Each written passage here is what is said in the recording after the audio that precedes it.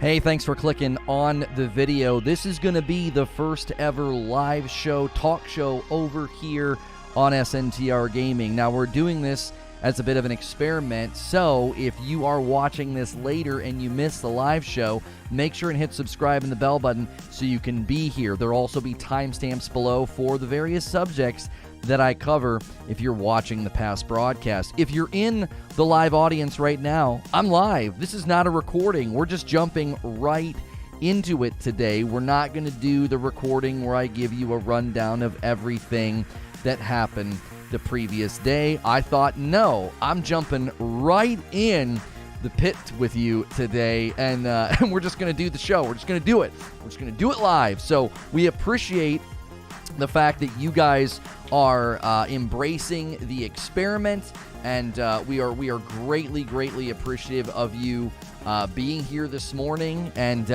the reason that we wanted to do this is pretty simple. This channel is set up for variety gaming already, and we no matter what we do over here, it seems to do very well, and we greatly appreciate you guys supporting it. And a lot of what we've been doing on the other channel is experimenting with the live show, having back and forth, and having really good conversations.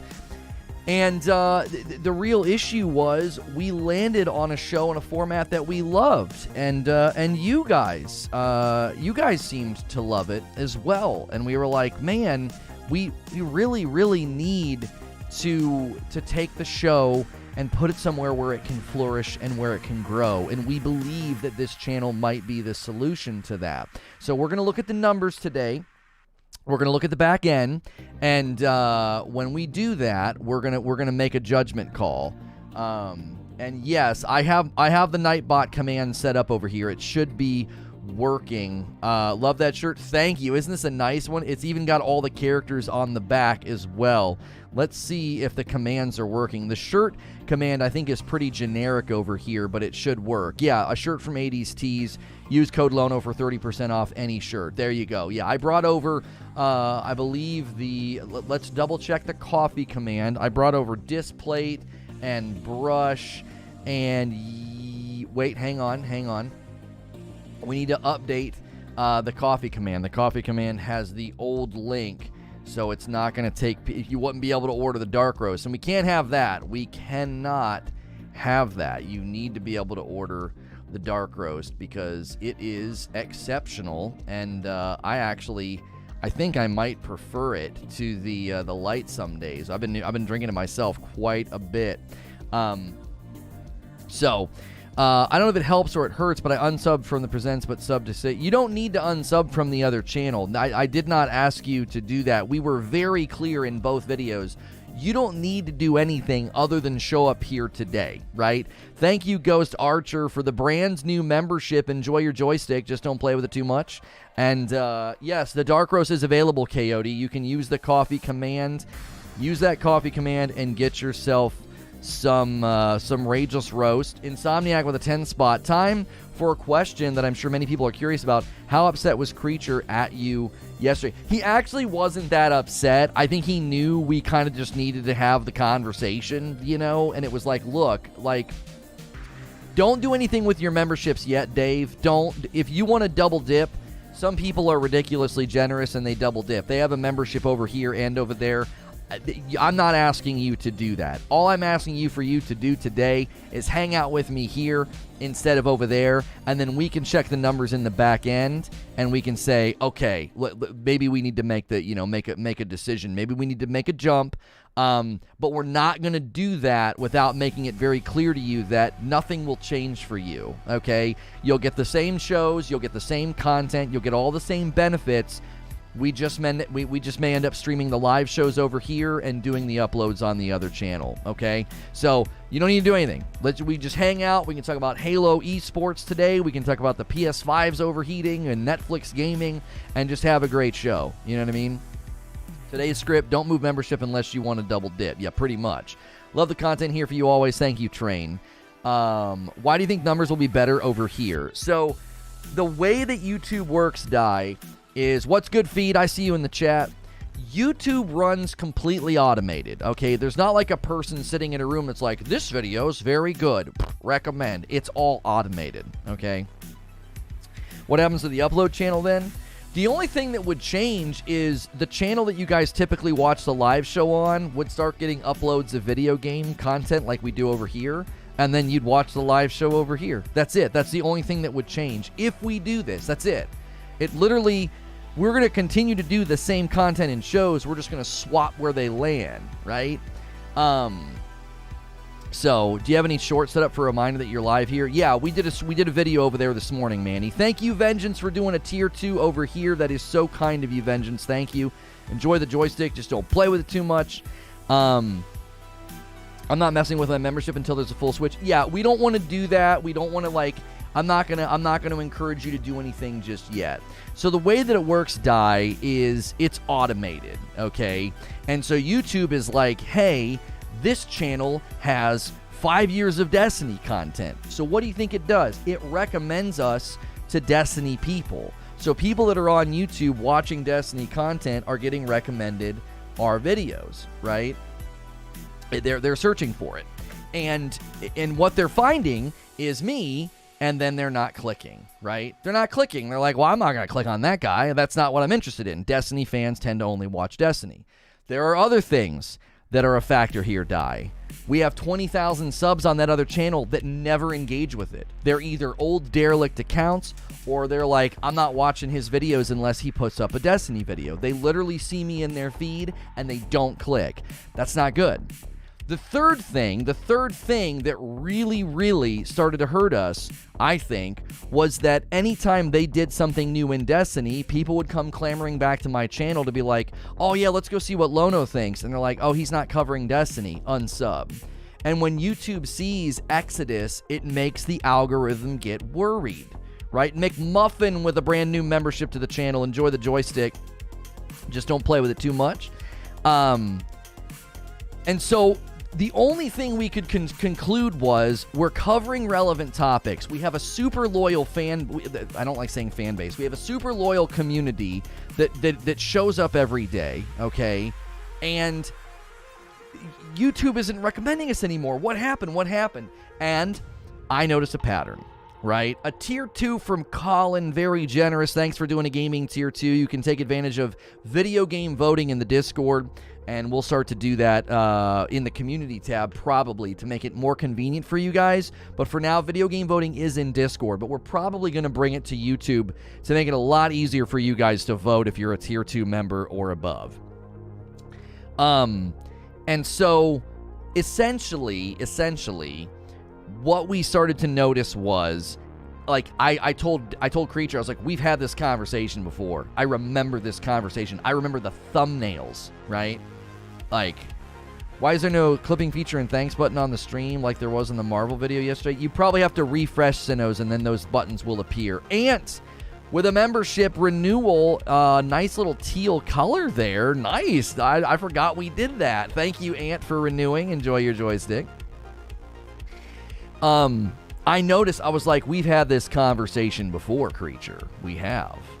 And I went back and I looked, and I was like, when did the last season in Destiny launch?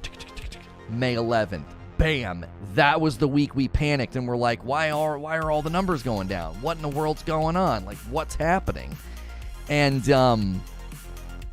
clip button showed up, TY. Yeah, the super thanks will not be there because this isn't an upload. You use super chat in a live stream. You do super thanks on an upload. So that super thanks heart won't be there when I'm live streaming, if that makes sense. So the decision we came to was we made a bunch of changes to the workflow for me logistically. We made changes to the show, and we were like, dude, the show is so good. People are showing up.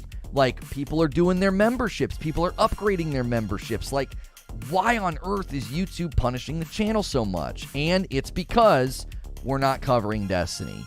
We have a 7-year-old channel with 5 years of Destiny content not covering their big reveal and their big stream. And YouTube looks at that and says, your channel's performing terribly, you know, and we're not going to recommend you. When we switched to variety, right? Yeah, I saw that Lupo's coming over to YouTube. When we switched to Variety, okay, we were averaging like 8 and 10,000 views per stream, and we were getting like 150,000 impressions. So think of it like this: 150,000 impressions. That's how many eyeballs saw our thumbnail. That's a lot. That's good. 150,000, and that resulted in 8 to 10,000 views. Okay. Fast forward to when the season launched in May. We dropped to about 100,000 impressions. So we lose eyeballs. We're not getting as much exposure. We lose 50,000 impressions. Just less people looking at us, less people seeing us. Why? Well, YouTube's recommending us less. Why? Because people came to the channel and unsubbed. Or they saw what I was doing and they wouldn't click. And they're like, well, his sub base isn't responding to him. Don't recommend him. So that drop in impressions translated into we were getting 6,000 to 7,000 viewed streams instead of the 8 to 10. It's like, okay. Fast forward to the stream of Witch Queen and the brand new season in Destiny. Wham, we get hit again. Now, 50,000 impressions and about 3,000 to 4,000 views per video. What? So track with me here. We went from 150,000 eyeballs seeing us a day and 10,000 views to 50,000 eyeballs and 4,000 views. You got to think, 10,000 views a day on a stream, that turns into really good things. Wallaby with a membership. Thank you so much for doing that, my friend. Enjoy the joystick. Just don't play with it too much. So you got to think how big of a hit that turns into, okay? Losing roughly anywhere from 6,000 to 8,000 views per day. All right, you got to think. I stream 5 days a week. I stream 4 weeks a month. That's a lot. That's a lot. And it starts to compound itself because they're like, it just goes down. And then what happens? Well, now you're hitting below your weight class, right? Now you're a 50,000 sub channel hitting way below your weight class. We're not going to freaking recommend your channel. What's going on over there? Does that make sense? Over here, we have a pure sub base. Anybody subbed over here is interested in variety gaming content. They're not just like a Destiny-only fan. Now, some of you play Destiny and consume Destiny content, but you're not like a Destiny-only fan. You clearly have supported me doing something other than that. You came over here and started watching me play things like Resident Evil and Immortals and Returnal. Minch Tree doing a membership over here. Thank you so much for hitting that button. Now, again, the people that are doing memberships over here, we greatly appreciate that. But we're not asking you to double dip. We're doing an experiment over here, okay? So the fact that you're here supporting and doing a membership is really, really amazing. Thank you. The Christian Gamer Dad, thank you so much for your membership. Enjoy that joystick. Just don't play with it too much. Well, we got to talk about weight class first thing in the morning. Those cookies were irresistible. Sorry, Zubair. Sorry. The merch command isn't working. Oh, okay. Well, I'll get it. I'll get it. We have, so what the way that Nightbot works is he will, you have to like make the commands per channel, which is nice because different channels have different things. Let me make sure, is the join one working? Channel members. We should be able to go in here and shorten that join command to literally just SNTR gaming /join. So that should work. Let's see. If anybody wants to click shorts isn't working. Okay. We don't need every single, well, I guess if they're running down in the corner, we should probably have them working, and we have the wrong one anyway. SNTR. Well, wait. Do we have a command for shorts down there, or is it updates? Which one did we put down there? I can't even remember. Creature, does it say shorts down here in the corner? Can't remember. The rest of them should work. 20K of those viewers aren't engaging anyway. Right. It seems risky to leave 45,000 potential viewers at the whim of an algorithm nobody really knows the formula for. It's not at the whim. It's 4 months of seeing a very, very clear decline. Like, do you know what I'm saying? They should both be there? Okay. We'll have to make a command then for it. D-Flow with a brand new membership. Enjoy the joystick, just don't play with it too much. And a $5 tip from Train. I support you, not the content. You could cover anything, and I would have us here. Talent is talent. Excited for the future. Thank you. For me, this channel suits what the product is all about, gaming. Unless you knew what SNTR Presents was about, it would be weird to arrive in the stream and then it's gaming. This works so much better. Irene, that is very, very just solid wisdom, and I kind of agree with you. Welcome, D-Dizzle, for the membership. Thank you so much. Yeah, we don't do whims, we do research, and we saw 4 months of a clear pattern. Destiny is killing that channel. It was clear as frickin' day, right?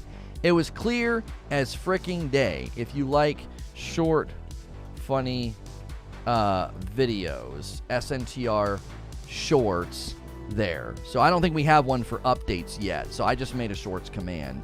Well, no, I didn't. I did that on the other channel. Hang on. We'll add one for shorts. Yeah, we basically we were looking at the numbers,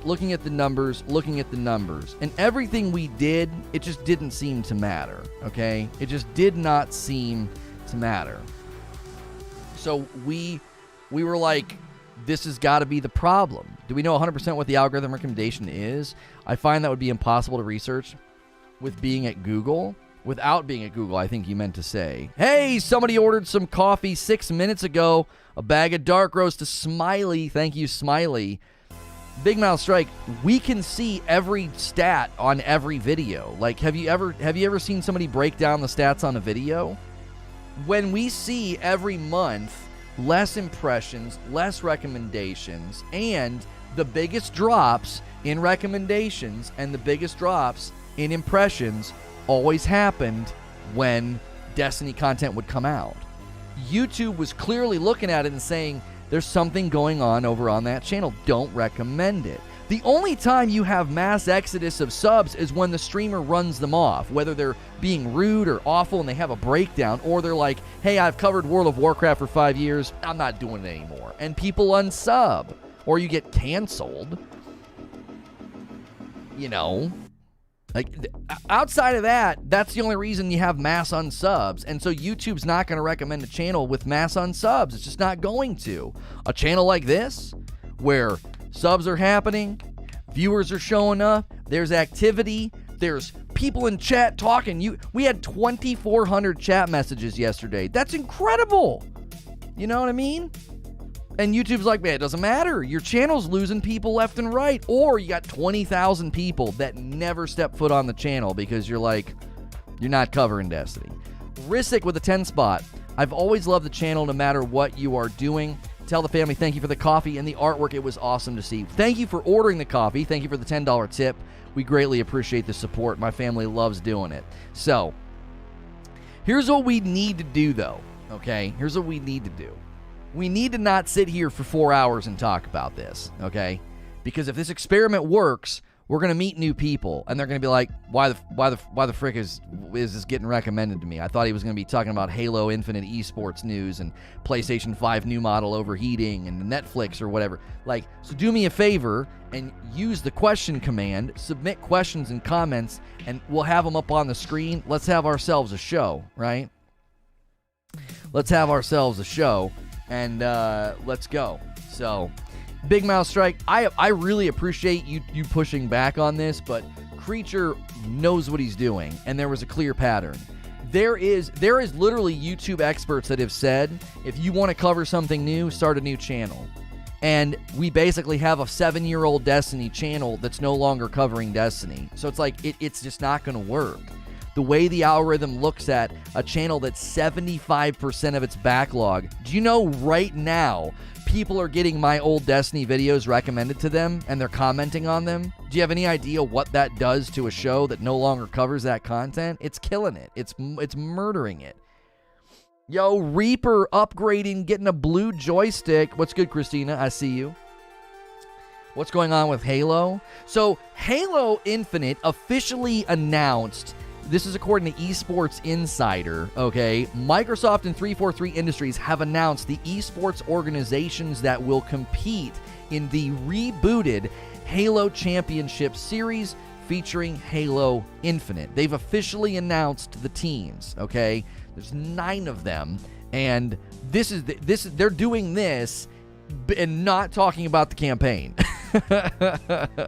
They're doing this and not talking about the campaign because I think, and we've said this many times, we have said they are primarily focused on the multiplayer.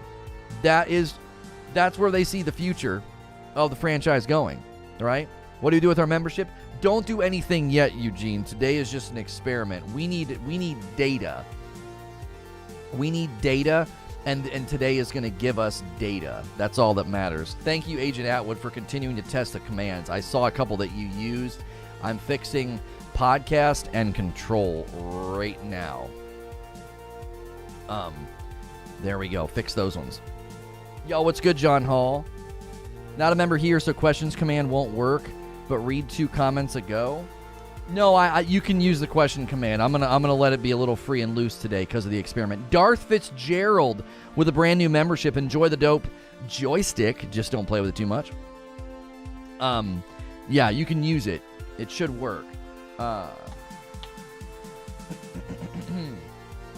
Are we moving over to this channel? That is a possibility. That is a possibility. Right now, today is an experiment to inform whether or not we make that decision. All right. They already said they'll talk about the campaign later after shutdown mode. That is true, Mo. That is true. That is good pushback. All right. However, my concern is that we're going to be dealing with, I think, we're going to be dealing with a bigger focus on the PvP. And that's not a concern, but for the people that are really wanting, Halo campaign focus and Halo story focus and Master Chief, I feel like they're really trying to push it back. They're really wanting to push it out of the frame. Not in a bad way. Phoenix Prime, welcome. Doing a tier 2 membership, so generous. Thank you, Phoenix Prime, for doing that over here. Enjoy your joystick. Just don't play with it too much. Mac over there, doing the membership. There's the joystick. Thank you guys for submitting questions. Let's get the first one up here. Butter says, do you think Halo will beat out Call of Duty's alpha game mode? I don't know what you mean. You mean, the Champion Hill? So, all right. Let me give you my thoughts on Call of Duty Vanguard Champion Hill. I got to play in the alpha. We'll play it again when it's the beta. We'll obviously cover and play that game, right? Any time it comes up, okay? The issue I have with that game is not that it's bad, is that it's really unwelcoming, okay? So if people can get over the hump of how unwelcoming that game is, then I think we'll be okay. Like, I think the game will do well, okay? If they can get people over that hump, then I think that'll be okay. That's the real question, is can you get people over that hump? It's really inaccessible game mode. It's super inaccessible. It's super, as I said, it's unwelcoming is my issue with it, okay? And that doesn't mean that it can't be successful, but it certainly means getting people into the mode is going to be a challenge, right? It's going to be a challenge because you get the crap snacked out of you. And I actually think there are design flaws in the mode itself. I think the mode has flaws at its core with how the maps are designed, with how the map has destructible environments. And those destructible environments carry over round to round. Yo, Sorcerer of Havoc, upgrading the membership to a tier 2. Thank you for doing that. You guys are so awesome. We are just experimenting streaming over here today, and we really appreciate the support. And thanks for smashing the like button. Thanks for becoming a member. You guys are awesome. Butter says, do you think it will be better for the esports websites versus the esports main scene? Oh, like pop-up little cup like tournaments and stuff because you can grab a 2-man team and go. It's hard to say. It's hard to say because the Call of Duty community is is in some respects unwavering, you know? It's, you know what I mean? Yo, Liz doing a tier 2. Thank you, Liz. Again, we're not asking you guys to move your memberships over here. You guys that are double dipping are so generous. If we end up coming over here, we greatly appreciate it. But man, we're not pushing for that. We're gonna see how this goes. Okay, 80JC getting the membership. Guys, enjoy those joysticks. Just don't play with them too much. Especially you, Liz. Especially you. I'm just kidding. I don't know. I don't know anything about you. The Thompson looked great though. Well, and that was my feedback on the game. It felt really good. The guns felt good. The shooting felt good. It felt like a really good Call of Duty. But Champion Hill is extremely unwelcoming. It's really tough to get into it. If I wouldn't have been a streamer, I would have bailed after 2 or 3 games. I'd have been like, I don't get this mode. Little teeny maps, and you get shot like as soon as you move. You know, it was like, come on. You'll try not to? Okay, try to restrain yourself. Waylon, does that mean red hair on the other channel is meaningless? No, it doesn't. No. Because that channel's going to continue on, right? It'll press on. Champion Hill's a camp fest? Yeah.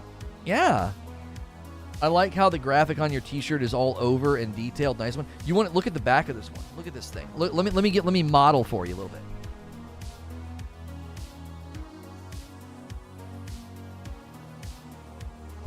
It's different characters on the back, so it's not just like the exact same print on the back. You know how some shirts do that, you know?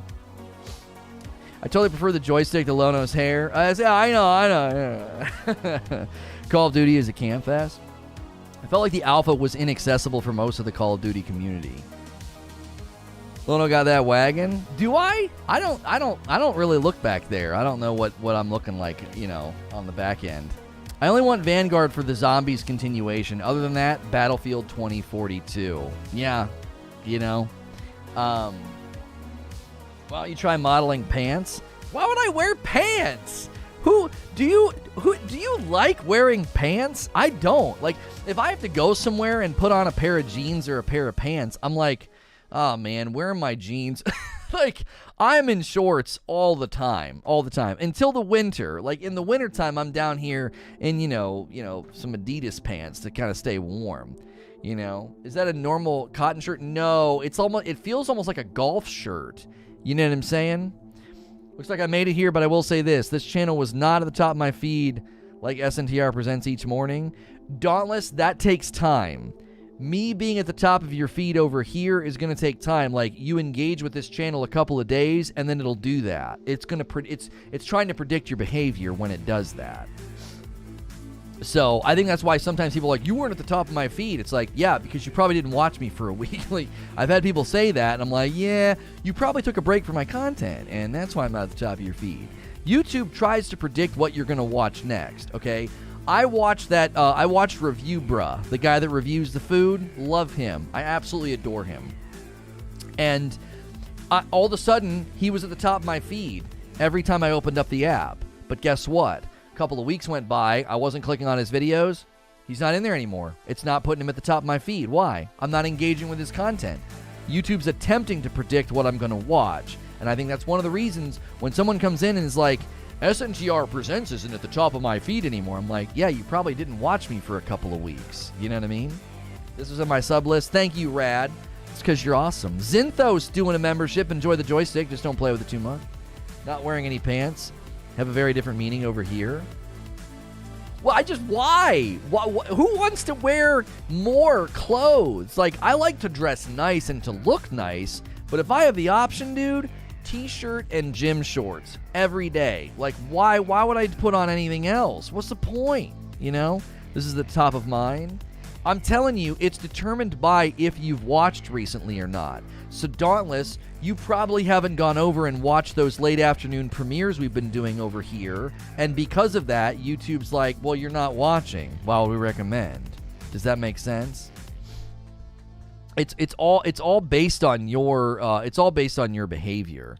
Now, I'm trying to get this game Song of Iron for later today, and it's not available in Steam. I wanted to get it in Steam in the event that I didn't like it, but It's looking like, is it on PlayStation? I might just have to order it on PlayStation. It'll probably be available at noon. Eternal Darkness doing a membership. Look at that, tier 2. Nice little teal renewal. Thanks for renewing, man. I appreciate you guys doing memberships over here. You guys that had been double dipping for a while, because we used to stream gameplay over here, right? About 380-ish new subs. Yeah, we've gotten a decent amount of subs to come over. It's going to take time. It's going to take time. Discord audio? Oh, sorry. Hello in Discord. I have a hotkey to undeafen, and it doesn't always work. I apologize. I was a little out of sorts this morning. So good morning, Discord. Thank you for listening. We appreciate you so much. And let's get another question up on the screen here. All right, let's get another one. Unholy Monk says, do you think Halo has the ability to adapt fast enough to be an esports champion? You got to know that the grandfather of esports is StarCraft, and the father of esports is Halo, right? And then Call of Duty is in there too, right? So I think they have the history, they have the branding. What else do they have in their corner that they didn't have back then? They got streamers. You get some of these big guys involved, and that's going to be a huge benefit to the viewership and to the actual esports success. It's going to be a huge benefit. Let's just do this. Halo Infinite Esports. Would you watch it? Right? Would you watch it? Yes or no? We're going to do a poll in the chat, because I think even if you're not a fan or you don't play Halo, you're going to watch the esports, right? Right? I refreshed and no clips. Still wonder if it's because I'm using an iPad. You might need to update the application on that iPad, J-Murph, because we 100% have clips over here. We got clips over here before we got it on the other channel. So, yeah, take that poll, because I am genuinely interested. Why can I not unpin the top? It's not letting me unpin. Pinned by, hang on a minute.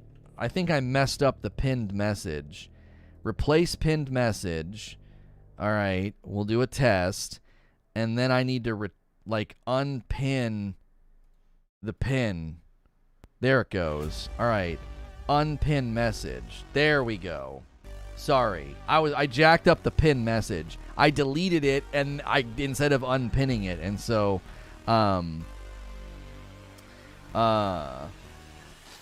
okay, that's not a bad start.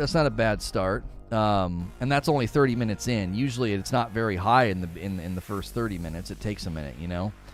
Yo, Savage Shark Bite coming in with a brand new membership. Enjoy the joystick, just don't play with it too much. You the best. Unpin the pen with the pin. That's right. Ninja is locked in because of his Mixer deal. Oh yeah, they've already got him. And why would he not want to, right? Agreeing with the comment earlier, I think SNTR Gaming makes it clear what the channel is about. I think you're right. How many bags of coffee are the most economical for shipping? 3. 3 is the most economical. Well, I mean, one is the cheapest because it's first class mail. So we can do 1 bag of coffee in our own bag with a first class label. So your shipping is going to be the lowest if you just get 1 bag, right? But if you want to try both flavors, well, not both flavors, it's the same flavor. It's Rageless Roast Original, but we've got a light roast and a dark roast version, and a lot of people like to try both. So a lot of people are doing 2 dark, 1 light. That's what they're doing. So they can kind of compare. The dark is incredible. I drink it every morning, and I like to switch back and forth between it and the light, but man, that dark roast is very, very good. It's very, very good. So, and I shout you out when you order it. So thank you to everybody who has ordered the coffee. That supports me and my family directly. And you know what I love? I love that the chat doesn't feel any different over here. It's like the same people. It's like the same names. It's the same vibe. I was a little worried. I was like, I don't know about this, man. I don't know about this. You know, I'm light roast only. Dark is better. There we got 2 testimonials in the chat. Big Mad Mo and Cough Cool disagreeing about which is the best. And my wife just brought me my breakfast shake.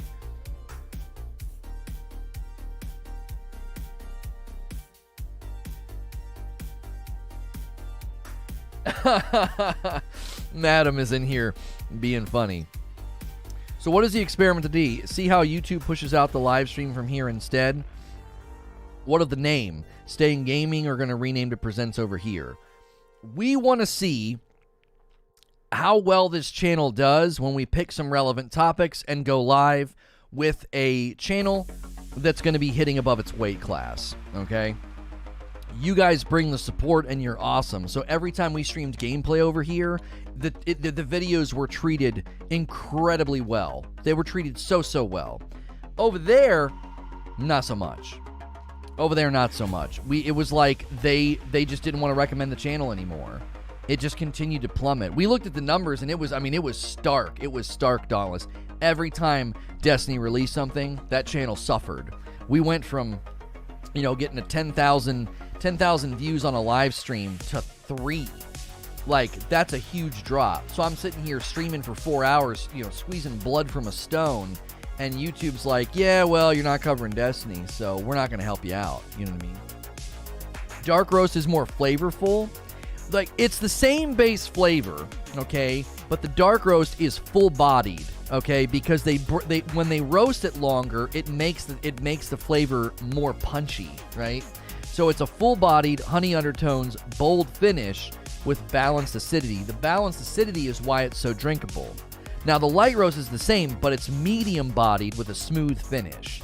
So it's more smooth, more medium-bodied. It's just a little bit more smooth, but that's going to take the boldness and the flavor down just a touch. So, order accordingly. What you like. I've had cat poop coffee, so I have a qualified opinion when I say this stuff is good, says Zubair. There you go. Zubair's had cat poop coffee.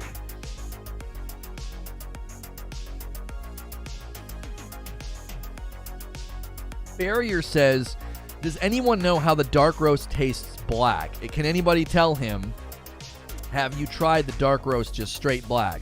Because I use some creamer. I put a little Italian sweet cream in my coffee. And Rageless Roast is so drinkable, I use less creamer than I used to. And here we go. Somebody ordered some coffee, a bag of light, and a bag of dark. Eternal Darkness. Thank you so much, man. Appreciate that very, very much. I like semi-dry red wines, and a lot of coffee doesn't seem flavorful to me, so maybe I should do all dark. I would... Well, what kind of coffee do you like, Di? Because if that would also determine it. If that's the kind of wine you like, and you feel like coffee's always pretty bland, then I would go with the dark.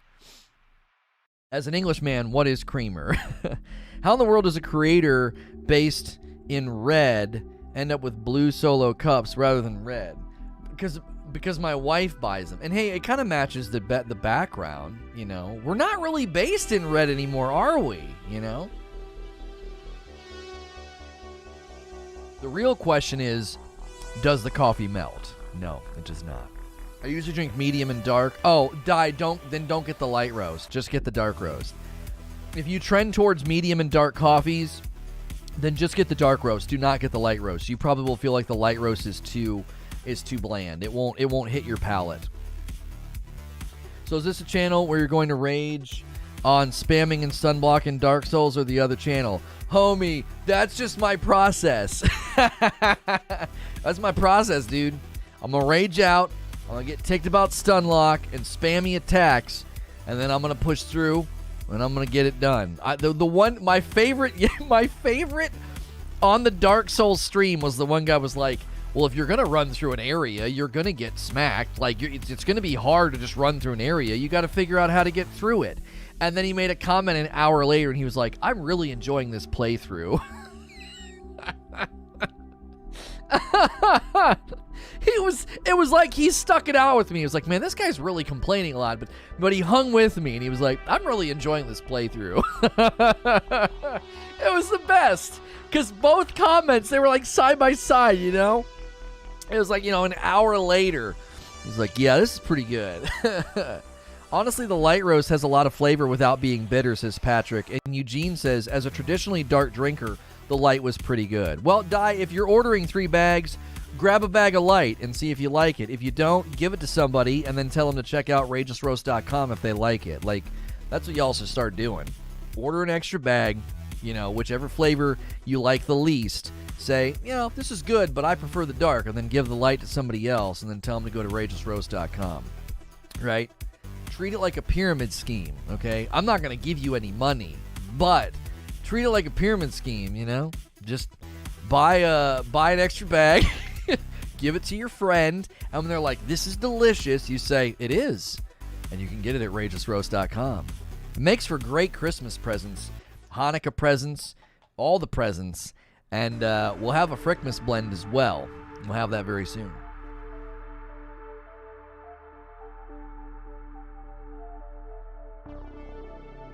Breakfast shakes are like, whenever you see those movies and they're in like the future and they're just drinking like a shake or eating bland food, I don't know why we think that's where we're going to go, because it's not that good. It's effective, but it's not that good. I'll need referral commission, sir. No, I'm not doing that. I drank the Kool-Aid. I support the coffee, the toothbrush, and the merch. The toothbrush, we're going to continue working with them. They emailed me this morning, so use that brush command. It's like a $60 toothbrush. You can buy it on Amazon, but when you use my code and my link or whatever, you get it for like $35. You should take care of your teeth, and this thing helps you. It's got a little timer in it. You know what I mean? More like Frickmas in July 2022.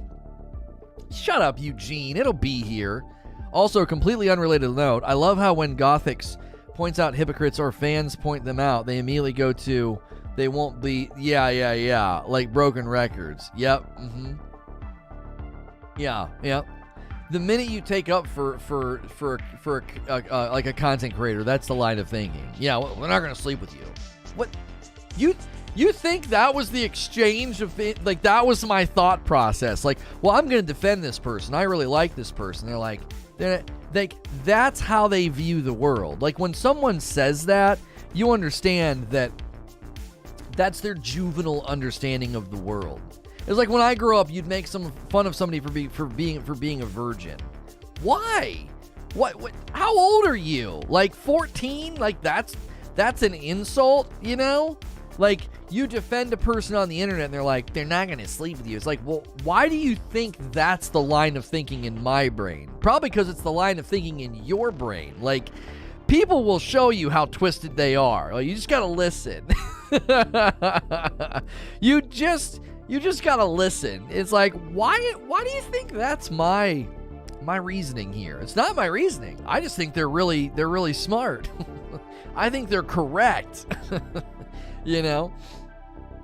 I hope by year 2 of Halo, everything will be great. The first year will be spent fixing and adding Forge, co-op, and other things to their game. This is how I view Halo Infinite, okay? Halo Infinite is a sandbox that they're going to build slowly, and I think the best way to do that is in pieces. And I know people are going to be agitated and irritated. They're going to be like, no, give us everything up front. I don't want this. I don't want that. I don't want drip feed or blah, blah, blah.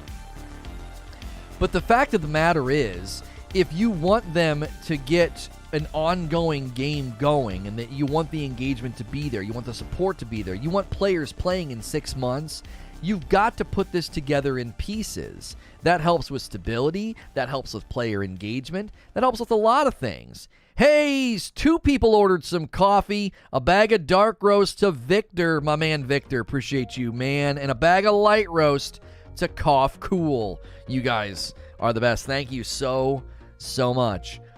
People project like crazy. Thieves see thieves everywhere. Kind people see kind people everywhere. It's true. It's so true. Have you ever met like a really like bubbly, glib, positive person? You have to protect them because they're so gullible and trusting. They think everyone is like them. It's like, no, you can't do that. It's like, you have to protect them. They're too trusting. They're so doe-eyed and positive. It's like, there are bad people in the world. You gotta calm down. You can't go with that person. They can't give that person a ride. You're gonna end up murdered. Like, you have to protect them. But then you meet the cynical person that thinks like everybody's out to get them and everyone's evil. And you have to be like, come on, man. Not everybody's out to get you. Michael coming in with a membership. Thank you so much. Enjoy the joystick, just don't play with it too much. People's leap on logic from making reasonable but ultimately losing points all the way to nonsensical, petulant points fascinates me. Oh, yeah. I'm the doe-eyed dum-dum. Internet arguing always follows the same trajectory, okay?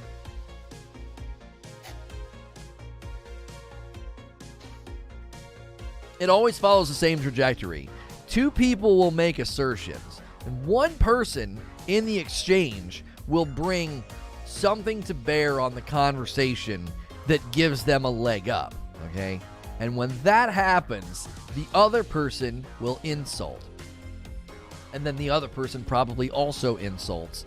And then they just denounce and dismiss each other and walk away. Like, it always follows the same trajectory. It's like assertion A, assertion B, all right? Point.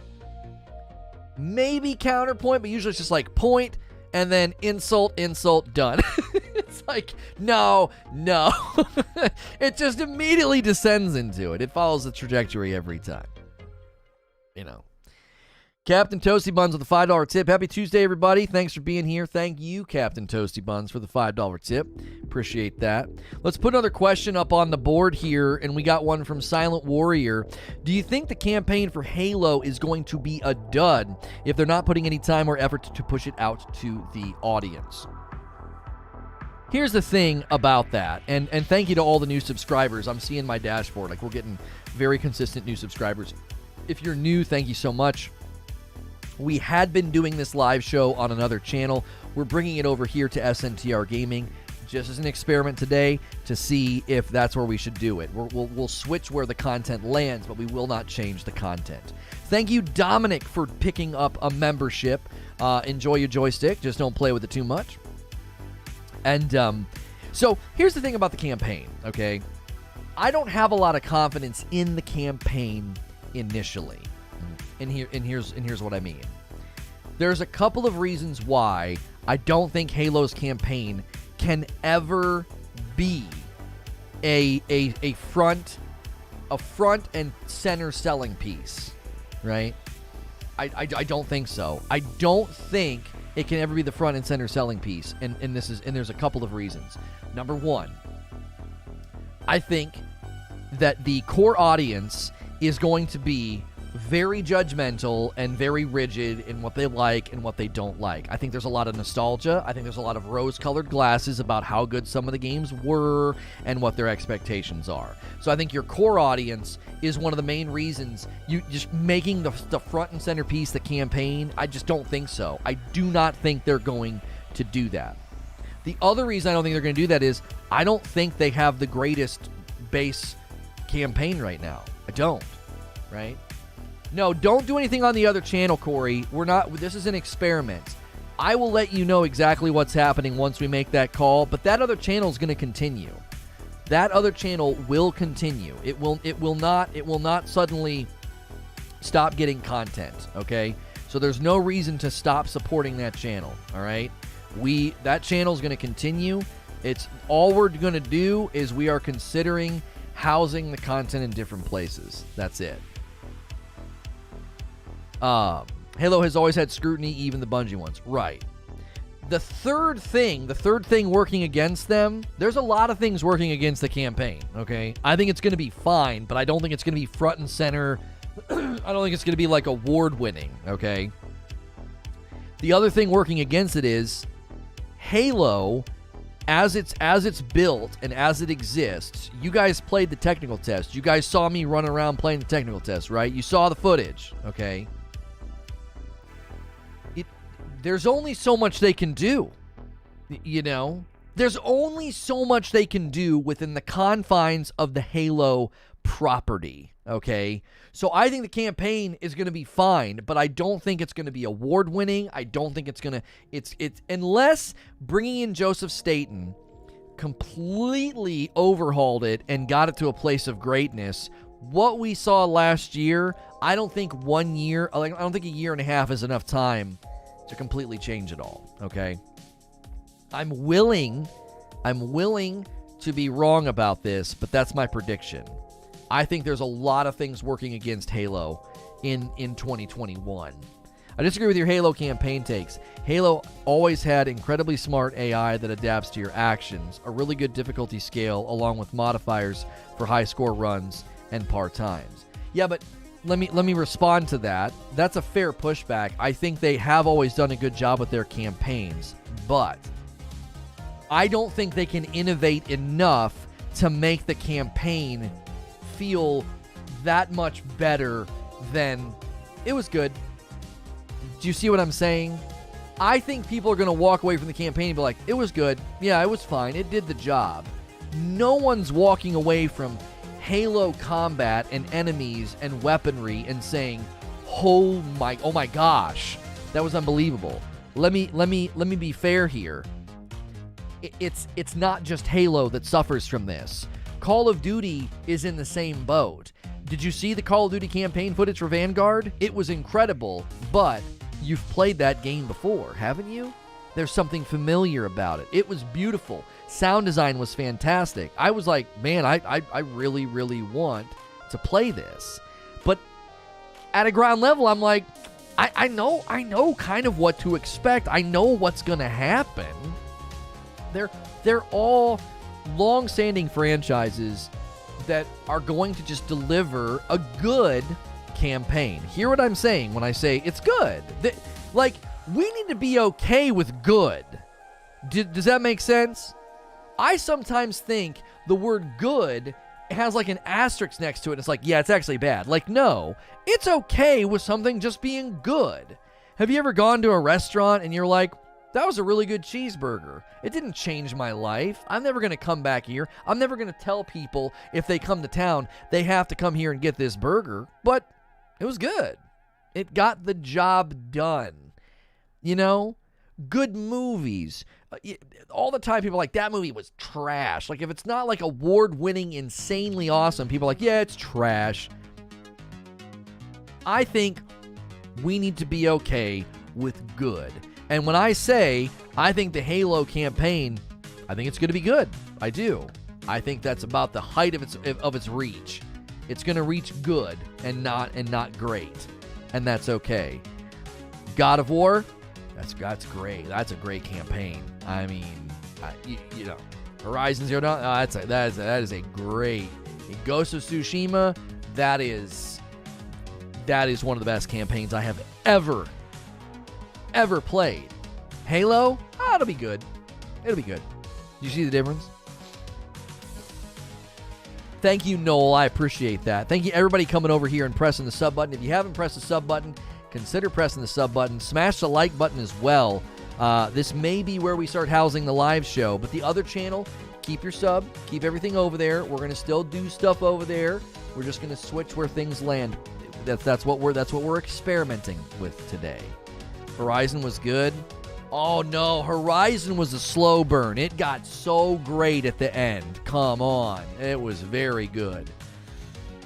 Okay, it was very good. It wasn't great. How about that? Good, very good, great. Horizon was very good. I think Horizon was a bit of a slow burn. It took a while, but man, near the end, I was very pleased with what they did with that story. My man English Oatcake coming in. I know his full name, English O. Thank you for doing the membership here. Enjoy the joystick. Just don't play with it too much. We are not asking you guys to move your memberships over here. This is an experiment today. We're not pulling the trigger on anything. We just wanted to see how today would go. So we appreciate everybody being here, adding to the conversation, clicking sub. Take our poll in chat. Halo Infinite Esports, would you watch it? It's about a 60-40 split right now. If you want to sway that, cast your vote in the chat poll. I was missing the emotes. I hear you. I hear you. That's how I feel about Days Gone. It was a slow burn. Days Gone is such an interesting game to me because I happen to think, and I mean this, I've played a lot of video games and I've really thought about this. I think Days Gone is one of the best video games in the category of voice acting and emotional capture on the characters' faces. It's almost unmatched.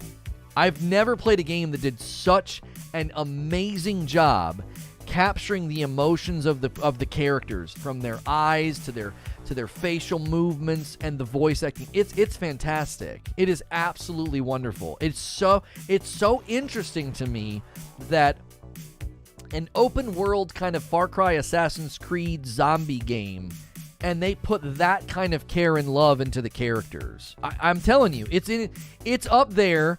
It's right up there in the best league with like Hellblade. I mean, it is up there. It is fantastic.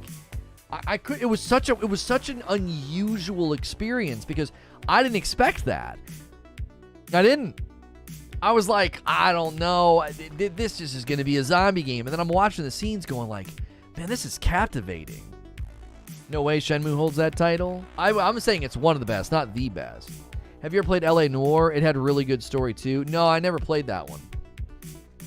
All right, first sip of the dark roast of the morning. Now that it's not blazing hot and I'm done with my breakfast shake. Oh man, it really is. It really is bold and smooth at the same time. It's wonderful. Days Gone is very surprising. I began playing and not caring, but then it demanded my respect. Yeah. Hellblade is special because you didn't expect it to be good. A lot of people aren't expecting Halo to be good.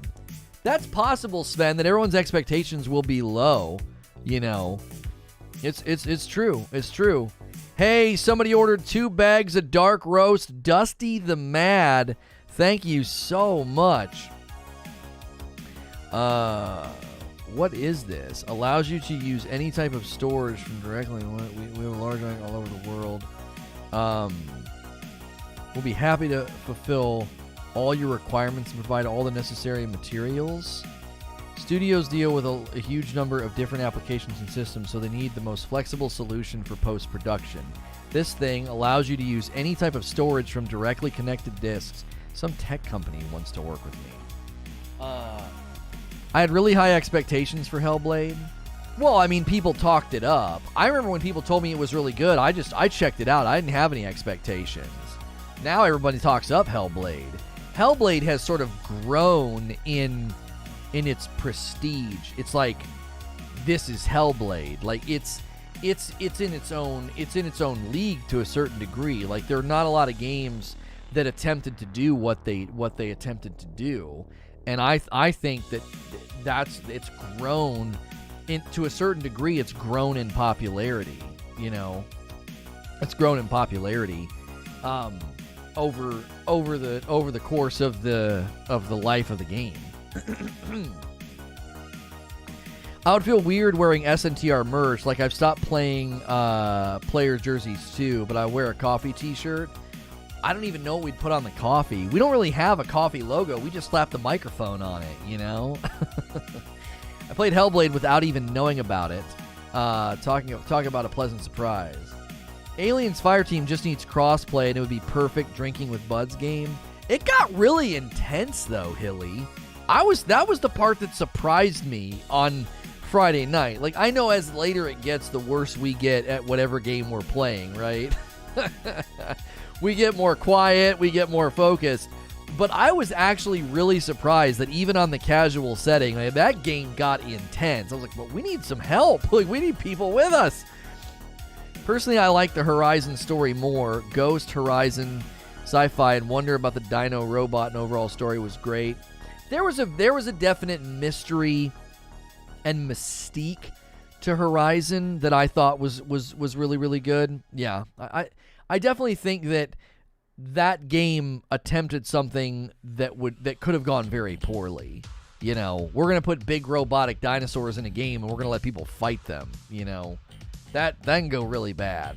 Tattoos coming in with a membership, dude. Thank you so much. Enjoy that joystick. Just don't play with it too much. They define casual differently to the rest of the world. Yeah, I'm thinking casual, you'll be able to just breeze through it and not get a lot of XP. That's what I thought. I was like, well, we won't get a lot of currency or XP, but we'll be able to breeze through this, you know. And that was not the case. That was not the case. It was very, very intense. I haven't played Ghost. I still have a PS4. Is it worth playing on there? If you can resist the temptation to play the game, you must play Ghost on a PS5.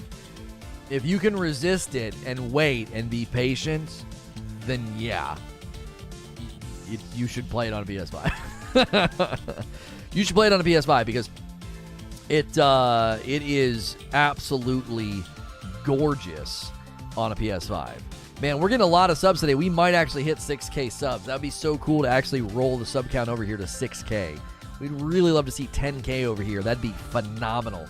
If you guys are enjoying the show, it's a safe for work, video game talk show, basically, Monday through Friday. We are experimenting with doing the show over here on SNTR Gaming. If you found this stream through search results or suggest and you're enjoying your time, hit subscribe and the bell button. Consider smashing the like button. You gotta be a sub to talk in chat. We do that just to kind of keep the bots out. You can take our poll about Halo Infinite Esports. Would you watch it? We cover all sorts of different topics. We actually have really big plans to do really cool things with Halo Infinite. So if you are a Halo fan, we're considering doing all sorts of things where, shoutcasting, community tournaments, and all sorts of fun things that you could be involved with. Yo, what's good, Vorian? How are you? Aliens Fire Team Casual is a piece of cake compared to the harder difficulties. Oh, I'm sure comparatively, Quiet Shy Girl. I am sure comparatively that it is casual. But we were on casual the whole night, and we got to the end of this one mission, and I was like, this is not casual. This is insane. 450 likes this early. New people are returning subs. I just got here. Looks like the experiment is working.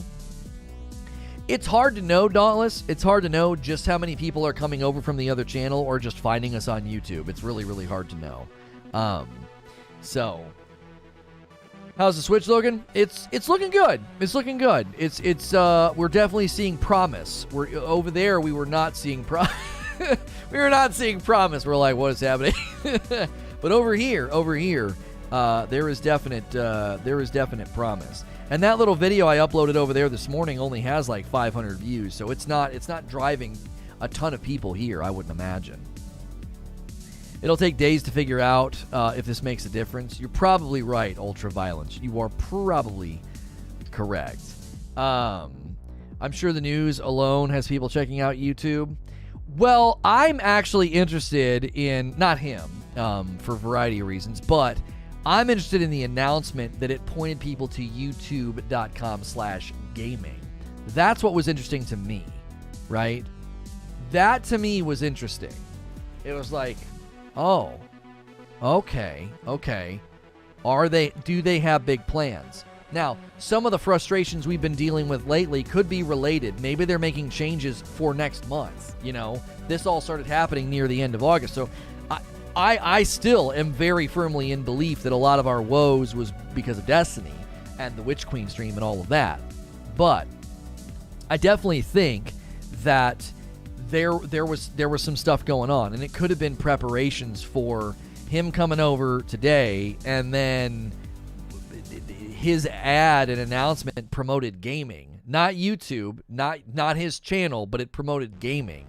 So they could be pushing some stuff out. I would think they would do it like tomorrow. They would do it on the new month, maybe. We'll just have to see.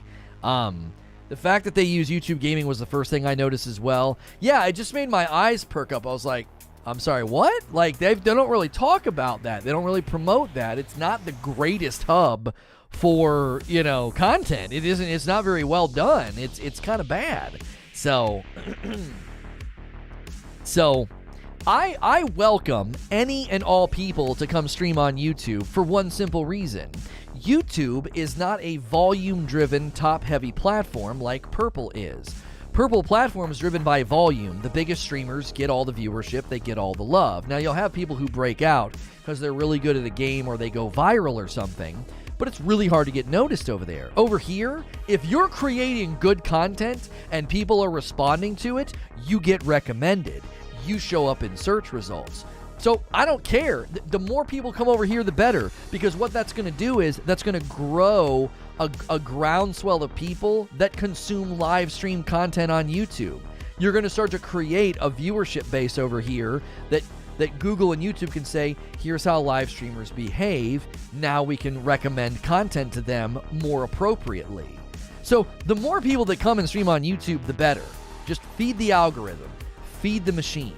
So I don't care who it is. If it's somebody that I don't like, or it's somebody that I don't like, I don't like their content. Who cares? You know, come over here, man. Fill the funnel. That's all we. That's what this channel needs. You know, just in time for my comprehensive guide to Aliens Fireteam video. That would be pretty funny if we did that. If we went back and like broke down what happened. Like, you see what happened here was it's late in the evening. Lono's had a couple IPAs and his reflexes are a little bit too slow, so wasn't quite prepared for what was coming around the corner. It was fun. We had fun. I thought it was very, very fun. I think we need to play Super Animal Royale this week. I think that would be funny. We will probably never win. But we can play it and we can laugh. We'll have to play that one at Xbox though. You do not want to play Super Animal Royale on PC, dude. It is tough. It is tough. Let's get another question up on the screen from somebody watching. Grim Brothers says, if Halo has another tech test, will you play it? What do you hope they do next? Oh, I will definitely play it if I can get in, 100%. I would think that we would, I'd be hoping for CTF. Give me some capture the flag, you know. Isn't the fear, though, that viewers are loyal to the streamer and they bounce when they shut down? Well, here's the thing. YouTube is so much better about keeping people watching. There was a congressional hearing a couple years ago, and this guy was speaking, and he said 71% of the viewership on YouTube comes from recommendations. 71%, meaning you click on the next, you click on the next, you click on the next. They're very, very good about putting stuff in front of you, thinking, oh, you like that? You might like this. Oh, you like that Doc Disrespect stream? Okay. You might like this. They're very, very good at that. They're not as leaky, right? They're not as leaky as Purple. Purple's super leaky. It's like 10,000 people watching some guy and he shuts down and like 9,000 of them leave. They're like, yep, I'm good. And they leave. The brand loyalty there is different. Why? That's how they built the brand. The entire Purple brand has built itself around the idea of ravenous, tribalistic brand loyalty, and that's why the platform, I think that's why the platform is ultimately suffering. I don't think it's in good shape. I don't. I think they're in trouble. I think long-term, that platform's in trouble. They've not innovated in the right ways, they've over-monetized their platform, and they're going to keep losing big players. Not to mention all the embarrassing crap that goes on over there. I just don't see it. I don't think they're in good shape, man. I don't. And losing Lupo, I think that's a big blow. I know he's not some gigantic, it's not XQC, but I don't know. That's a big brand to lose. That's a brand with a huge reach and a huge following on Twitter and huge charity streams, and you just lost him.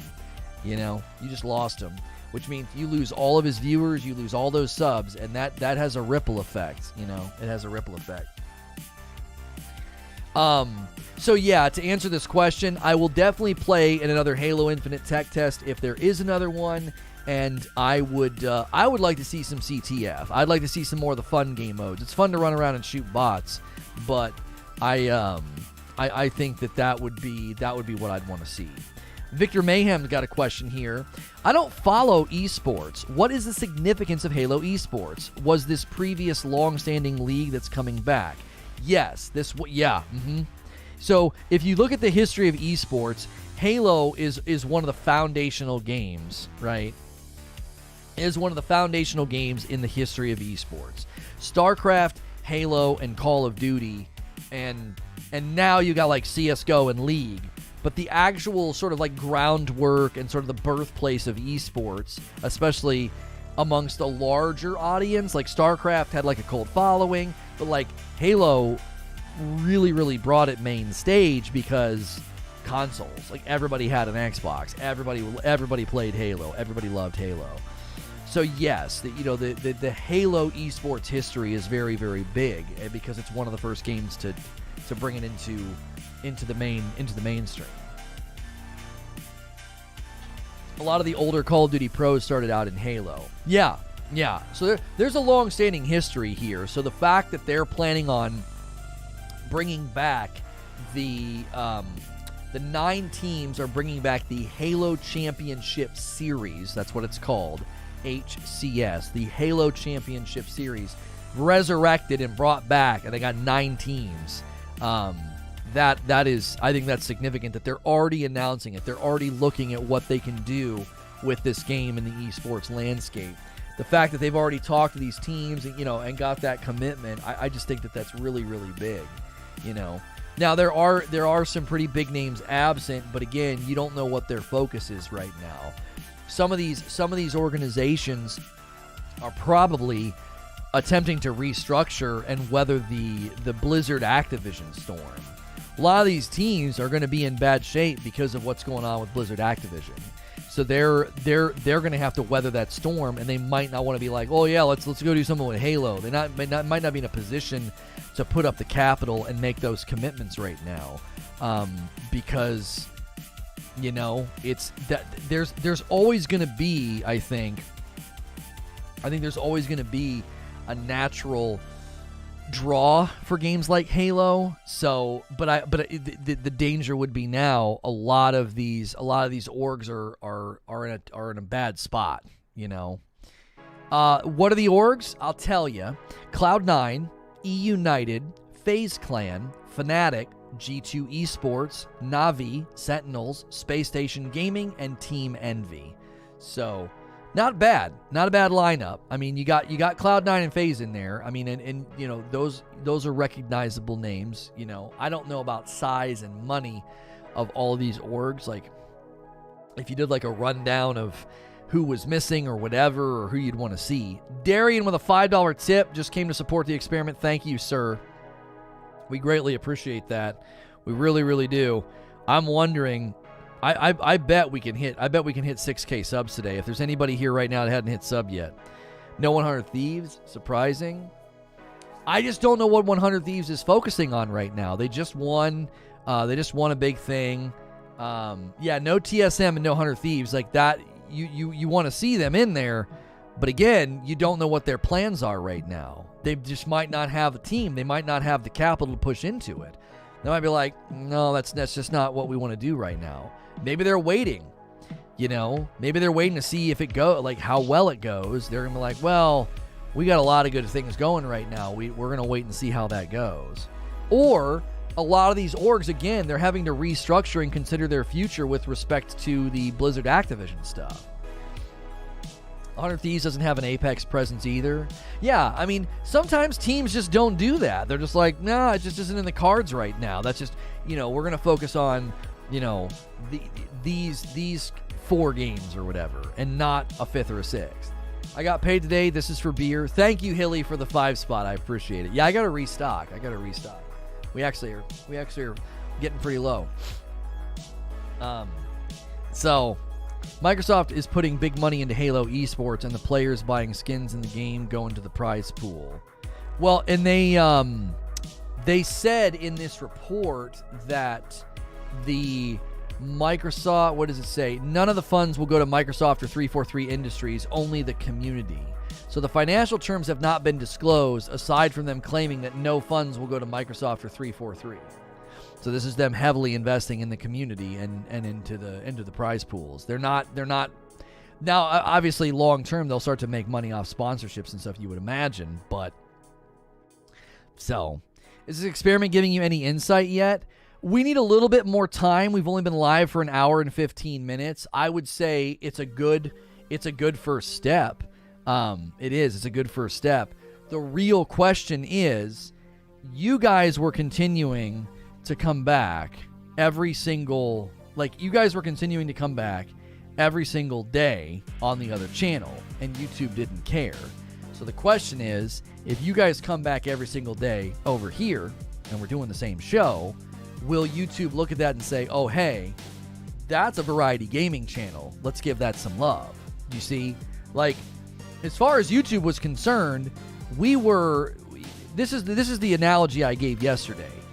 if you went and bought an old McDonald's building that had been on some street corner for 5 or 6 years, and you bought it and you set up shop and you did like a salad buffet restaurant, you would get people coming in all the time like, where's the McDonald's? This is a McDonald's, isn't it? It looks like a McDonald's on the outside. It's the same building shape. What's going on here?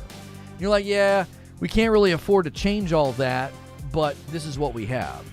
Well, you might have a really hard time getting that business off the ground.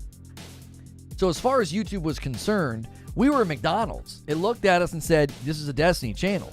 75% of the content's Destiny.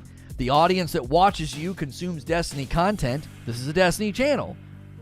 You know, and so that was a continued struggle for us, right? And yeah, Creature did a nice breakdown in the mod chat. I mean, I guess I could read, you know.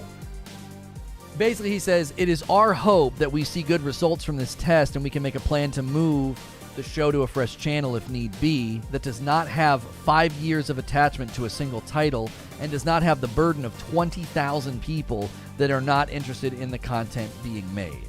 That's ultimately what was going on. We had 20,000 subs over there that just weren't engaging, and that looks really bad. YouTube looks at that and is like, this channel is hitting well below its weight class. You know, 50K channel just struggling, and it shouldn't have been. It's hurting viewership because of your older Destiny content. Yeah.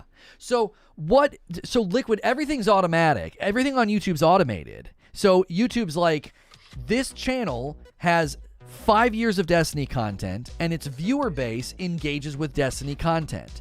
What happens when I don't do Destiny content? Engagement goes way down. And there are spurts of unsubs. So it's like May 11th, a new season started. Big spurt of unsubs that entire week. And YouTube's like, what's going on over there? And our numbers took a huge hit.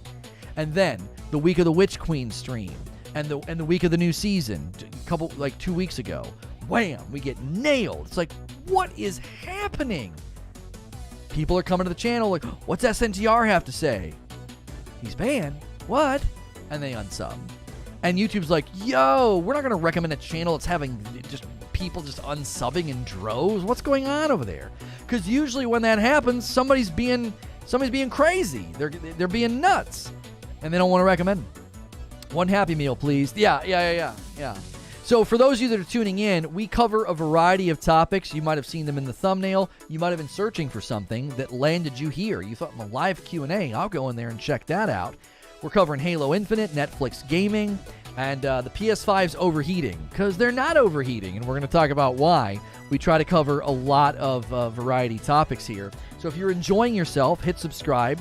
Turn the bell button to all if you don't want to miss the show Monday through Friday. I am a safe-for-work broadcaster. You can throw me on in the background. You don't got to worry about what I'm going to say. It's basically video game radio. Take our poll in the chat. Halo Infinite Esports, you know, it's going to be a thing. They got 9 orgs already. Would you watch it? I happen to think a lot of people saying no. I feel like you would. You know, I feel like you would watch it. How could you not? It's a brand new game. You'd at least watch it a little bit. I'm not saying watch it religiously, but come on. Came to your channel for the first time through the recent Halo Infinite flight content. I dig it. Thank you, Dan. I appreciate that. I miss that content, but more importantly, I'm just glad you're doing well over here. Your format for content has been my favorite for the last few years. I appreciate that. Thank you. You are seriously an underrated host. Well, I appreciate that. 100K new, 1K new subs already. No, I don't think so. No. We were when I pushed the announcement live yesterday, we were at 5345 over here. 5345. So if we hit 6345, then yeah, we haven't crossed over 6K yet. Best format around. Thank you. Appreciate it. Is your channel gonna be left? No. All we are considering doing is changing where the content lands. So that other channel will still get content. It's just that we would do the live shows over here, if that makes sense. Like that. This is a variety gaming channel. SNTR Gaming is variety gaming coverage and variety gaming gameplay. Like, this channel is built for what we're making. That other channel is built for uploads, number one, because it used to be an upload channel, and number two, it's built for Destiny. It's built for Destiny. So this is what we concluded. I felt like we were taking an absolute killer show and throwing it away. I was like, we're putting this show on a sinking ship. Like, what is going on? This is a great show. It's a great audience. Like, this show is good. I know I'm good at what I do. I'm well aware of my talents and my giftings, but I'm nothing without an audience. I'm just a dude with a microphone. It's an interchange, right? The back and forth, the debates, the discussions, the arguments, like, that's the television. That's the spark. And I'm like, we are taking an amazing community and an amazing concept, and we're just throwing it away. No one's seeing it, right? So that's why we wanted to do this experiment. I'm like, we take these people that believe in what we do and support what we do, and we do it on a channel that already is set up and geared for variety gaming. I think we'll be able to do it. So we will see. Yo, Chest Pain renewing the membership, getting a blue joystick. If it's blue, you might want to take the joystick and get it checked. But thank you. Been watching you since 2017 on Purple. Thank you, Michael. I appreciate that. Let's get another comment up here from Brendan.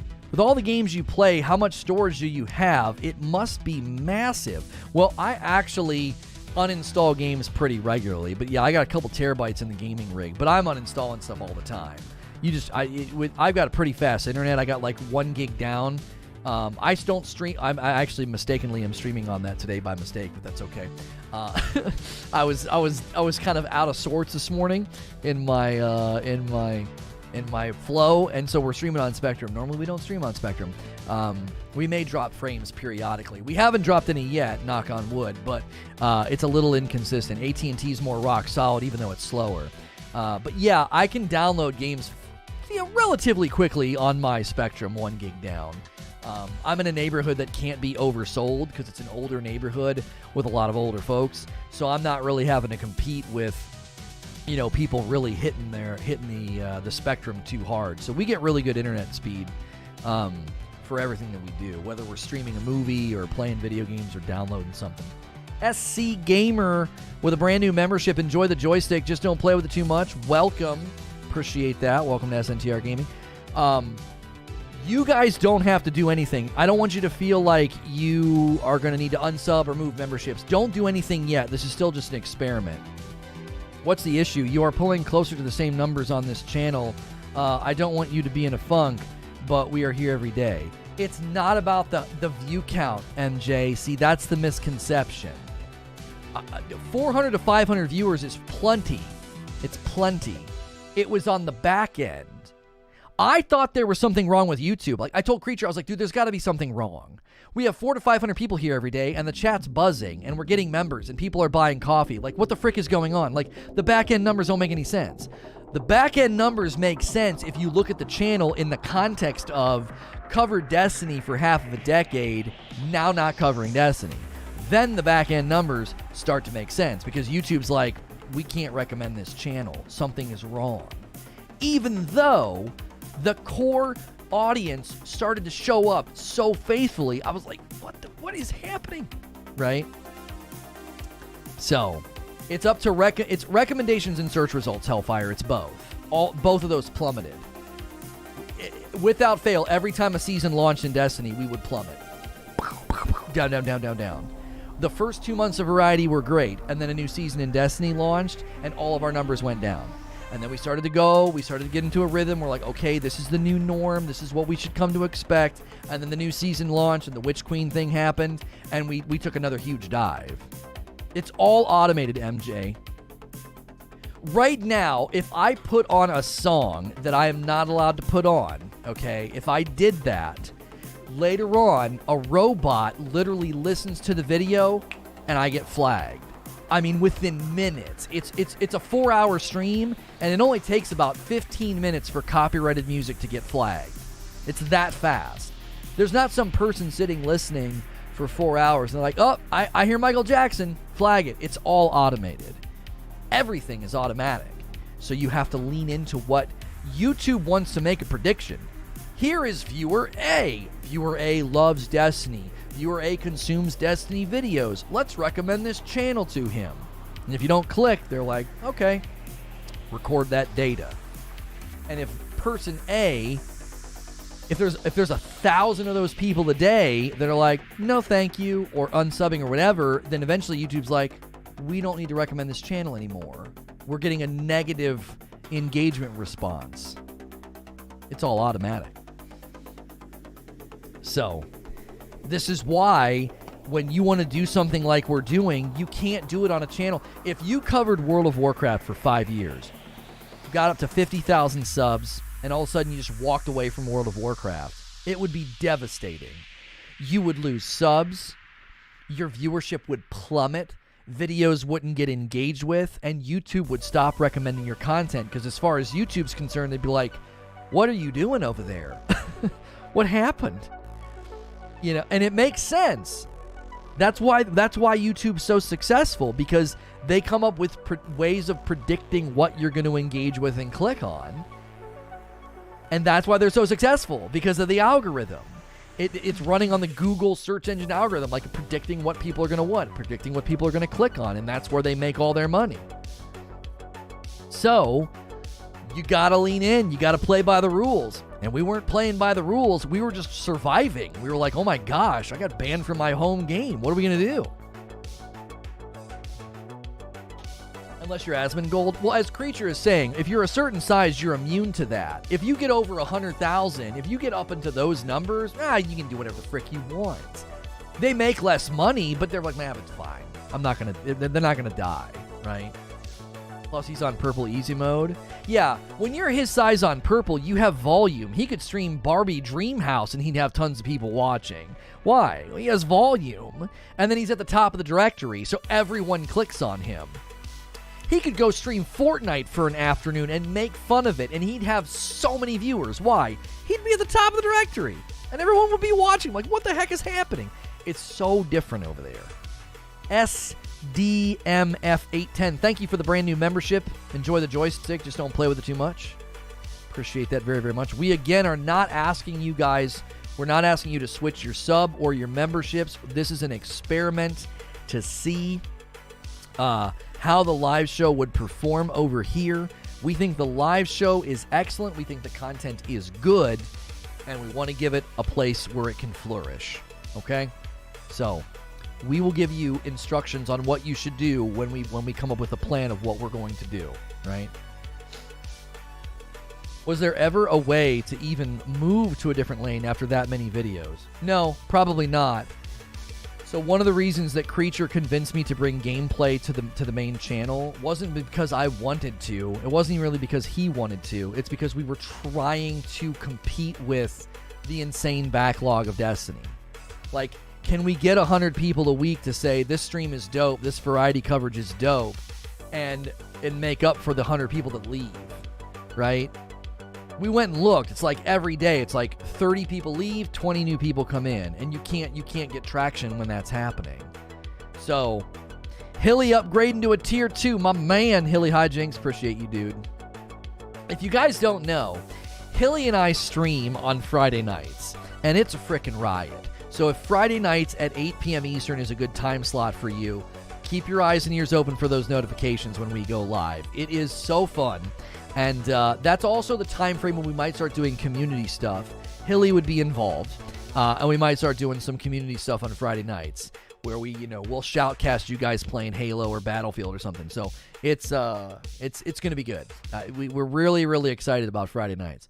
Would getting rid of those videos? No, people have tried that. It doesn't work. It hurts the channel even more.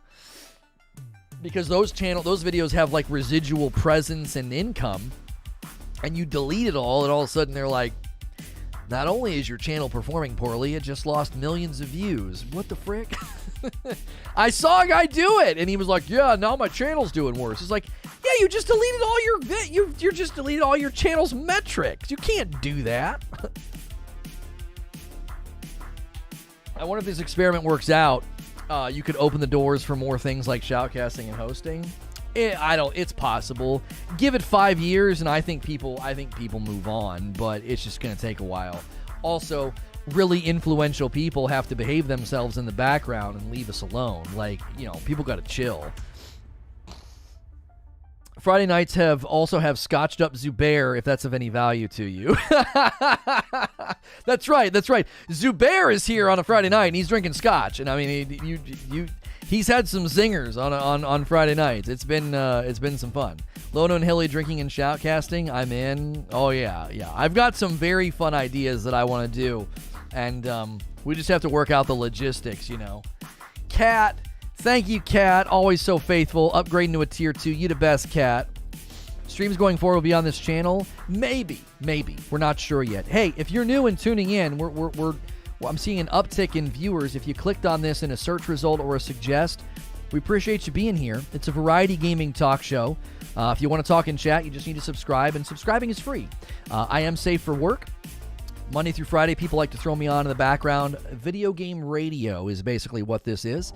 And we were answering questions. Now, Christopher says, is it possible for my membership to carry over to this channel? It is not. We will handle that in the absolute best way we can if we need to do that, okay?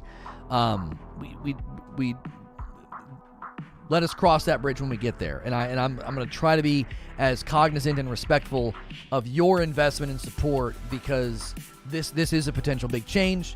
And yeah, the big face fail. Oh my gosh. The big face fail was so good. Basically, I did this for a joke, and I meant to go back like this, and I left it like this for a while, and I played the game like this for a while. It was bad, but it was pretty funny. Oh man, are you gonna put shorts here? If we start housing all the content here, then the evening short of like, hey, here's what we're talking about tomorrow, would probably eventually live here. But the shorts that get edited, those live on SNTR Shorts. If you like shorts, like TikTok videos that are funny, we edit those funny moments and throw those on a separate channel. We don't want those in this feed because not everybody wants those. So, perfectly in line with his character. That's right. So yeah, you can use the shorts command or look up SNTR Shorts. If you like short videos, if you're not really big on live streams, you can go to SNTR Updates. SNTR Updates are like short little 4-minute videos. I go into this scene here, and then I throw, where is it? I throw this up like that, and we do like a little recording, and those videos hit another channel. So we basically give you any type of content that you could want. Do you want a podcast? This hits podcast feeds everywhere. Do you like watching live streams? We're going to be here, Monday through Friday doing the show. Do you like uploads? Do you like short little news videos? We have a channel for that. Do you like shorts? Are you like one of those TikTok people? We have a channel for that. So, question coming in from Grim Brother says, if you had to guess, what big streamers do you think might move to Halo? As far as move to Halo, I don't know if any of them will, to be quite honest, and let me tell you why. I don't think people like doing that. The era of this is my game, I'm going to play this, I'm going to play this, I'm going to play this. I think a lot of them have learned it's not a good idea to do that. You have to create every game like a really great summer home. You spend some time there, you make some memories, and then you move on. And you come back, but you move on. I think more and more streamers are going to take that attitude with games. They're not going to plant their flag and be like, I'm a Halo streamer now. They're not going to do that. Well, your question is, what big streamers do you think? Now, smaller streamers, scrappy streamers, medium-sized streamers, streamers who want to grow, oh yeah, they will definitely plant their flag in Halo and try to say, hey, this is I'm gonna create nothing but Halo content now. There will certainly be people that do that, but I don't think big streamers are ever going to take those moves again. I don't think they want to. I think they know what it feels like. They do not like that sense of I have to. A lot of those Fortnite streamers, they dealt with that. Now, some of them knew what they were doing. They knew it was feast or famine in this industry, right? They knew this is a feast and I'm gonna eat. We are gonna make tons of money streaming this game. and we're going to ride it. Creature always says it, ride it till the wheels fall off. They rode Fortnite until the wheels fell off, or actually they got tired of it. And a lot of them near the end of Fortnite's like height. Fortnite's still massive, by the way, but like its height, like its apex, its peak. You could sense in a lot of them they just didn't want to play anymore. They were just tired of it. And that's totally fine and natural and normal. And I think a lot of them now know when Halo comes out, when Battlefield comes out, just treat it like a summer home, man. Go have a blast, create some memories, and then move on. And come back when it makes sense to come back. Come back when it makes sense to come back. Hey, there's a new season. There's a new thing going on. I don't know. I could totally see guys like Tim, Nick, Courage Ninja, etc. get a foothold on that directory and plant their flag like they did with Warzone. Yeah, but again, they're not going to become his question was move to Halo. I interpreted his question as become a Halo streamer, and I don't think any of them are going to do that. They'll treat it like a summer home. Now, how long do they stay in that summer home? It could be 2 or 3 months, but they're still going to be willing to move on. They're still, the Patriots release Cam. Oh boy. We got a question here about Netflix gaming. This is another topic in today's rundown. Initially, it seems Netflix gaming is going to be mobile game focused. Do you think this is a way to drive people to their mobile app, or is it a test to see if they should expand to PC? It's possibly because they have they might have good distribution in other markets. Okay. So the American market is good, but it's not super great for mobile games, okay? It's not super great for mobile games. Once you get into the Eastern and the Asian markets, mobile games really, really take off. And they're testing this, I forget where. It's outside of America, right? I think they're testing it because they're saying we have a certain saturation of people who consume Netflix in a mobile fashion all across the globe. Can we tap into those markets for gaming? Because mobile gaming is ridiculous. It is absolutely insane. Like nosebleed money. The amount of money that is generated and earned through mobile gaming is absolutely insane. I think it's the fastest growing industry, like maybe ever or in existence right now. It's absolutely crazy. And so Netflix might be looking at that and saying, crank out a couple mobile games, we'll recoup the costs almost immediately, and then we'll start making profit on these little mobile games. Because then they could get some of these smaller little companies to make games for them, and then shove them out on the platform, and just make insane amounts of money. 4 of the top watched games on YouTube today are mobile games. 4 of the top 5 watched games on YouTube are mobile games. 4. No icon on this channel? What do you mean no icon? I'm not sure what you mean. Are you checking out Song of Iron today? I am.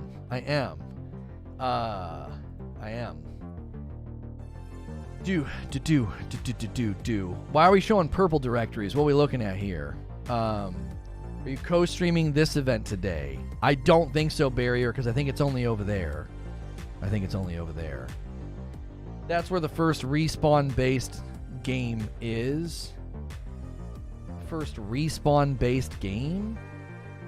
I'm confused. What are you debating? That's where the first respawn-based game is. You got to explain your line of thinking, Eugene. Probably means badge. Oh yeah, you don't have a badge because we're experimenting streaming over here. You ever played Dead Cells? I like Dead Cells, and I also don't like Dead Cells. Right? That was directed to others. Oh, you weren't talking to me. Okay. I dislike rogues because I like rogues. Does that make sense? I don't like rogues because I like them. Like, if you like rogues, then you should check out, what was the one that we played that I really, really liked? It was something with a blade. Was it called Alpha Blade? It's on this channel. There's a past broadcast over here on this channel.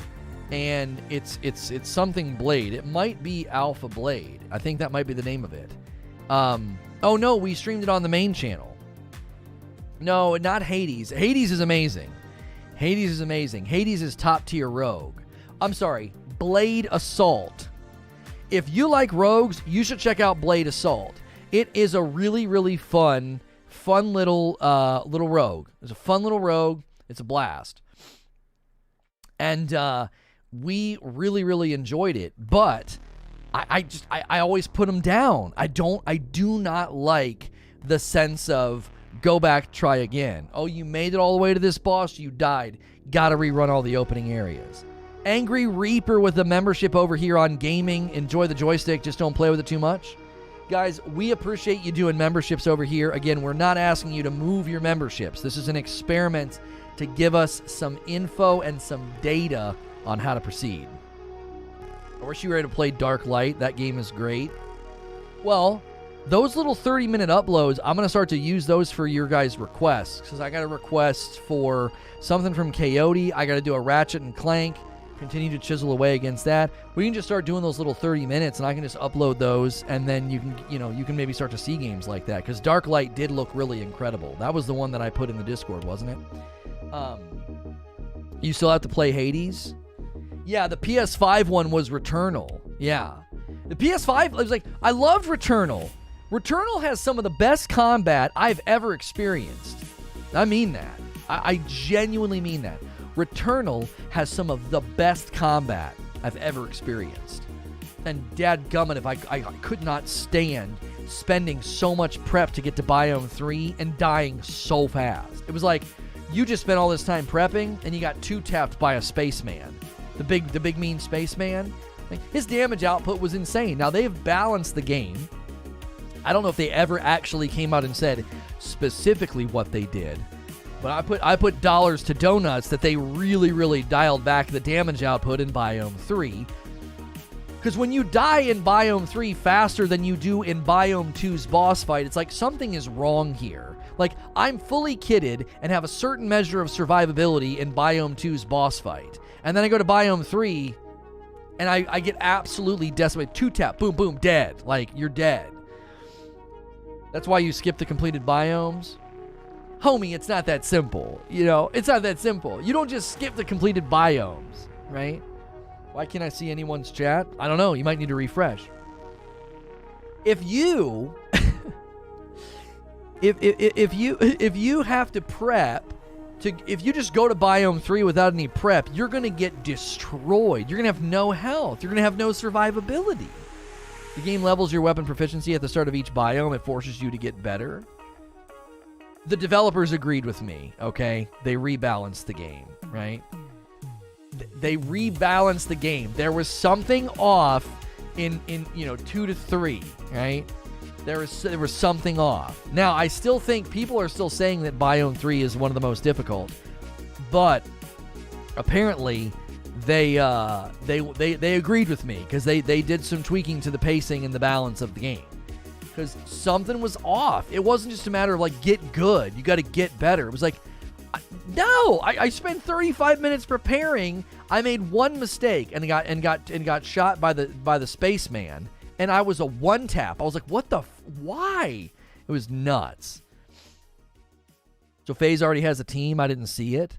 I don't know if they've announced who the teams are, Prince, but they are the announced 9 orgs that will be a part of the Halo Championship Series. So Faze is a part of it, but I don't think they've announced any teams yet.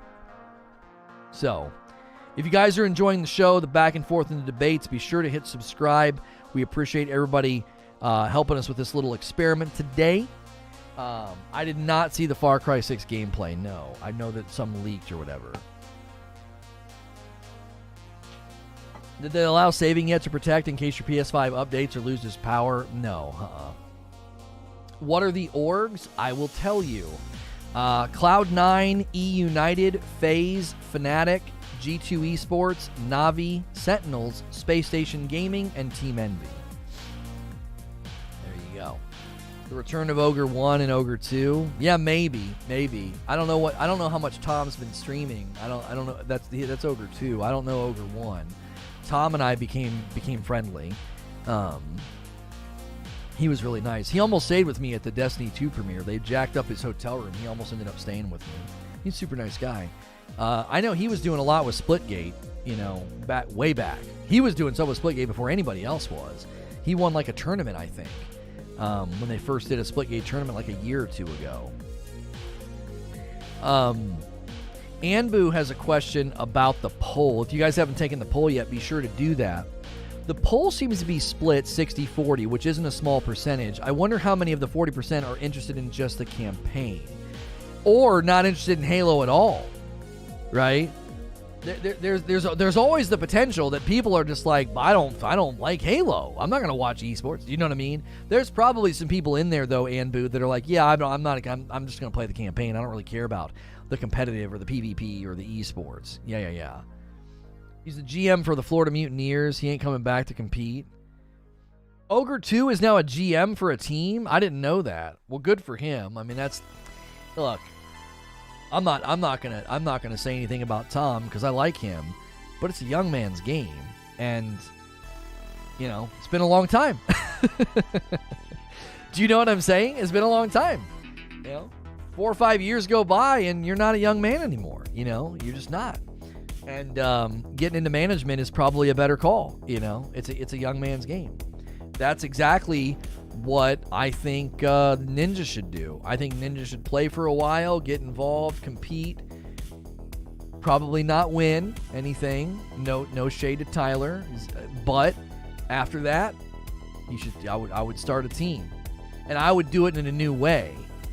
I actually think orgs are kind of going the way of the Buffalo, but I think he could manage a team and be very good at it. Him and his wife managing a team, my gosh, she's brilliant. She's so smart when it comes to how this industry works. I think they could crush it running a team. And they could learn from all the mistakes of the other orgs that got a little too big for their britches. Do you know what I'm saying? Splataw coming in, brand new membership. Enjoy the joystick, just don't play with it too much. Again, you guys are amazing. The fact that you're double dipping on memberships, thank you so much. I'm getting so obvious to me how much slower my thumbs are. Like I don't even get mad anymore. It's my fault for walking into the arena. Yeah. What does Valorant look like right now? Valorant's doing really well. That's why I think they're trying to get into mobile. Their user base is growing at a very good rate, Have we unlocked more emotes on this channel? Oh, I haven't even thought to check. I don't even know how many members we've gotten today. Let me go back here and check. Yeah, if we do with a full-on move over here, you guys will obviously help us with that, unlocking the emotes. No, right now we have not unlocked any emotes. So it'll take a while to get there. We have 15 right now. So we would obviously need everybody to come over here. We really need to get this channel to 10K subs to unlock a lot of the features that we don't have right now. So sorry, I'm back. I didn't think about the amount of people who wouldn't even play Halo. Oh, yeah, they're definitely in the mix. There are definitely people in that poll and in the audience today, that are just not interested in Halo. It's just not their game. You know what I mean? So, I feel more people who watch esports are children and young adults. Halo probably appeals to a more mature gamer. That is true. It's still a young man's game, though, Ferryman. If you take an 18-year-old and he dedicates himself to Halo Infinite, okay, and you fill a team of those guys, and you take a team of 18-year-olds who have dedicated themselves to Halo Infinite, and they play against a bunch of 30-somethings, I got to tell you, I think the 30-somethings are going to have a really hard time keeping up, right? I am saying that as somebody who will be 40 in November. It's a young man's game. You get slower. You're just not as fast. Your instincts aren't as sharp. Your reflexes aren't as quick, Can somebody tell Ebo Cuz to refresh? He just keeps saying black screen. Like, is typing that going to fix it? Like, just refresh, buddy. Where can new up-and-comers go make a name for themselves? Here's the thing. The best thing to do right now, and I genuinely mean this, okay? If you've got a kid, if you're a parent, and you got a kid 18 to 22, or you are 18 to 22, and you think, I'm going to make a run at Halo Infinite, the best thing for you to do right now is get minimal gear to just record gameplay footage, okay? Just minimal gear. And just record your gameplay footage, and just launch a channel, come up with a name, and upload that stuff. And just good highlights, put that on Twitter. Good games, put that on YouTube. Little funny, awesome highlights, throw those on Instagram, TikTok, and create a short, do a little short video on YouTube, and just do it. You're not going to get a lot of views, you're not going to get a lot of traction, but if you really start to excel at the game, that's the best way that you're going to get noticed. There's no harm in it. There's no harm in just throwing it at the wall and see if it sticks. There's absolutely no harm in it. If you are 18 to 22 and you really want to have a go at Halo competitively, then get the most basic equipment you can get and just start recording your stuff and uploading it. Right? Nothing may come of it. You may never be a big star, big YouTube star, but you do that for 6 months and the right person sees it, right? The right person sees it. Right. And what Sinos is saying, get in the amateur brackets, get in the Discords, get in the scrimmages, get noticed. Like, this guy's putting up numbers. What the heck? He is destroying. That's the other thing you need. That's the only way you're going to get involved. If you're just sitting on your couch grumbling about how I could play as good as those guys, you're not putting the work in. Right?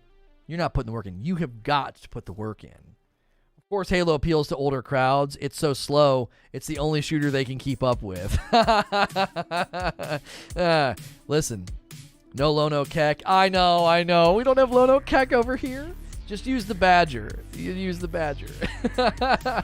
We have a Badger. I accidentally went into Splitgate ranked, and it was ugly. It was just 10% faster, and I couldn't keep up.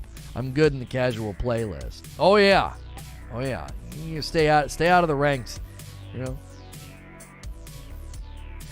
It's like in the old folks' home, Zubair. You know, we're keeping you out of the rec center. You're not allowed in here. You're gonna hurt yourself. Oh no, we do have Lono Keck. Oh, Eugene's just not a member. Okay. Can any country get involved? No idea how it's going to work, Prince. We'll have to wait for details about how to get involved, how to do qualifiers, and all the other things. I think what Fortnite did with their pickup cups and stuff that you could do and you could get involved, the only dilemma there was cheaters, but I think they got pretty good at weeding those people out fairly quickly. What's good, Brittany? So just wait and see and hope they do something like that. Just some qualifier. Like, play this weekend, and if you go in and slay out and get enough points, you go to the next round. And you go to the next round and go to the next round. Like, that's what you would hope that they would do. Something that's totally automated. So as long as you go in and you put in the work, you know, that's the thing you're going to have to do. If you want to compete in a game like Halo, you're going to have to put in the work. You're not just going to be able to rely on raw skill. You're going to have to literally run drills for yourself. Run the maps, learn the choke points, work on target acquisition, all those things. You're going to have to really, really do the work because you need to know everybody else is fighting just as hard. You're going to have to absolutely crush or you're not going to stand a chance because there's going to be some kid snorting G Fuel till 3 a.m. who just can play out of his mind because he puts in 3 times the amount of time that you do. Raw skill is only as good as how much you practice.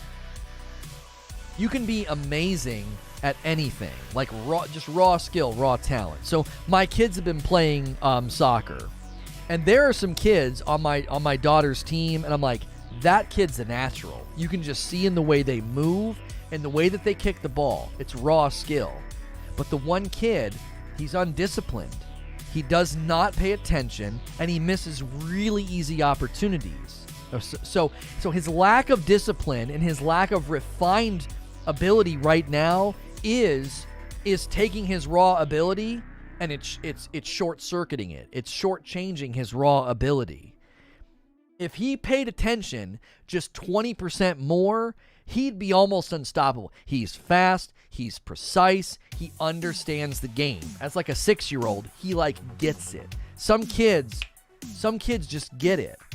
But boy, oh boy, they don't pay attention, or they get really discouraged very quickly. They miss a kick, they miss a goal, and they get upset. They like want to cry. Well, if they're a child, to them, they've not been given the grit. They've not been tried by fire yet. There's not a resilience there. There's a flimsiness. There's a fragility to them. They're a child. They don't have the emotional, resilience yet. You got to apply the same thing to Halo Infinite if you're going to try to go pro. You need to absolutely put in the work and accept the devastating losses that are going to happen. You're going to miss the shot. You're going to not get enough kills. You're going to get disqualified. You're going to be in the losers bracket. Then you got to pick yourself up and keep going. You got to really, really want it. You know what I mean? My kid's standing on the soccer field. He's a natural, right? My son is a natural. My daughter is not. She's not a natural at it. She has to work harder than my son. My son runs around, kicks the ball. It just makes sense to him. It makes sense to his coordination in his body and his mind. And my daughter has to work twice as hard on things that he's already picked up. She, just the way she kicks the ball. She's gotten significantly better, but it's taking her longer to understand the basics of plant your left foot next to the ball, bring your other leg back, and kick through. It's all one motion, right? It's 1, 2, 3, right? Plant, pull back, kick. 1, 2, 3. She wants to jump. She wants to run and like leave her foot planted and then just go forward. Like no drawback at all. I'm like, you have no power. There's no drawback. Or you're planting your foot too early. You want to plant your foot next to the ball. It's like a hammer, just bam, through the ball. You're taking all your power away when you plant too early because you're further back from it. Like, but my son, I don't have to say any of that. I'm like, just run up and kick it hard. And he just runs up and boom, and he just kicks through. And so, but again, like his raw ability doesn't matter if he's undisciplined and doesn't pay attention and is like staring at the clouds. He's going to miss good opportunities. And same thing's going to apply if you want to compete in a video game. You got to put in the work. Your raw ability will not carry you because there is going to be 100 other people on the field, 100 other people in the battle that have put in way more work than you. So, let's put another question up on the board here. Dracus Pander.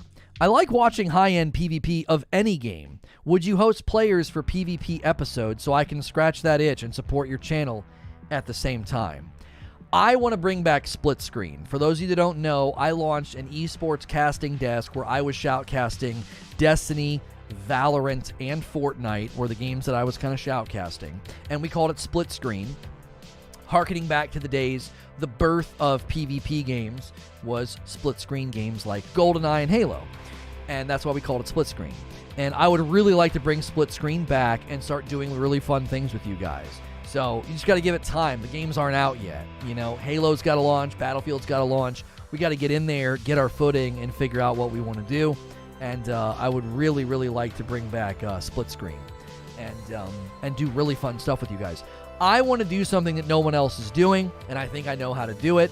And that's the most I'm willing to say, because there are people who have really, really enjoyed stealing my ideas, especially after working to cancel me. They love to steal the ideas because then they hope to go in and capitalize on the absence. But they have less talent than you could fit into a thimble, so like it doesn't go anywhere, right? You got to have the talent, and a lot of these people don't. They just poach ideas, so there's no passion. There's nothing organic, right? It's just I'm mimicking what somebody else was doing, and you can see right through it. So I don't want to say anything because I want it to be, you know, I want it to be our thing. You know what I mean? Love this channel better, fam. Thank you. I appreciate that.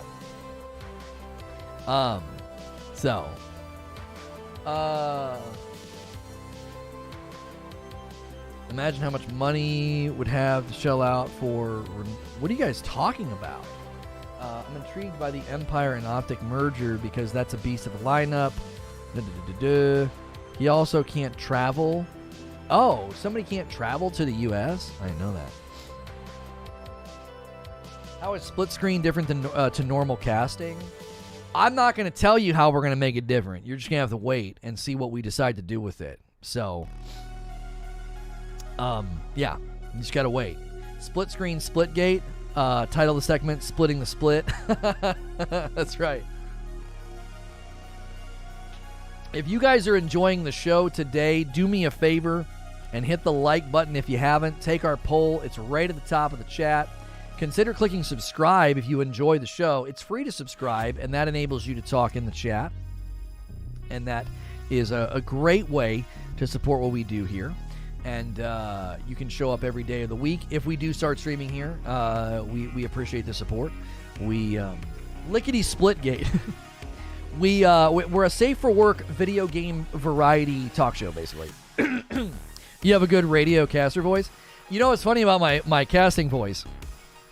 I'll cast my kids playing, and they want me to do it all the time.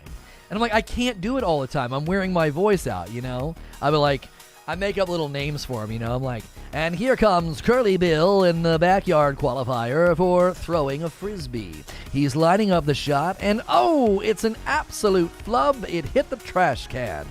They think that it is hysterical. But I can't do it all the time. I'm like, dude, I talk for like 6 hours a day. I've got to rest my voice, you know. Is Microsoft participating in the Halo Esports? Yeah, they're putting them in 343 are going to be a part of it. The report here says that the specific financial terms were not disclosed, aside from a claim that none of the funds will go to Microsoft or 343 Industries, only the community. So Microsoft is a sponsored partner of Cloud9, which includes some technical support of their teams, but this does not include the Halo Infinite team, according to the company. So they're involved, but it's just one of the, you know, it's just one of the elements of the situation. They're not making the funds. So they got a sub to gaming for the radio voice. That's right. You got a sub for the radio voice. That is correct. I think my absolute favorite was shoutcasting the Friday Fortnite stuff. I thought that was the absolute best. It was a blast. It was fun. You got to see really good players just racking up kills. Oh, it was so good. It was so good. I think shoutcasting Fortnite was my all-time favorite. Shoutcasting competitive Fortnite is fun, but it's not nearly as fun as Friday Fortnite or Fortnite Friday or whatever they happen, whatever it was. So something completely off topic. If Activision do go to the court and found guilty, how would you think the court would decide to make Activision corporate, and what would you see a change at the game level? Well, the game level, you're going to see studios close and people get laid off if things continue to trend in the way that they're trending, right? Because Activision's just going to lose money. You know, they're losing money right now. But I would think that the court would come in and restructure some of the C-suite level, some of the HR level environments and personnel. And they're also going to have to rectify the fact that if people were indeed paid unfair wages, they'll have to rectify that and pay those people appropriately, and then going forward adjust salaries. Again, I just don't know how long that's going to take. Yeah, and CDL already lost a bunch of sponsors. That league's probably done, unfortunately. And that's why some of these orgs aren't going to be doing much right now. They're going to have to consider their future and restructuring and what can they do to adjust, you know. Frame rate stability becomes an issue with split screen. Not necessarily. If they give me a spectate mode and I can go into a private match and spectate and hover around and do stuff and go to different player perspectives and all that, that'll be fine. That's all I need. I just need a spectate mode. That's all I need. So, even Astro, they've been there a long time. Yeah, losing sponsors for CDL is just the beginning of the loss that's going to happen. The actual games themselves that are in jeopardy, Diablo 4, Overwatch 2, there's a lot. There is a lot of potential loss. A lot of potential loss. Studios will close, people will be laid off, and projects will be canceled. I mean, it's unavoidable at this point. You know, anything attached to Activision Blizzard is in a bad spot. I think the court or the state should split them up, make them separate studios led by different people. I don't know how much the state can come in and restructure a company. I don't know to what level the jurisdiction and the reach can go. I really don't. I don't know if that's something that they're going to be able to enforce. Some of this may just be paying fines and firing people. Do you know what I'm saying? Like, it may literally come down to that. You just pay some fines and fire a couple people.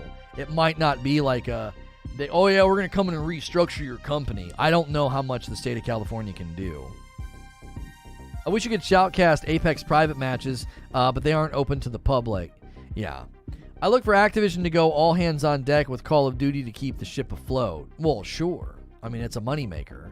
Warzone would keep them afloat at least, I think, and COD games sell very well. Well, you have to understand, a company like that's very compartmentalized. So if they're losing money, they're going to go to projects that are either not out yet or aren't generating revenue yet, and they'll cut them. Right? They'll cut them. So,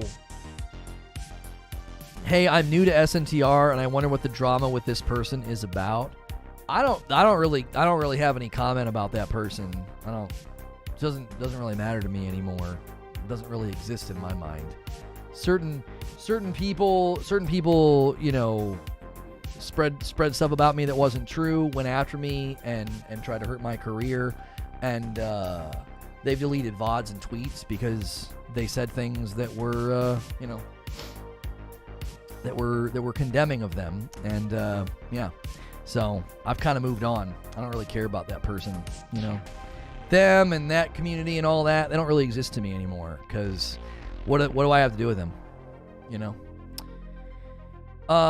Let's go to the next question. Chronic Spin Dash says, with Halo possibly returning to esports and the growth of the channel, would you be down to shoutcasting big tournaments?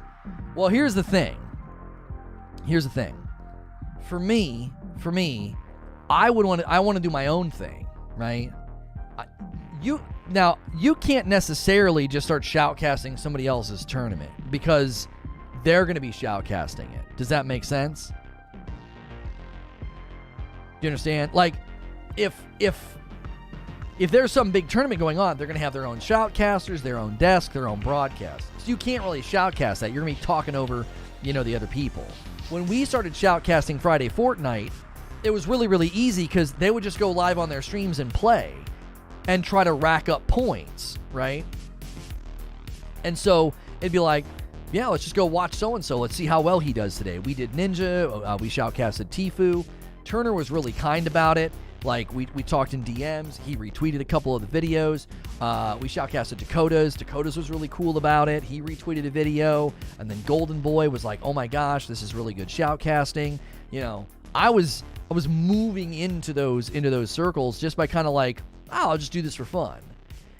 We're not really in a position to do that anymore because, number one, we're not on Purple. And number two, I don't necessarily know if that's how they're going to structure it. Do you see what I'm saying? Like, they're not going to be like, hey, just go play Halo and rack up kills. And then you can go, like, find really big Halo streamers and shoutcast them. Do you see what I'm saying? I would rather it be something that we do with our own. You know what I mean? Like, let's do our own fun thing and have it be community-based, you know? Because what we were doing on Purple, I had entire shows built around that concept, and those shows never launched. But I told my wife last night, I was like, do you remember when I was brainstorming about the SNTR network and I came up with all those show ideas and da-da-da-da-da? I was like, I just need to have that spark again. Something needs to spark an idea, and I just need to run with it, right? And I think I've got some ideas. I think I've got some sparks. We just need some of these games to launch. You know what I mean? After a while of your own thing, maybe someone notices and invites you, was my angle. Well, and that started to happen. One of the biggest talent agencies in the industry reached out to me to shoutcast a Fortnite tournament in Canada, and then Epic came in and shut down all tournaments and said, we're controlling everything. The Friday Fortnite thing was Keemstar's thing. He couldn't do it anymore. They shut it down. The thing in Canada that I was going to cast for, it got shut down. They started allowing smaller things to pop up, like the thing I did in New York, the Intel Game Night.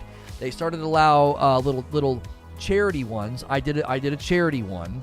I did a charity tournament and shoutcasted it and ran the whole thing from the split screen desk. So they did start to loosen up a little bit, and we started to get into some of that. So sure, yeah, that's always a possibility that someone's like, man, this guy is excellent. Like, get him on the desk.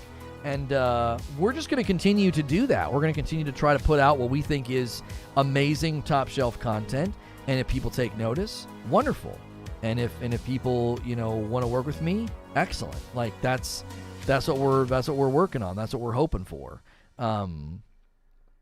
So we're just going to continue to do that, to focus on just really great show, really great production, and giving you guys good stuff. Do you think they would go as far as what they did to Apple, ongoing fines, do what they do to pay the problems have been in the gaming industry? If they don't do what they are told to do, pay problems have always been problem. Yeah, I don't know. I don't really care to speculate on what's going to happen. Like, it's not up to us. It's up to the state of California to do a formal investigation, which they've done, to summarily press charges and to seek justice. It's up to them. It's not in our hands at this point, which is why brigading, boycotting, and going after people on Twitter who cover the game or work on the games, like, that's just not helpful. That's not achieving anything. You know what I mean? No, it's not achieving anything. Let's see here from Ashen. Do you think Mixer shutting down was also due to Halo Infinite's poor reception at first? I remember you thinking Mixer as being a big marketing funnel for Microsoft. I mean, it's possible. It's very possible that was related. I think it's twofold. I think the primary reason that Mixer shut down was because they bought the biggest streamer in the world and it didn't friggin' matter. I think that's the main reason. They bought the biggest streamer in the world. At the time, Ninja was the biggest. He was the biggest game in town. And they bought it. And it didn't friggin' matter. The platform's needle moved like barely at all. Not only that, they made it very clear. And I told people this, okay? I told people this. I said the platform had clearly shifted its focus away from growing as a streaming platform, and they purely wanted a marketing funnel, as you're referring to with your question. And there was a really great article that talked about this. They said that there were mid-level streamers like Renee and what was the other guy's name? Syph or whatever his name was. A lot of those people had great contracts with Mixer to stream over there. And when they went and bought Ninja, they turned their back on all those people. The minute that happened, I told folks, I said, that platform is not interested in growing as a streaming platform. They have decided that ship is sailed. They're buying marketing funnels. They want Ninja's Instagram, Twitter, and streams so that when Halo comes out, they've got this guy out front and center promoting it, streaming it, talking about it, right? I wouldn't be surprised if there's a Ninja Xbox controller on the horizon still as wrapped up as a part of that deal, okay? Now, they do that And all they end up doing is throwing money away. It didn't do anything for the platform. It wasn't really generating anything for them. They were literally giving people memberships and paying Ninja for them. They were just giving away memberships, the paid memberships to his channel, and just giving them away. You just go get a free one. So everybody goes clamoring over. And then I think the bottom fell out. I think the hype and the idea behind it, the train never left the station. It was like you put a bunch of people on the train, and then it just sat there. It just didn't go anywhere. No growth for the platform. His growth slowed down. His viewership trends slowed down. And I think Mixer was like, we literally threw money at this, and we cannot get this project off the ground. Okay? Then enter stage Halo, and the reception is terrible. And they probably privately said, we got to delay this game. And when they decided to do that, they were like, there's no reason to have Mixer anymore. Mixer was essentially going to be a great marketing hub for Halo and Game Pass and all this stuff. And our flagship title just dropped an absolute public goose egg. And it ain't working. Shut it down. Get whatever money we can from Facebook and get the frick out, right? There wasn't enough mid-tier streamers with developed communities supporting it. Here's the problem, Sentinels. Here's the problem. I don't think you can enter the streaming game right now and compete. I don't think you can. If people want to watch live gaming content, they go to two places. They go to Purple, and they come to YouTube, right? Nobody's going to Facebook. Nobody's going to Mixer. They're not. It simply is not happening. The generational shift happened, and it's done. It's over. That's it. I tell you, when I tell people what I do, I now get asked, oh, do you stream on? And they ask Purple, and I'm like, no, YouTube. And they're like, oh, yeah. And so everybody's mind immediately goes to Purple for live stream. Nobody asks about Mixer. Nobody asks about Facebook. I always get asked, the two platforms I get asked about by the public is, you stream on Purple? You stream on YouTube? Like, those are the two platforms that get mentioned. So, there's something going on with Doc. I've seen he was suing. Yeah, he's going to sue the Purple platform. I hope that the Doc gets to a discovery process, because Amazon and Purple are going to work really, really hard to settle this out of court so they don't get to a discovery process. Because if they get to a discovery process, it's going to be just like the Epic Apple lawsuit. We'll be able to see everything. All the internal documents, all the emails, all the favor trading, all the quid pro quo, all that nonsense will be visible by the public. There'll be streamers, the guys that run that conference, the people that went after me, they'll all be exposed. Purple does not want to go through a discovery process. They're going to probably try to settle out of court with him.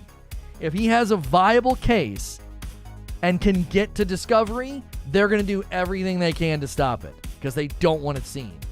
If it gets to discovery, mark my words, there will be blood. There will be blood. And Amazon will cut them loose at that point. If it gets to discovery and all of it gets drawn out, I know about maybe the tip of the iceberg. The things that I know about are probably minuscule. There was like 15 people that accused the platform of all sorts of misconduct. Like ex-employees were like, all kind of nonsense has been going on. So the state of California might even step in and say, you're next, Purple. You're up next. You know, we're investigating you. Look at all these reports. Look at all these claims made by people, right? And so I think they're going to work really, really hard to keep that from happening, because we probably have only seen the tip of the iceberg. You know what I'm saying? We've only seen the tip of the iceberg over there. He said he's suing. That could be play acting. No, I don't think it was. I think that was a moment of transparency. I think Doc was being genuine. I could hear it in his voice. Believe me, I know the pain of the loss. I do. I absolutely do. I know the pain of how much you lose when you're not over there anymore. It is incalculable. We're talking at his level, we're talking 8 figures. At my level, we're talking 6 figures that we're growing to 8. Like 8 figures, like long term, 5 years down the road. Like children, my children set up for life, like my house paid off. Like that's the kind of money we're talking. That was a moment of transparency. I could hear it in his voice because I know exactly what he's going through. I know what it feels like. I guarantee you that was real. That was Guy talking. That wasn't Doc. You could see it in his demeanor. His whole demeanor changed. And I hope he absolutely wrings them out. And I hope that the right people get exposed and people all turn around and say, "Oh my gosh, look what they did to say no to Rage." Like it'll be you'll see it. You'll see the end. Now, obviously, they're going to try and hide it and destroy it, but Discovery doesn't care about that. Discovery will find it all.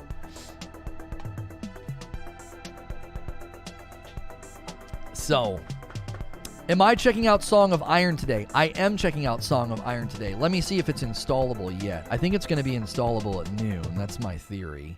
Right now, I can still only wish list it on Steam. Yeah, add it to your wish list. It's planned to release today. I can install it on my console if I need to, but it's still just sitting there. Train says, I know you covered the PS5 scalper situation. They are now selling the backstock for outrageous prices, even more so now. What are your thoughts? Yeah, I think the scalping and the reselling of the PlayStation 5s is, it's not a real market. It's not capitalism. It is market disruption is all it is. It's market disruption. I don't agree with it. I don't like it.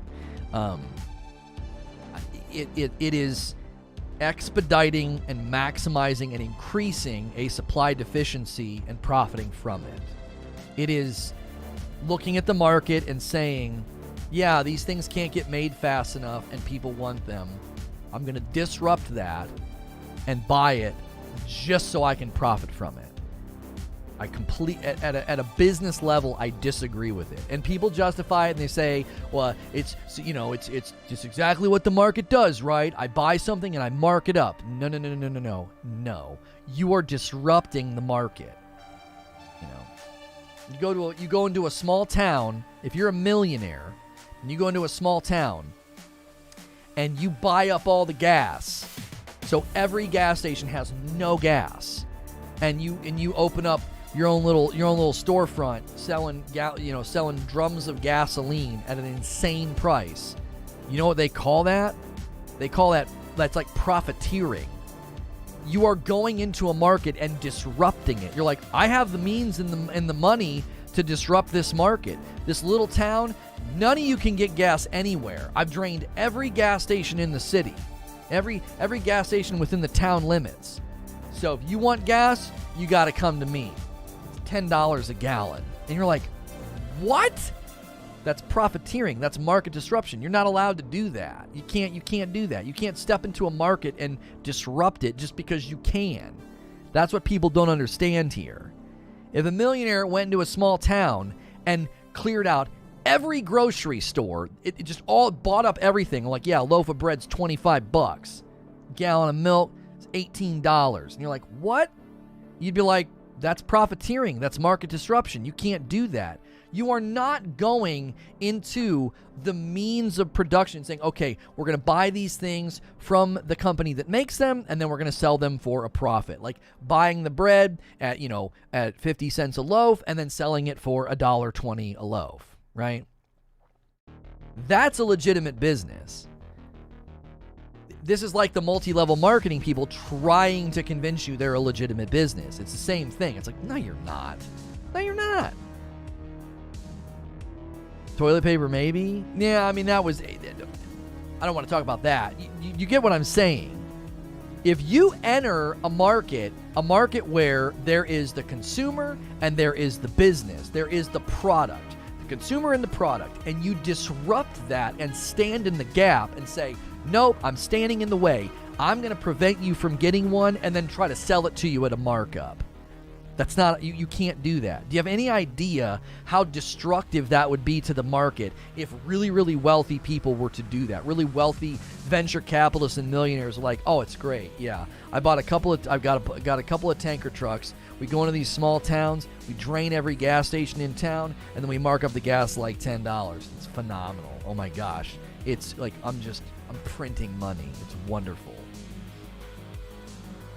Artificially reducing the supply to increase demand and this profits. Yeah, you can't do this, and this is why the only way this slows down, and it's not just the PlayStation 5s, by the way. It's everything. Anything that is in a supply deficiency spectrum right now. You see people doing this with sneakers, Pokemon cards, and PlayStation 5s. Like, there has to be something done. You have to put in, regulatory things to stop that from happening. You can't just let people run bots to buy everything up. That's not it. Scalpers aren't adding value. They aren't facilitating a hard to complete transaction. Right. Any market that has regulations and oversight, market makers find sellers and buyers and bring them together and make a commission for doing it. They're personally inflating prices. But that's not the same. Facilitating the deal and then getting a cut is different, right? Oh, you're saying they're not personally inflating prices. Okay, I was like, what are you saying, Nova?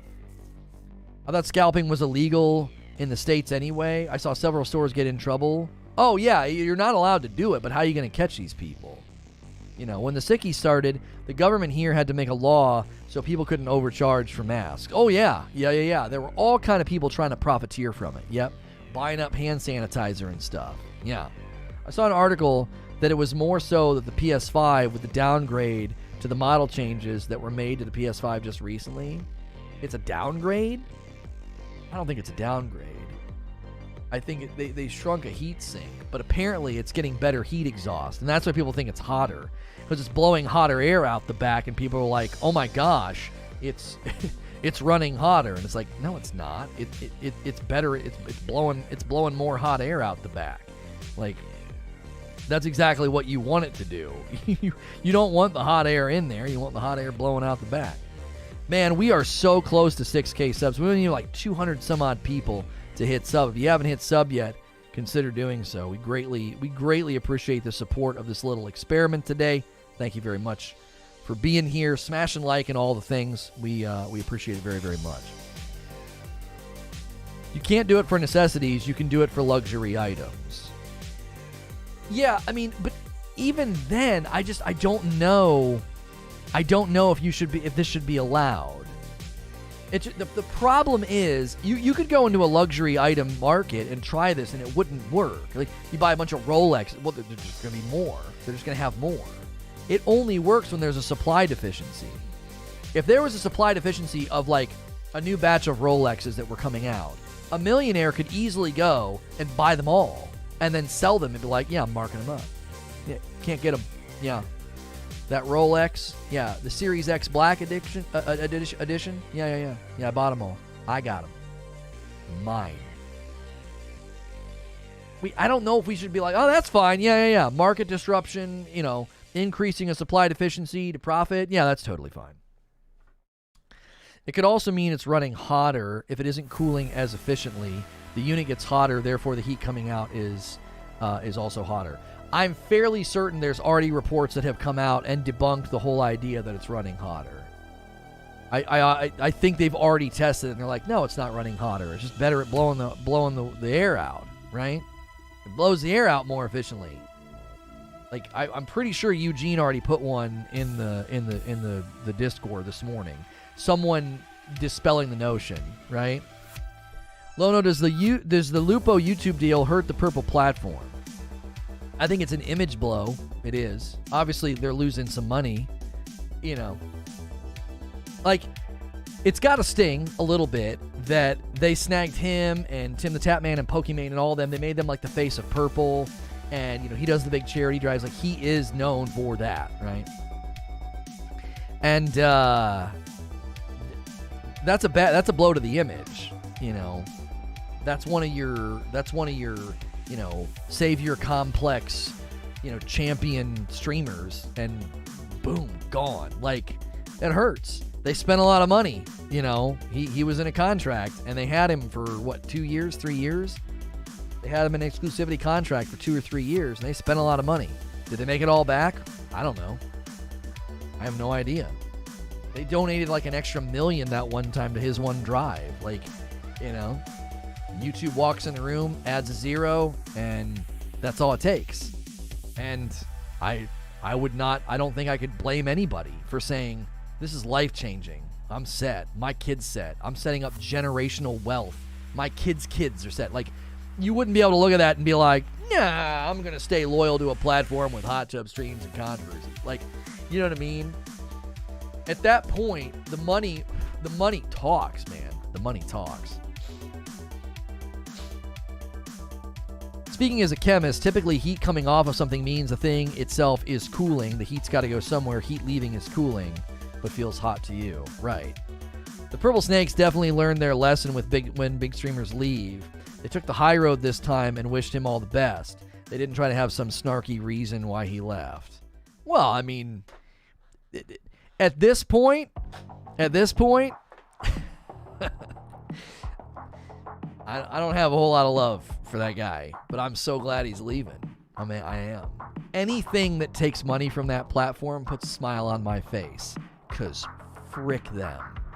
Anything that takes money away from that platform, good. I hope they make less money. I hope they lose investors. I hope they lose advertisers. I hope they have to fire people. I do. I wish destruction on that platform because they deserve it. And this could be one paper cut. One paper cut in many that just starts to take money away from that platform. Anytime they lose money, I celebrate. Good. Yes. Wonderful. You know, I hope advertisers walk away and continue to think that the platform is toxic. I hope the platform continues to just hemorrhage viewers and streamers. I do. Because it's what they deserve. So, even if somebody I'm not a huge fan of because of what they did to me walks away from the platform, yeah, good. I hope it stung. I hope it really stung. I hope the negotiations just didn't go very well. And it was very clear. They just didn't have the money to secure a big name. Because frick them. How'd they deal with the hot tub trend? They didn't. They just updated their TOS and it's allowed, you know? They banned a couple of people. The one person on their 6th ban lost their partnership. You're supposed to be permanently banned after 3. But, you know, she's pretty, so it's like 6th ban. They were like, all right, we finally have to take your partnership. It's like that parent that's like, no, and the kid smacks him across the face. I said no. Smacks him across the face. I told you if you did it again. I said if you did it again, I was going to send you to your room. And then finally, after their face is bleeding, they're like, all right, that's it. I'm taking you to your room. That's purple with those streamers that push on TOS. Letting them do whatever the frick they want. No problem. They had 0 qualms destroying my life. I didn't even blink. But they'll let people, you know, put adult content on the website. 24-hour ban. It's fine. It's fine. It's a 13 and up platform, and you put X-rated content over here by accident. 24 hours. That's fine. Oh, this guy bought a house and supports his family. He's been here for 5 years. Never had a single issue. Gone. Forever. 0 communication. Frick them. Every time they lose money, I celebrate. An angel gets its wings every time that platform loses money. Ratchet says, how long will we be trying this? I don't know. I will debrief with Creature today, and we will let you know what we're going to do. Right? We will let you know what we're going to do. Isn't Doc finally suing? He said he is. He said he is, Pico. And I am like, every day, like, please get to Discovery. If you get to just please let it get to Discovery. People will finally see what I've been talking about. like genuinely praying for that to happen. I don't even care if he wins. It's not even about that. get to discovery so the public can see the truth. That's all I care about. Are we ever going to get a green joystick? Oh, I think so. I think green's for after a year. We'll think about all that. We're not doing anything with members or badges or anything right now. Yeah. Is the amount of likes a good thing? Yeah. We're having a great day. Ratchet. Ashton says, off topic, but one country just limited online gaming to 3 hours a week for people under 18. Could this cause problems in the game industry? Well, to quote the great Ian Malcolm, life finds a way. I don't think this is going to work. If you think this is going to work, if there's one thing a government's going to learn that, like, you cannot control, it's people playing video games. They're going to be in a meeting, but like, they're finding all kinds of loopholes. They're not listening. They're not listening. They're getting around it.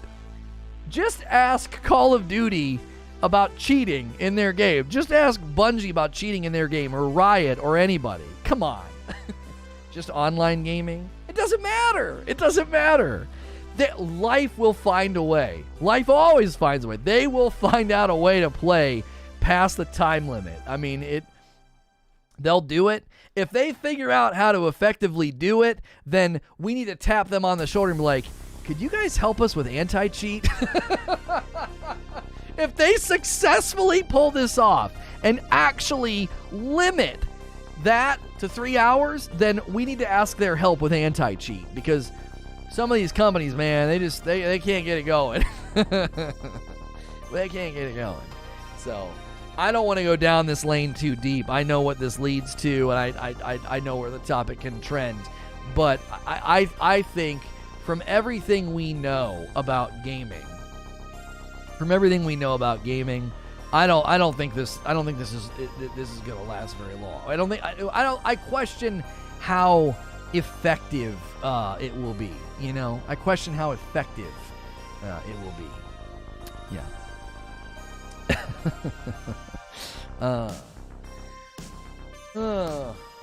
Murder is like the most illegal something can get, and we still get tons of murder. Video game rules have no chance. Yeah. Oh, come on now. It's right there. Ooh. Oh, almost. If you guys are enjoying the show, do me a favor. Click subscribe, introduce yourself in chat. We love to meet new people. This is a Safe for Work broadcast, variety gaming coverage. We're talking about Halo Infinite esports announcements today. Netflix Gaming has soft launched, and PS5s are not actually overheating. You'd be surprised. So we're going to run through those stories shortly, and we have a lot of back and forth with the question command. The questions and comments can show up on the screen. We're not limiting that to members today. It is free to subscribe. It's totally free to subscribe to the channel, to take our poll and press the like button. So, what experiment are you talking about? We're experimenting with moving the live show over here just to see if it gets a little bit better treatment. The other channel is large, and tons of people over there don't engage with any of the content. About 20,000 of the sub base over there never watches a single thing. And a good portion of the existing sub base that does interact, they interact in a negative way. They unsub because I'm not covering Destiny. And it just feels like a lost. It feels like that channel will continue. We're not shutting it down, but it feels like maybe we need to swap where we put content. Like live shows should be over here, and we should just be uploading over there. That's the experiment. We don't want to change the show. The show has been excellent. The back and forth, the talks, the dialogue, the debates has been amazing. But YouTube's looking at that channel and just not helping. It's not giving it good recommend. It's not giving it good impressions anymore, because we got banned from Destiny, and we tried 4 months of variety, and the results have been an incredibly slow but measurable degradation, and it was always marked by new content in Destiny every time. So,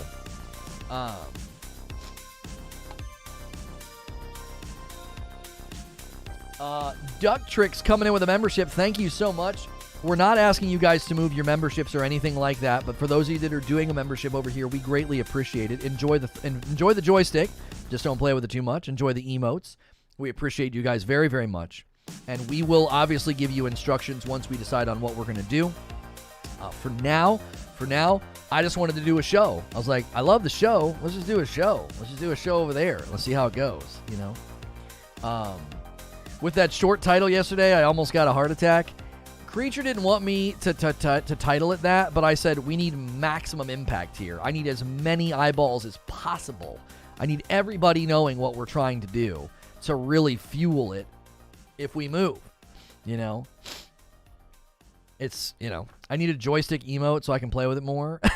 There is a joystick emote. You don't need to be a member to use it, but it's not ours. I suppose I could give you ours as an emote. You know, Lono joystick, and we could make it, I don't know, clickbaiting son of a... It wasn't even clickbait, Rad. It wasn't. I will fight you. I will absolutely fight you. I will slam you to the ground, metaphorically speaking, since I can't come down to your state. It wasn't even clickbait. It was true. It's true. It is true that Destiny is killing that channel. That's what they wanted. It's working. Like, for the longest time, like, I think we were afraid to admit it because we just... Preacher said it was like, I'll never let you see me bleed. And I was kind of taking that attitude, you know? I just didn't want people to see me bleed. I didn't want to admit that, like, yeah, what they did was really effective, really hurt me, making tons less money. You know? I didn't want to admit that they had successfully landed what felt like a killing blow, you know? You're only about 3 inches taller than me. I can take it. Wait, what are we talking about? I forget. Did you just... I'm just kidding. I saw the short on the other channel, and I hopped on over here. Saw you for the first time when you discussed the Infinite flight. Oh, well, thank you for coming over. I greatly appreciate you doing that. If you are a newer, viewer, newer supporter, we appreciate that very, very much. Mostly, I expected the core audience to come over. The thing is that with Halo Infinite and Battlefield on the horizon, and all the cool things we want to do with those games, and the fun community stuff and building and content we could create, we really feel like it would be a danger of doing it over there, right? It'd be a huge danger, because if we did it over there, you run the risk of not meeting anybody, right? You're gonna run the risk of just not meeting anybody. You're just gonna sit dead in the water. You know what I mean? Should have visited in June. We can't stand coming down there when it's hot because you can't do anything. The kids get uncomfortable and miserable and grumpy. You can't take a 5 and a 7-year-old out in mid-June, mid-July Florida heat. No one's happy. No one wants to do anything. Everyone just wants to stay inside. So we learned that the best times to go were like April was usually when we were going, and it was perfect. You go to the park, and it's just beautiful and breezy, and you go to the beach or whatever. It was just, it was so much better when we would go during those times. We used to go in July, and I was like, this is awful. Why are we down here? You know what I mean? Why are we down here? This is too hot. You can't do anything. You walk to the car and you're drenched. And that's not an exaggeration. It's true. You literally go outside, walk to the car, and you're just like, you just feel wet. You're like, ugh. And not in a good way. March is the best month. Yeah, we were usually up there. I think we were doing April pretty consistently. I think it's probably best to not take kids into Florida ever. The entire rest of the world is probably... That's right. February, October, November are the best times. We were looking at September, but we canceled all that. We were looking at September.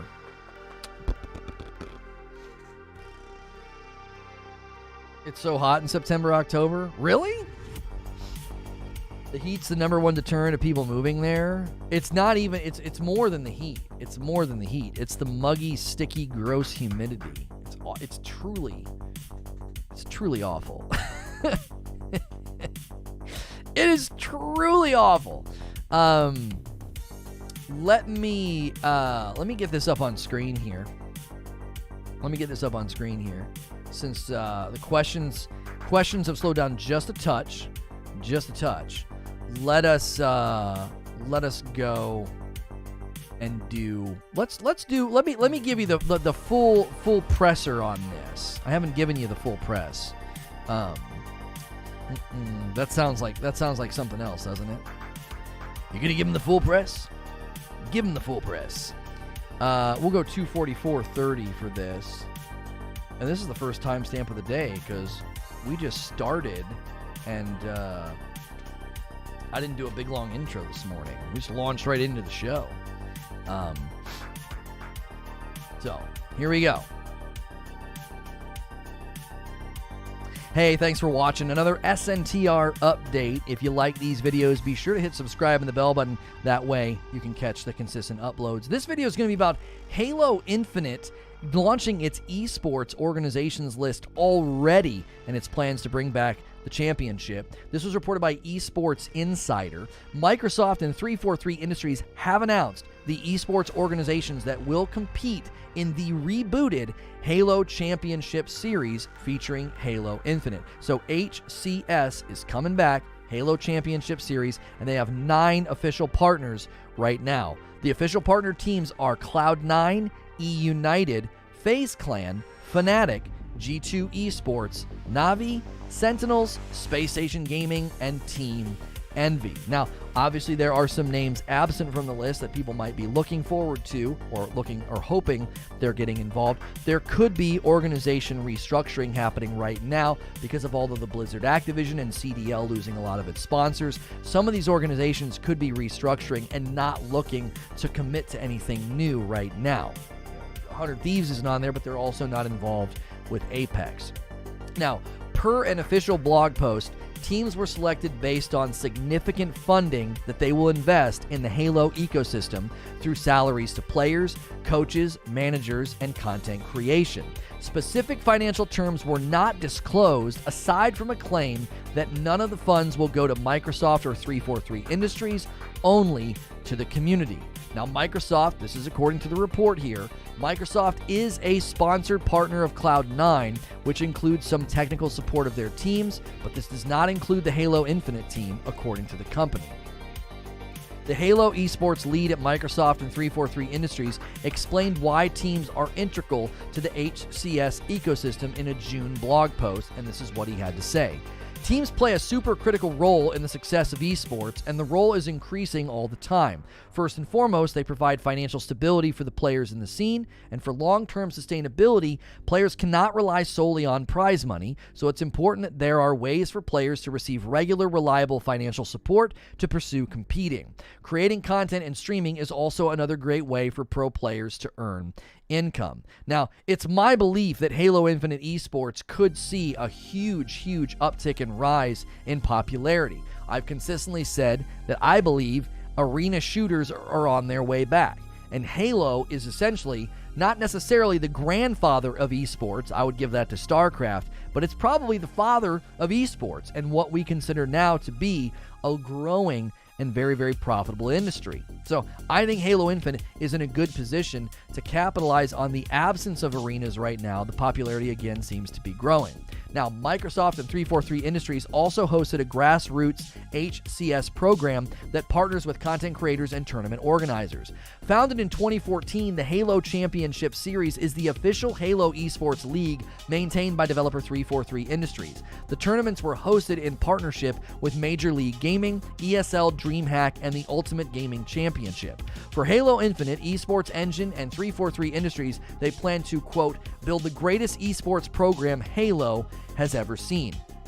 Behind the scenes, we've been hard at work for the last few years building out the ecosystem, with teams being a huge component of that. We are proud to have such an incredible lineup of teams ready to jump into Halo and get to work. So, keep your eyes on Halo Infinite. A huge focus on multiplayer trailers, a huge focus on that being the central piece of the game. In addition to that, they've already got big plans for esports. If you like these short gaming videos, these little updates, hit subscribe and the bell button, and I'll see you in the next video.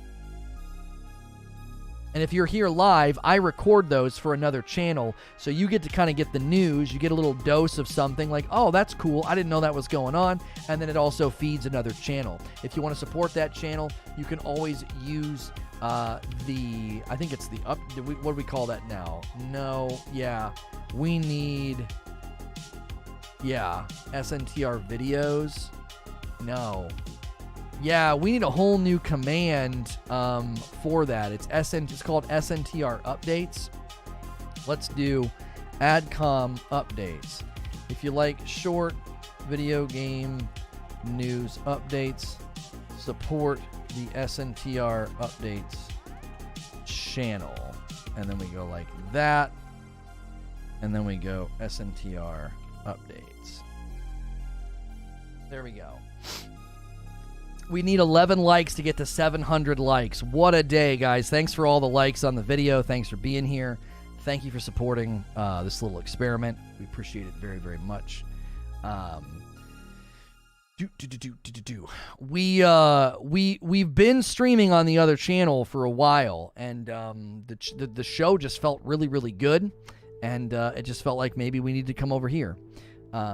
So if you like supporting everything that I do, there's the updates channel, the shorts channel, and this is the gaming channel, and then we also have the main channel, SNTR Presents, which you can still support, sub to, and be a member to, and we will continue to give that channel content, even if the content changes. If the content changes, that's fine. Okay. And so we've got other news stories today as well. The PS5 model overheating. We need to make sure and cover that. You really shook the beehive with this experiment. We will see. We will see. We don't want to get ahead of ourselves. We do not want to get ahead of ourselves and act like, oh man, this is it. We've cracked the code. It's not that simple. It's not that simple. There's a lot of moving parts. You know, there's a lot of moving parts, and we want to make sure we're being smart, but we also want to make sure that we're being careful. We don't want to just bam, like all of a sudden, you know, uproot and everything. You gotta be careful. You gotta be really, really careful in this industry. You can get a little too reactionary. You can get a little too metrics focused. Can I get a clarification on Tier 5 membership here? Does it or does not it give you wizard powers? I mean, you'll have to just pick the Tier 5 membership and see. I cannot confirm or deny that you will get wizard powers, right? It's not everybody's one of the chosen. So you just have to pick a Tier 5 membership and see what happens.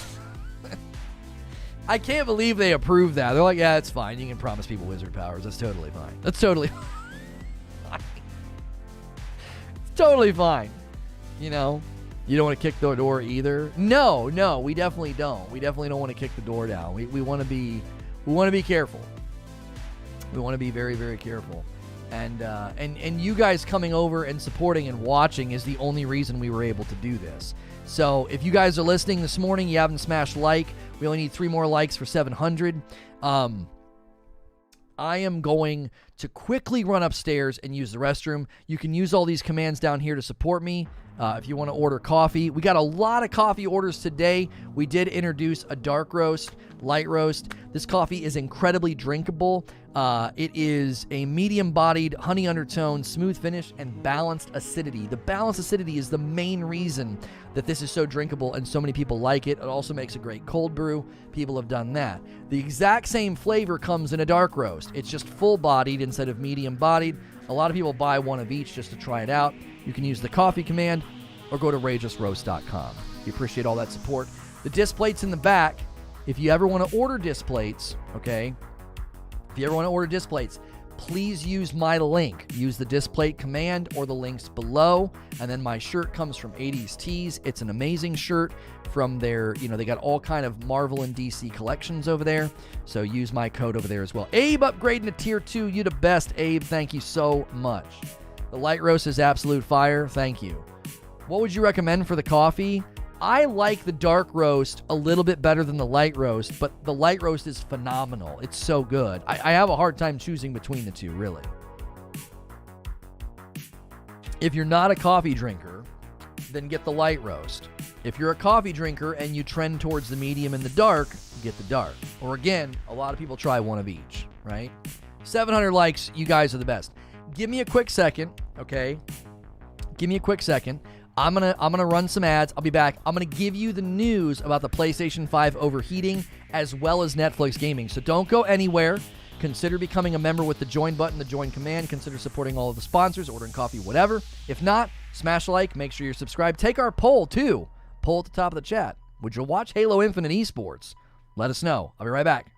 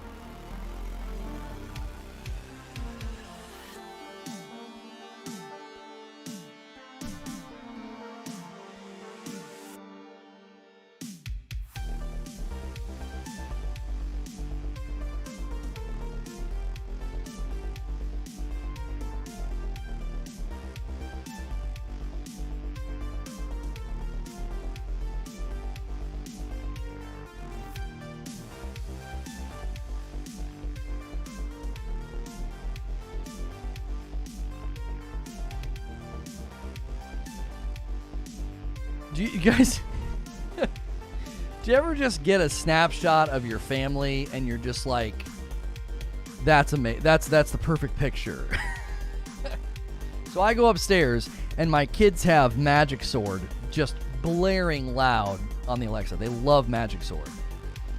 And my daughter is on the couch, like all curled up with a book. And my son is standing on the edge of the couch with a Spider-Man mask on. And I walk up and he just stops and he just looks at me. And she's reading and the Magic Sword's blaring.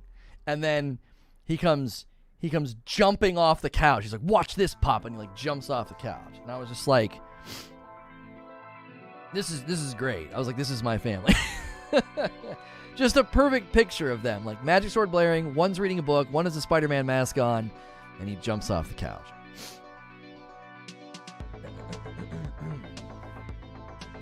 Is it better to make the switch suddenly, or is it better to slowly ramp up doing weekly shows over here?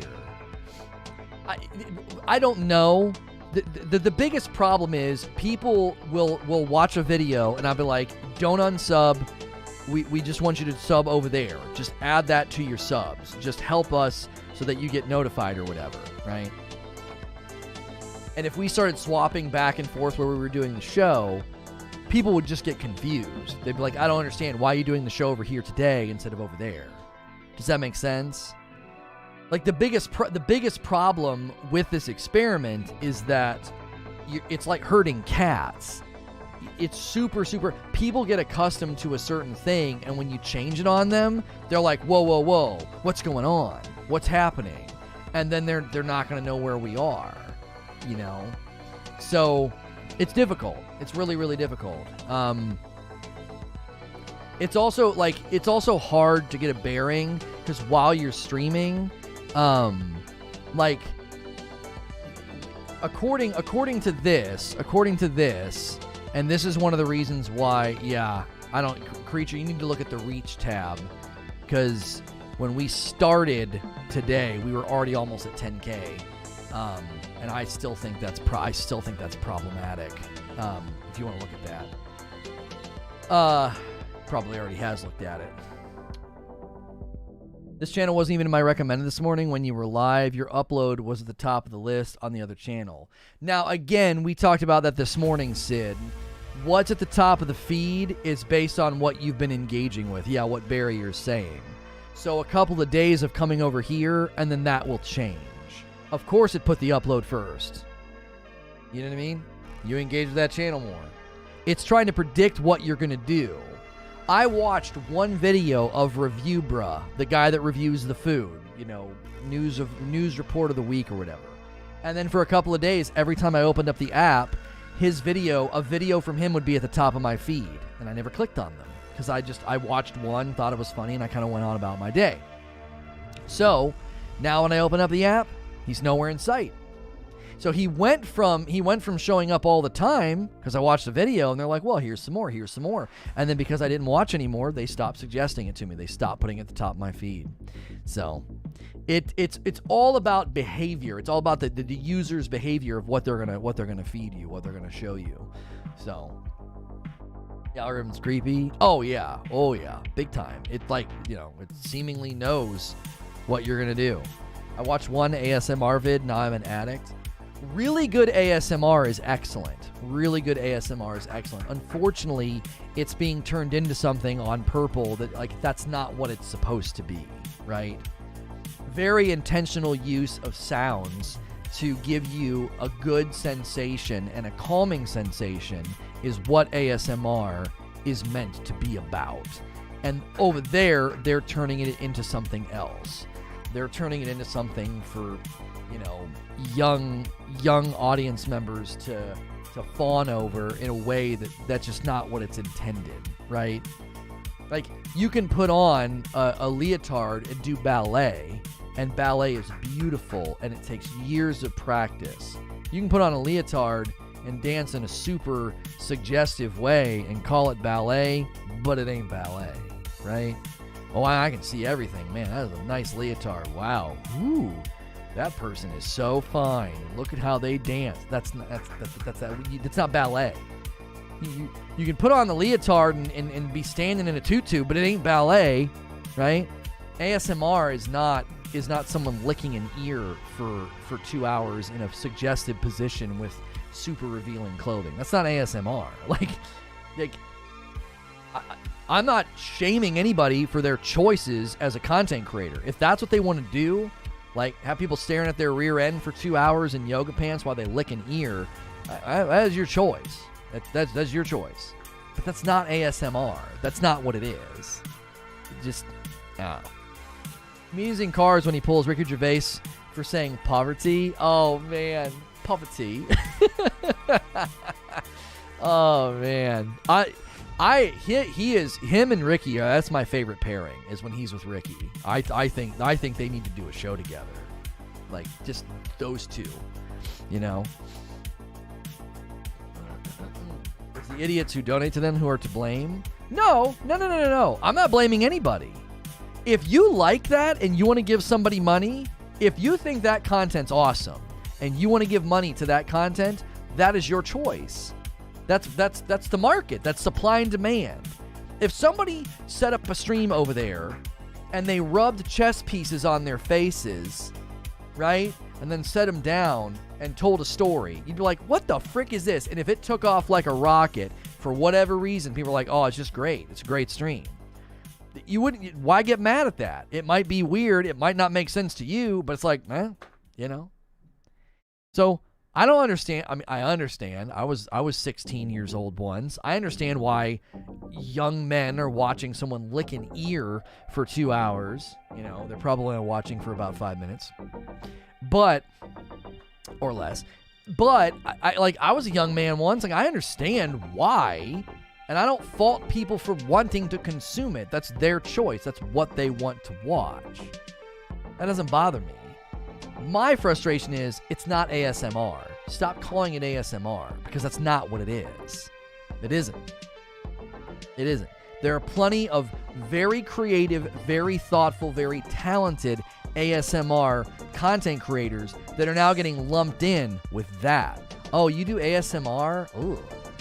That's that weird ear licking thing where they, they're wearing yoga pants. Everyone's staring at their butt. Like, you do that? Like, no, that's not what I do. There are people that use singing bowls and chimes and real tactile, soft speaking. They'll do ASMR like guided meditations and stuff like that. People that are really good at that, they get the equipment and they're really, really good at it. I mean, come on. That's not what they're doing. What was the one girl's name? Aloha Wendy does it. I really like her. She does ESO content, and she'll do ASMR streams where she literally just plays, and it's just a soft-speaking stream. It's very relaxing.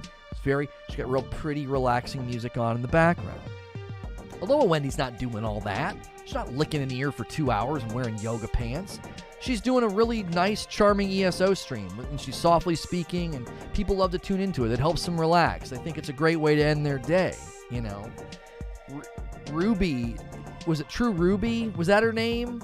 Or Ruby? No, it wasn't Ruby Rose. I think it was True Ruby. I think Aloha recommended her, and her stuff is really good. She does like singing bowls. She's really, really good with the singing bowls. Like, it sounds amazing. I watch an ASMR shoe shining channel. It's so relaxing. Yeah, just that sound. Yeah, it's just one of the reasons that like Bob Ross is the first ASMR content creator to ever exist. He is. The sound of the brush. Just like that. And then you want to get yourself a little bit of this royal blue, mix it with a little bit of that white, and then just brush it in there just like that. Nice long. He's the first ASMR content creator. That's why his stuff's so good. It's just relaxing. It's mesmerizing. It's wonderful. That's why, because it does something to you. You're like, this is very nice. This is nice. I enjoy this. When I was in the hospital for my appendix surgery, that was the only thing I could watch to fall asleep to. You know what I mean? He was 30 years ahead of the curve. That's right. Never thought of him as the inventor of ASMR. Yeah, I mean, there's studies into it. I mean, how does a sound feel good, right? In a gross way. How does a sound feel good? It makes you feel good. You're like, it gives you the tingles. Like, not everybody is susceptible to it, by the way. Some people watch those videos and they're like, this is the weirdest thing ever. Why are they whispering? And then other people watch and they're like, oh my, this is wonderful. It's so relaxing, Waterfall ASMR vids are good. Those calm ones help me sleep. Yeah, everybody engages at a different level. Like, some people really like singing bowls. Some people really like, speaking in chimes. I like if it's kind of like, if they do little sounds and it's like echoing, like the... And they'll do like, it'll like spatially go around you. Oh, I freaking love it. And there are some streamers that do amazing ASMR, but like it's turning into something that it never was about. It's never been about that, and it's turning into that. So I clicked on one time over there, and I was like, oh, this is pretty good. They're pretty good at it. I actually can't, other than Bob Ross, I don't enjoy when like male ASMR. The voice doesn't work. It's got to be in the right registry, right, to work. And there was a woman over there doing that, and she was just sitting there. She was talking. She was doing different things with different sounds, and it was just really, really good. And then one more click up, and you go to like the really, really big one, and you're like, what the frick is this? This isn't even the same. You know what I mean? I hate to make the sounds they make with their mouth. I don't like when they do like the wet mouth sounds. That's where like the ear licking started. The wet mouth sounds kind of makes me recoil. Everybody's different. Everybody's got a different thing that like registers with them.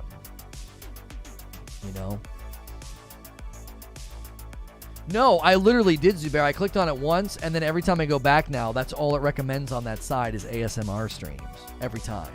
It's like, that's all it is now. I clicked on once. I was like, oh, ASMR, what are they doing over there? Because I heard about the ear licking. I was like, oh, somebody not licking an ear. They're just sitting there talking.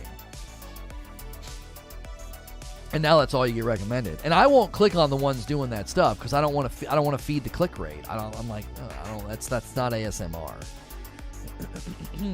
That should just be like in an IRL category. They're capitalizing on something that is suddenly popular because of the unspoken, like, adult nature of it. Do you know what I'm saying? Mine is listening to my favorite shows, including your past live streams. Well, thank you, Kill You. I appreciate that. I know that I could do ASMR. I could do it. I've always thought about just softly reading stuff because I think I can take my voice into a place where it does sound good for it, but I don't want to. I would get bored. Like 5 minutes in, I'm like, oh my gosh.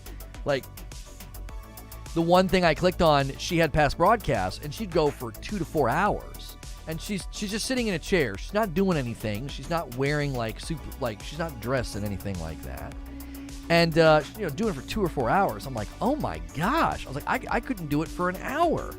I'd lose my mind. Now I'll sit and listen for as long as I can take. Like, man, if I've got time, it's so relaxing. But there's no way I could sit there and do that for 2 hours, 4 hours. I can sit here and debate with you about video games for that amount of time, but I couldn't do that. I need to look into all this. I've been so stressed out lately. I just got put on all sorts of new anxiety meds, and they seem to help, but I need other outlets. Let me try and find, is it True Ruby? Is that her name? Ruby True. Ruby True ASMR. Look her up. She does stuff with singing bowls on YouTube, and I find it to be very relaxing. She's not doing all that other stuff, you know. She's pretty. She's got really cool like hair, but she's not doing all that other stuff. She's not sitting there, you know. And there's nothing wrong with adding your body and using your body in your content, but that's not what ASMR is about. It's about the audio. It's about the audio sensory stimulation.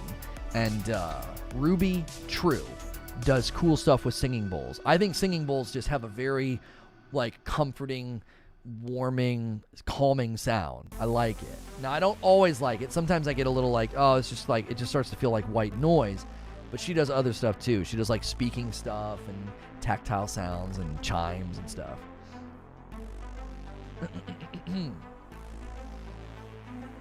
It's hard to lick ears with a dry mouth. What a sentence. What a sentence. You know what they say. It's hard to lick ears with a dry mouth. Who says that? Today I learned sound therapist was a thing. You gotta be careful, okay? You gotta be careful, because I think even Ruby True calls some of her stuff sound therapy.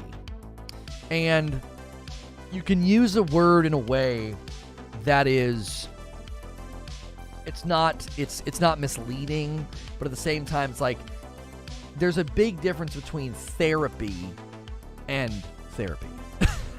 There's a big difference between like going and seeing a therapist and therapy, right? Like a therapy dog. When you hear the word therapy dog, what's a therapy dog do? It can become an anchor for comfort for someone. But the dog is not actively, doing therapy with the person. Do you see what I'm saying? Yeah, autonomous sensory meridian response. Yeah. That's what ASMR stands for. So, if someone is going to say this is sound therapy, right? Because like a therapy dog, it's an outlet for someone to have a calming escape, okay? I'm okay with that. But the minute they go beyond that and say, yeah, this sound therapy will help you with your, and they start listing stuff, I'm like, no, slow down. You got to be so careful. People that really struggle with clinical depression or anxiety or agoraphobia or affect phobia, whatever their struggle, they would need to address that, deal with that, process that with a professional. And if meditation and sitting quietly or listening to an ASMR stream helps them in their journey, great. Wonderful. It's the difference between saying, this physical therapist is helping me after my leg injury, and saying, it also helps me on my own to take a walk in the evening. Do you see the difference? That person going on a walk in the evening, that's a part of their rehab. It's a part of their therapy. But it's not the same as when they have a therapy session with a physical therapist who's helping them with their leg. So, sound therapy, listening to an ASMR stream, would be like going for a walk in the evening. Yeah, you can add that in and it's helpful. But it's not the work. It's not you going and meeting with a professional. Does that distinction make sense? Like, having a therapy dog can be helpful to somebody with anxiety or agoraphobia. It gives them an anchor of comfort when they're out in the world. But the therapy dog isn't therapy in the same way that, like, when they meet with their therapist and work on things. Do you understand? So I see it in that category. There can be certifications and experts in art therapy. It's dependent on who's using it and how with clients. Right. More than likely, someone calling their ASMR streams sound therapy, they're probably just using it generically and saying, this is a form of sound therapy to the same degree that a dog could be, a therapy dog. It's a way to give you some comfort throughout the day, but it's not like an actual certified official form of therapy, right? Physical therapy is a scam. Doing exercises is over $100. I strained my ankle and nothing has been the same. Well, it depends. Like, when you have a physical therapist helping you rehabilitate like an injury, like Nova saying, I had an ACL reconstruction surgery. This is a good analogy. Meeting with a professional is where you get the technique and the exercises you do at home. You can't replace that. That's right. And they may tell you, going on a nightly walk at a leisurely pace is going to be good for your rehabilitation. Like, listening to an ASMR stream is going to be good for you maintaining your anxiety. But it's not actual therapy. It's not you going and talking to a therapist. What if the dog is a qualified physiotherapist? Yeah. The dog's like, all right, let's talk about it. Let's break this down. Right, Hilly, who are we to judge the dog's qualifications? It didn't spend 8 years at dog medical school to be doubted like this. Nothing is really going to be the same after an injury for the most part. Could be better, could be worse. Well, yeah, you're trying to get back to, your ankle and your knee's not going to be at 100%. The therapy and the rehabilitation is to get you back to like 75%. You know what I mean? Were you going to talk about the game dev who quit because of the Steam refund policy? We didn't talk about that, no. Steam needs to let you say, our game is an hour. And so if people get to 30 minutes, they can't refund it. There needs to be it needs to work on a ratio. It needs to work on a ratio. Like, oh, I played the game for 2 hours. How was it? Well, I beat it. Yeah, I played it all the way to the end. I got to the end credits and everything, and then I refunded it. Well, why'd you refund it? Well, because it was an hour and 56 minutes. I didn't have to pay. As long as I fall under 2 hours, I can get my money back. Now, the people doing that, you're scum if you do that. You are literal scum, but that's the way the world works, man. People are cheap. People are going to capitalize on loopholes. They download an indie game for $10, $15. They beat it in an hour and 45 minutes, and then they refund it. Right? That's scum. You're scum for doing that. There have been times where I bought a game for a 20-minute video and I refund it because I genuinely didn't enjoy the game. I was like, here you go. You guys got to see it. I promoted the game, but I'm getting my money back. I didn't really like it. There are games that I've played for 15 to 20 minutes and I really, really enjoyed them, but I've never gone back to them. And I have every right to go get a refund. I'm like, no, I'm not playing it. I'm not getting my value out of this. I don't go back and refund it because I'm like, no, you created a good product. I enjoyed it. You get to keep my money. I don't feel right refunding a game that I genuinely enjoyed. And it's like, well, if I wasn't a content creator, I'd probably be playing that game, And I don't know. People that are doing that are scum, but you're not going to be able to stop people from being cheapskates, It should work on a percentage of completion rather than timeout. Right, it should be like, you beat the game. You know? When I was younger, I abused the return policies at Babbage's and Electronics Boutique. I was scum. You were a kid, though. Like, there's a difference between a kid... I don't know. The judgment and the character and the integrity of a teenager, you expect them to be, you know, unwieldy and less disciplined, less respectful, less mindful of the impact of their behavior, right? Yeah, you get into your 20s and 30s and you're doing that nonsense, refunding a game after beating it. Oh, come on. That's just rude. Yo, what's good, Gritter? Dark roast is so good. I love how more flavorful it is. Thank you for making the dark roast available. Thank you for supporting it, Gritter. Big Mad Mo was saying the same thing this morning. He says it's got so much more flavor. He loves it. So, kids are not completed adults. Rough spots are be expected. Yeah, I mean, you expect them to be stupid and loud and immature and, you know, mouthy. I expect it. I do. I expect it. So I would hazard a guess. I would hazard a guess that most of the people doing it are not teenagers. They're people that are, you know, they're cheapskates. They're cheap adults. That's what most of the people doing this are. So let me give you another. Let's do another news segment. We got to get this other one out of the way here. The PS5 overheating thing, because they're not actually overheating. Let me give this one to you.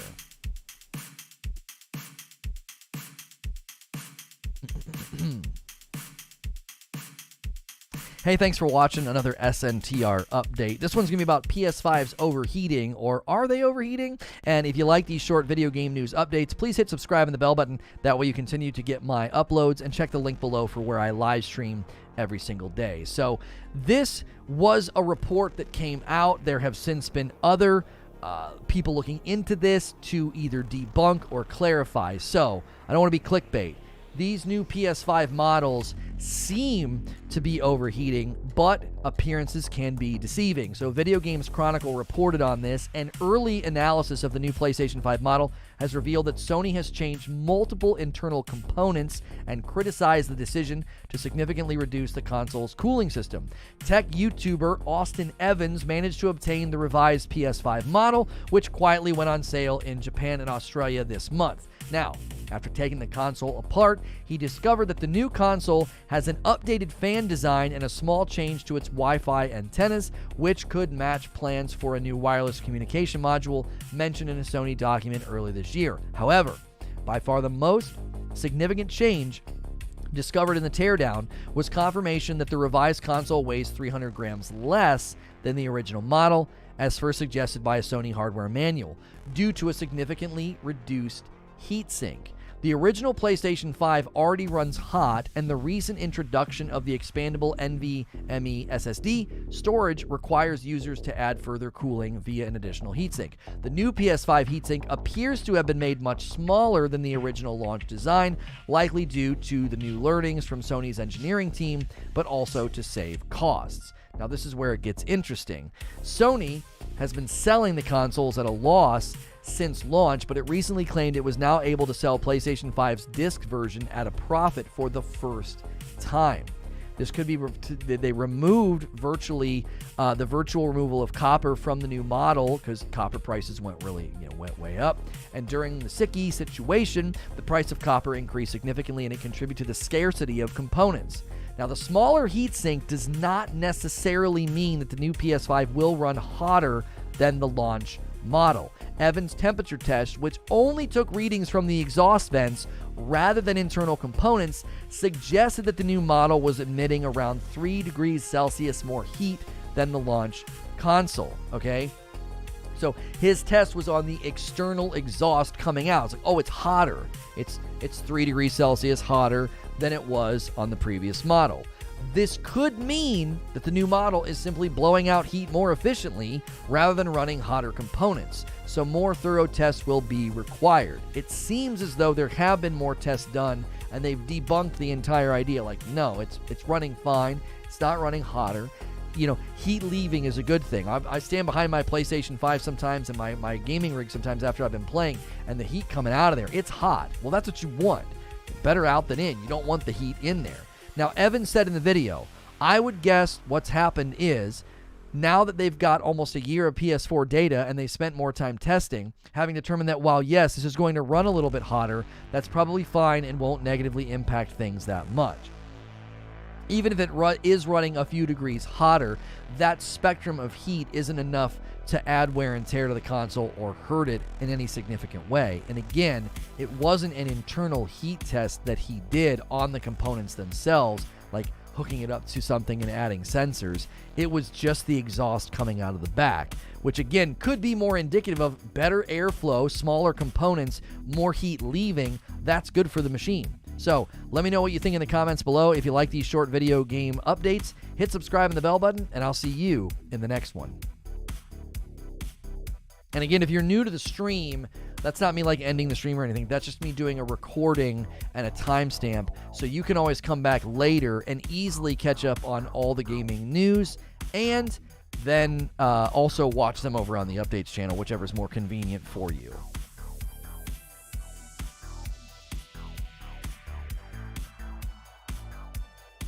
I think it was discovered that the fan has been replaced by a new design with more fans and a different profile that may allow it to exhaust more heat while spinning slower. It could also be that the fans don't kick in till higher temps because they have more data. More heat leaving means more heat generated. Not necessarily, Silent, no. That is not a one-to-one logical truth. It's not. Sometimes you can have a computer blowing out cooler air and your components are boiling hot, and you're not getting good exhaust.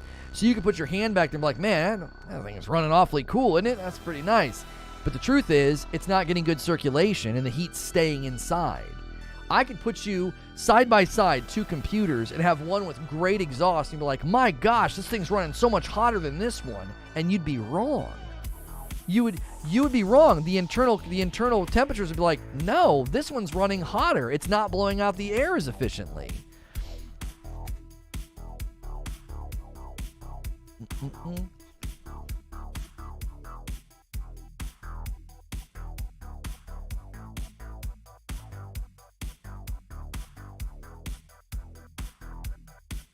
That's not how energy and thermodynamic balance works. More heat leaving does not mean doesn't mean more heat generated.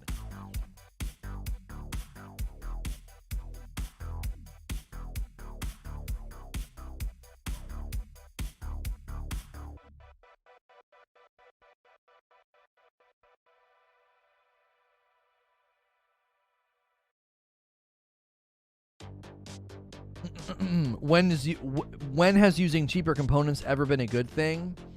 It's not that simple. Cheap component does not equate bad component.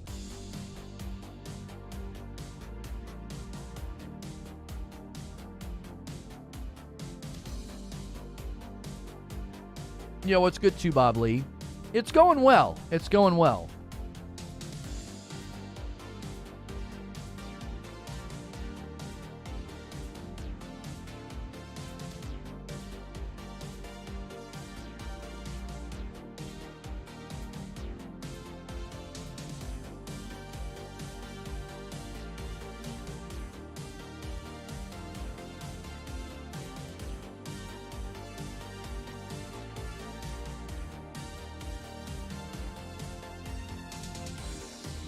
Yeah, it can go both ways, tell Lauren. It can.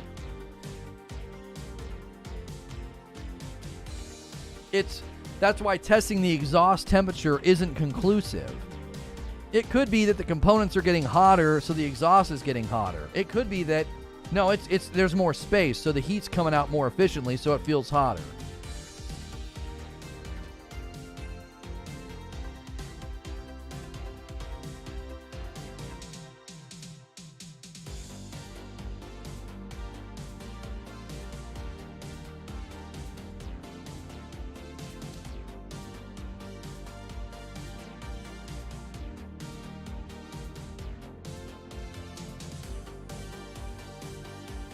Peek to the Far Cry gameplay. Can't wait. Looks gorgeous.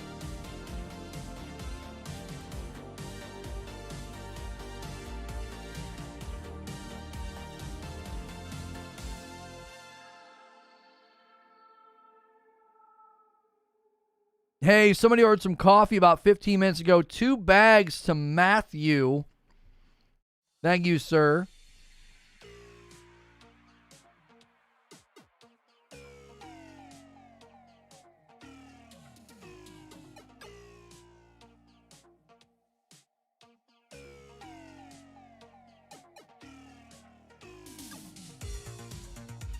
Yo, what's good, Mr. Jake the Ace? What Eugene is saying is really important, too. As long as the temperatures are within safe ranges, it doesn't really matter. Right? You know what I mean? It doesn't matter. If it goes up, let's say it is running a few degrees hotter. If it's within safe ranges, it just doesn't matter.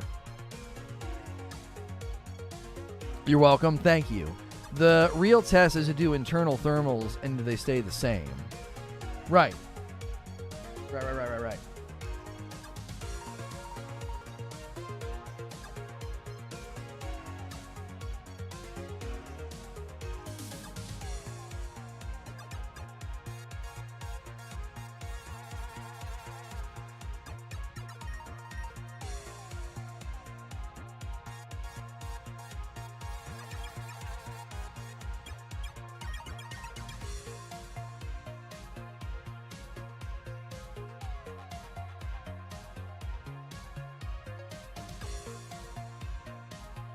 I have a feeling if they made this change, they're not going to be shipping like overheating PS5s. You know what I'm saying?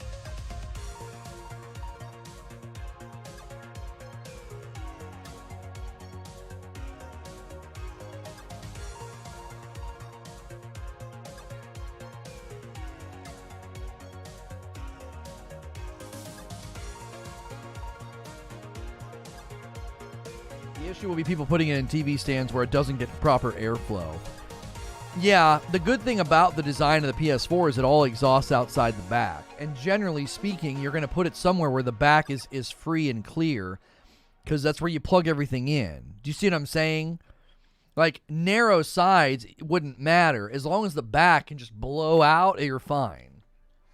And most of the time, the back is going to be free and clear, because that's where everything plugs in. You can't, like, put it up against a wall, because then you can't plug anything into it.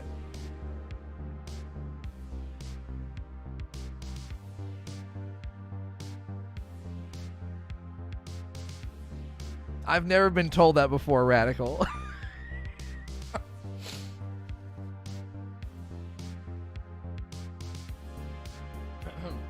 Coffee shipping gets pricey. $15 for 3 bags. $15? Where do you live, Abe? It's a flat rate padded envelope. It should be like 10.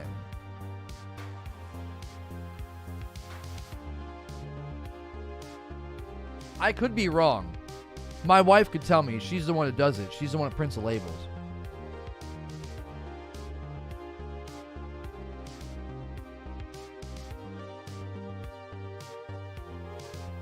You know, it's funny that you say that, Radical. There are people that they eat well on camera. I didn't know I was one of those people. But like, yeah, Brad Pitt. Yeah. I like a scene with good eating. I do. I like a scene with good eating. Somebody just, you know, you hear the plate sounds and the fork sounds, and they're eating like a steak and some green beans and stuff. You know what I mean?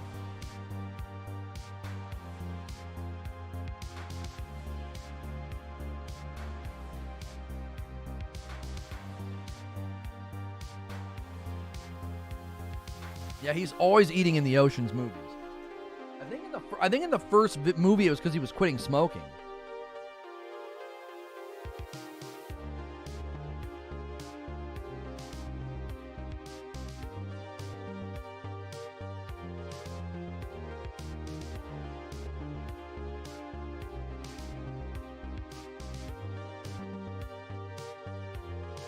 One of those OnlyFans will just be clips of him eating. I'm like, today, guys, we're eating a turkey and ham sandwich.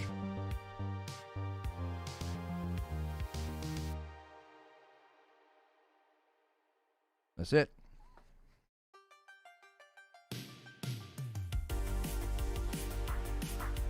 Americans don't use a knife properly. Should be held throughout the main course. That's the essence of being a Brit, right? to actually notice that and to say you're not even using the knife properly. That's like the rigid West, like the rigid judgmentalism of the West, to the point that like you guys don't even use knives properly.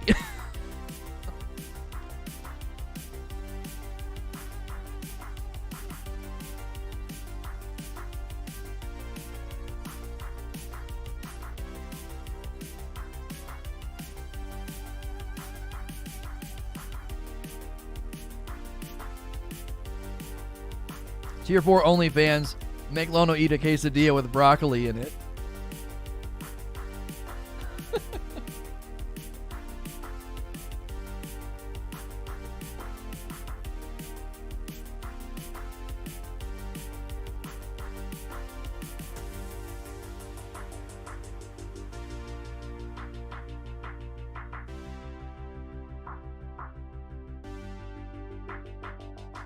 I like the scene in LA Story when he orders half a cup of half calf with half and half. I like when Clooney, oh, I love Clooney in Ocean's 11. Just a dreamboat. Just scrumptious. He goes in and he's like, I'll take a whiskey and a whiskey. Oh, man. He's just so cool. Him and Brad Pitt in that movie, you're just like, I want to be that slick, that cool. Just from another, it's like he's from another era, you know? It's like they took the classic, good-looking 1950s actor and they like yanked him out. And they're like, no, Clooney, you're gonna live in the 21st century. Sorry. Like, just, he's great. Can't fathom how that movie's 20 years old. Oh, I know. Yeah. Mm-hmm. They look so young. They're all so young. Matt Damon looks like a little boy in that movie, like a kid.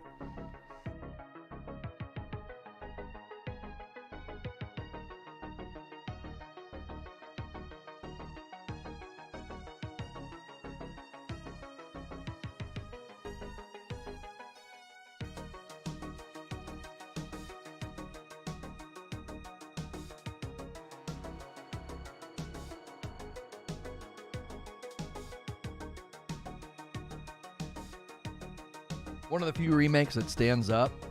They did one with women. Like an all-female cast. And it's surprisingly good. You would think it would be so corny, right? You'd be like, yeah, we're going to do an Oceans movie and we're just going to change all the characters to women. No, it was actually very, very good. Great cast. It's just so fun. It's just such a fun little movie. Yeah, Ocean's 8. It's just a fun movie. I love it. If it's ever on, it pulls me right in. I can't not watch it. You know what I mean? It helps that they're all just absolutely gorgeous, obviously. That helps. But it's like surprisingly a very good movie. You would expect it to not be. You would expect it to be just bad and cringy. Like, what the frick? Why'd you do this?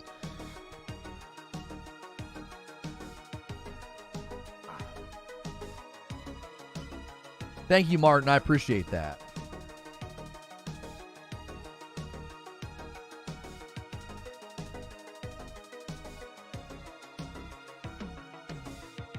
Still waiting for the Expendables. Are you memeing or is that happening?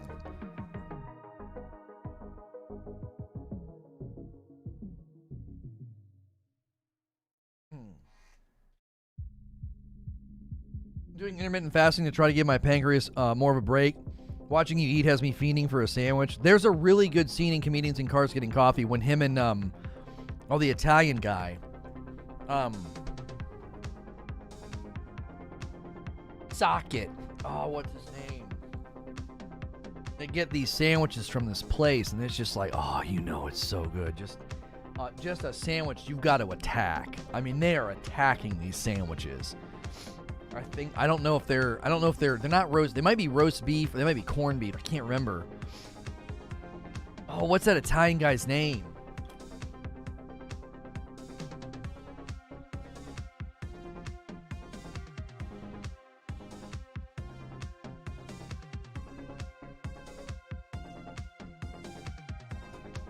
was supposed to be in the works a while ago. It probably fell off. If Gal Gadot's in Expendables, I'm in. She could start a puppet show and I would watch. Well, I mean, I guess you wouldn't see her. That's a terrible idea.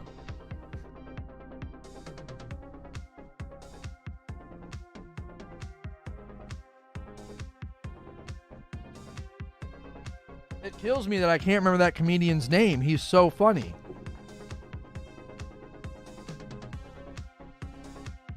Lona always has a comedians in cars example at hand. Oh, that's because I'm watching it.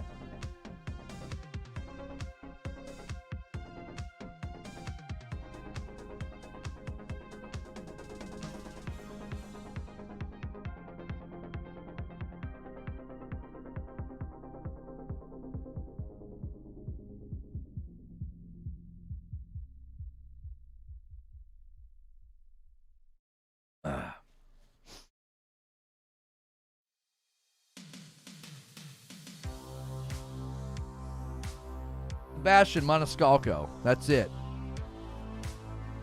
I just needed his first name. Sebastian Maniscalco. No, it wasn't Kevin Hart.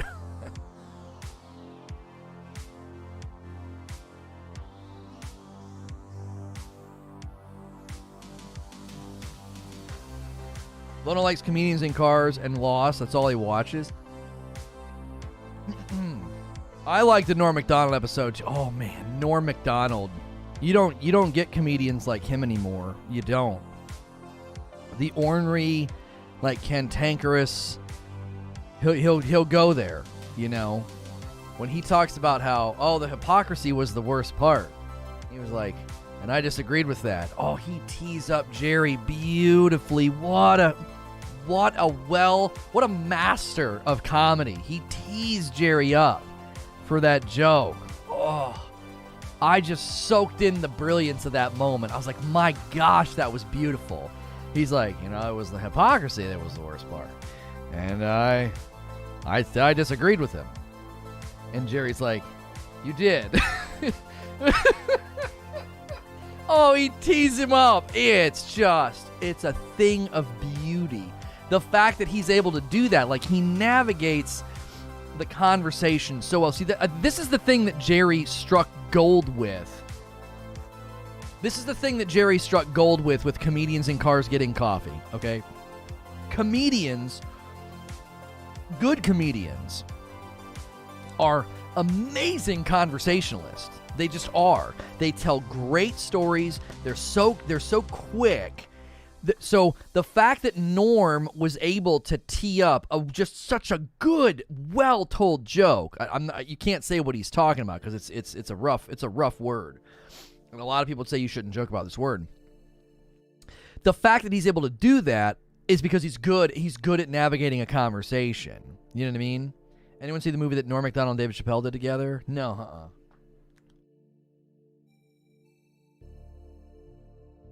That's why that show is so good. I hope he keeps doing it. I don't know if he's going to do it anymore.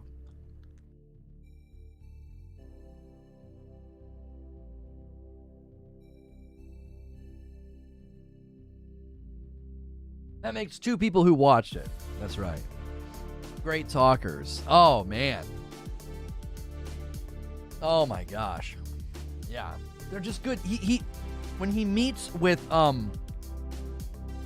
Mel Brooks, you just can listen to them talk. Like they'll and this is the good thing that Jerry tees up so well. So he's interviewing Don Rickles. And Don's a comedy great. He's a comedy legend. Old school, was on the Carson show and all that.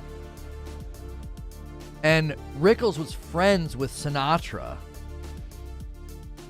And getting him to talk about that, it's just so wonderful to listen to. Like Don Rickles and Sinatra would be in Vegas and they would stop work. They'd end the night and they'd hang out.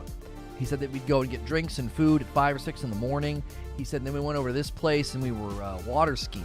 And he has a picture of himself water skiing at the time. And it's so humanizing. It's like, this is so cool to think of, like, Don Rickles hanging out with one of the most famous music icons in history.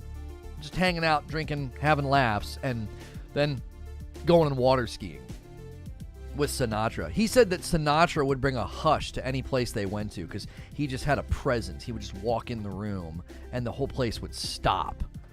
Right? The place would just stop. You know? Man. I could listen to guys like that, comedians like that talk. I could just listen to them every day. I love to hear their stories. I love to their ability to just immediately make something funny. Oh, I love it. I love it. You want to just be around people like that, you know?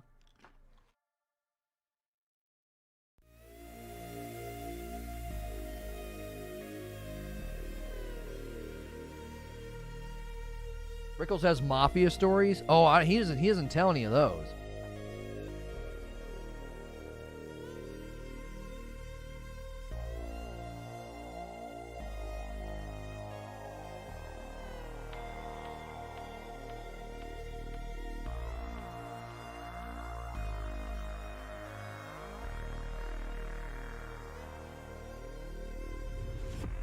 I probably watch and rewatch the series 2 or 3 times now, you know?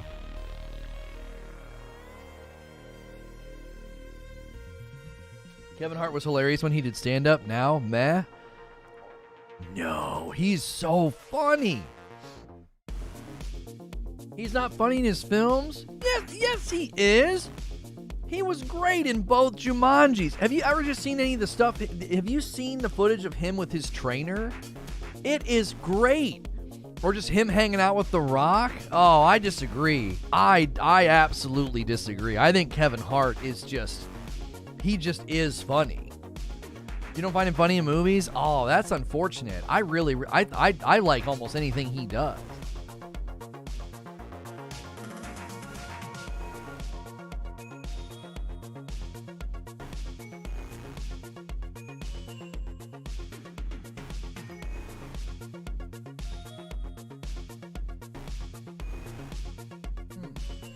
What's your music playlist? This is Harris Heller's Synthwave. If you look up Harris Heller on any platform, it's just his synthwave playlist.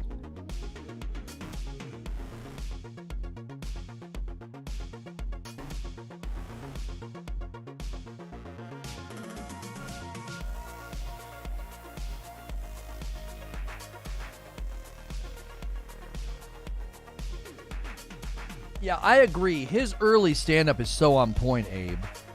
When he talks about the difference between how a woman and a man babysits, he's like a man just listens, and he just goes into this whole thing, his whole body, and he's listening, and he does this thing with his face. He's like, hey, I know you're not in that toilet. It is that entire bit, that entire stand-up is 10 out of 10. He's so good. He's so good. Anytime he imitates his dad, talks about his dad, it's fantastic. It's so good. I think some of the times, this happens with bands, right? This happens with bands. Their breakout album, their breakout stand-up is their greatest hits. They've been working for years and years, and all of his best stuff he jams into one show. And you're like, this guy is hysterical. And then they do a bunch of new stuff. And you're like, it's not as good. It's not as refined. It's not as polished. It's not as practiced. That happened to me with Brian Regan. I love Brian Regan. And then we saw him when he was trying a bunch of his new material. And it was just like, it was good. He's funny. But it wasn't the big yellow one is the sun. Like, it wasn't his refined, perfect, best hits. Boom. Here it is. An hour of gut-busting laughs.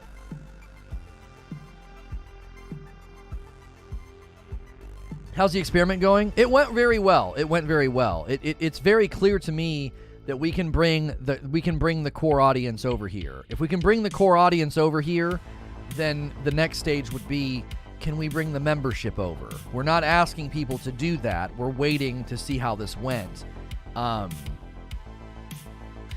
But that'd be the next step. It's very clear that the core audience could come over here. I saw all the same names. Viewership was basically the same, if not a little bit higher than it's been over there. And as long as YouTube treats us well, you know, we may do this again tomorrow. And tomorrow, if we do it, we won't schedule. I'm gonna try not scheduling the stream so far in advance. We'll go back to the workflow. I was scheduling the stream early in the morning, you know, maybe 45 minutes before I go live. We had to schedule this one earlier. It just wouldn't have worked. People have been like, where's the stream? What's going on? So we had to schedule it early when we made the announcement. But we really like scheduling closer to the live time. So the Jumanji movies have no right being as good as they are. Oh, they're just fun. Yeah, they're just fun. Why dislike them? You know, they're great.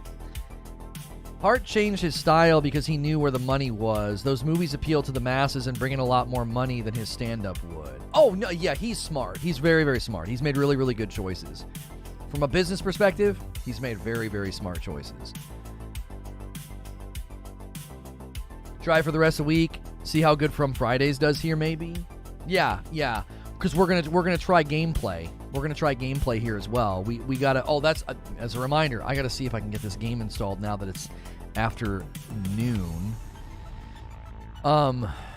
Song of Iron is launching today, and I may just have to install it on a console. Yeah, I can install it on my Xbox. I'm gonna have to move my Xbox and install it there.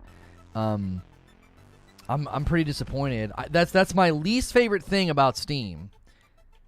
My least favorite thing about Steam is that it'll be like planned release, and then you're like, when the frick can I install the game? And you can install it on your console like almost like right away. You know what I mean? I can't stand that. Give me 1 second.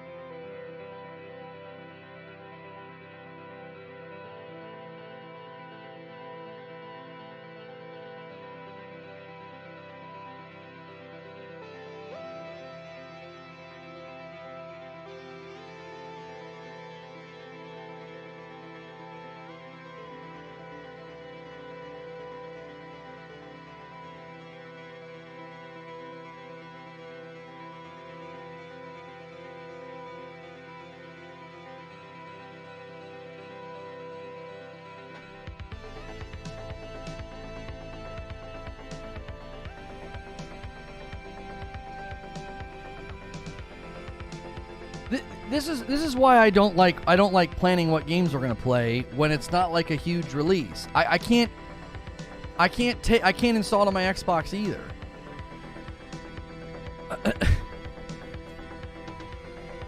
Do you know what I mean? It launches today, and I can pre-order it. I don't understand. This happens all the time.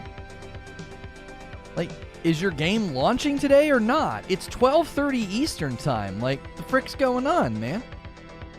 It's getting good reviews, and we planned on covering it. And here we sit. I cannot get it anywhere. I can't get it on any of the platforms. I'm checking on the PlayStation right now. The way that PlayStation searches for games is so horrible. By the way, it's friggin' awful. They clearly have people paying for primo spots. It's like you'll be searching for one thing and it's like 15 down on the list and you spell it exactly right and everything above it is like completely different. Yeah, I don't understand. I don't understand how or when we can play this game. Xbox PC only? Okay. Excuse me. Yeah, it's not on PlayStation.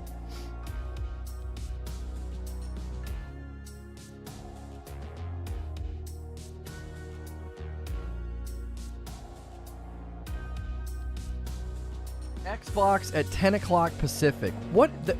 How is that a launch time? Well, that's in 30 minutes, right? 11, 12, 1? Yeah, that's in 30 minutes.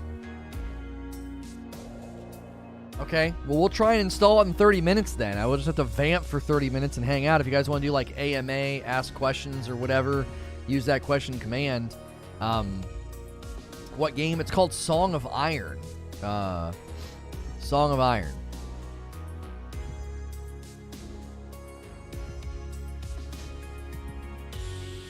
That's what it says. I've been waiting as well. It's just, what a weird window of time to launch your game. That's just odd, you know? Lono ASMR. No. Which did you say is the best for cold brew? I know people have cold brewed the light roast and said it did it excellently. I don't know if anybody's tried it with the dark. You'd have to ask. I think Eugene was one of the people that had done some of the light roast. I'm sorry, of a cold brew. So you'd have to ask him. The game looks cool. Whatever happened to Lemnis Gate? It got delayed into September, I think. Icarus also got delayed. We got a code for Icarus. We'll check that one out. Isn't it Tales of Iron? No, it's literally Song of Iron is the name of the game. Song of Iron. It's like a cool little like Viking side scroller. You know what I mean?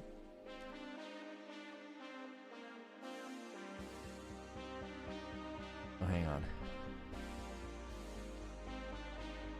Oh.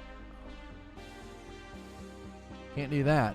If you played D&D, what class and character would you play? I don't even know enough. I don't know enough about it, the game, to hazard a guess. I don't know what I would pick. Tales of Iron is a different game. It comes out later this year. Okay. Loving that light count. Yeah, the response was really, really good. I think the only thing we might change tomorrow is we'll do another one, and I won't schedule it ahead of time. We needed to have this one scheduled super far ahead of time to like let you guys know. But for our workflow, I like scheduling closer to the live time. I feel like you could be a good DM. I feel like I could do, you'd be the Dungeon Master. Yeah. Favorite Spider-Man? I can't really pick a favorite Spider-Man. If you're talking about the movies, I mean, Tom Holland is the best. There's just no question. I know that starts a big fight, but he's the best. He is Peter Parker. He is Spidey. He is the mouthy, childlike, friendly neighborhood Spider-Man. Like he's absolutely nailed it, To me, he is to Spider-Man what Ryan Reynolds is to Deadpool. He nails the personality, he nails the talk, he nails the way he talks to the villains while he's fighting them and stuff. He nails it. He is to Spider-Man what Ryan Reynolds is to Deadpool. I just feel like he does it. He fills it. It's perfect. You know what I mean? I don't know. A lot of that's preference. I didn't like the Tobey movies, so I would never pick Tobey. I thought those movies were bad. I thought they were like super cheesy B movies. I just didn't like them. I did not like them. They are directed and filmed and written in a way that I find incredibly unappealing.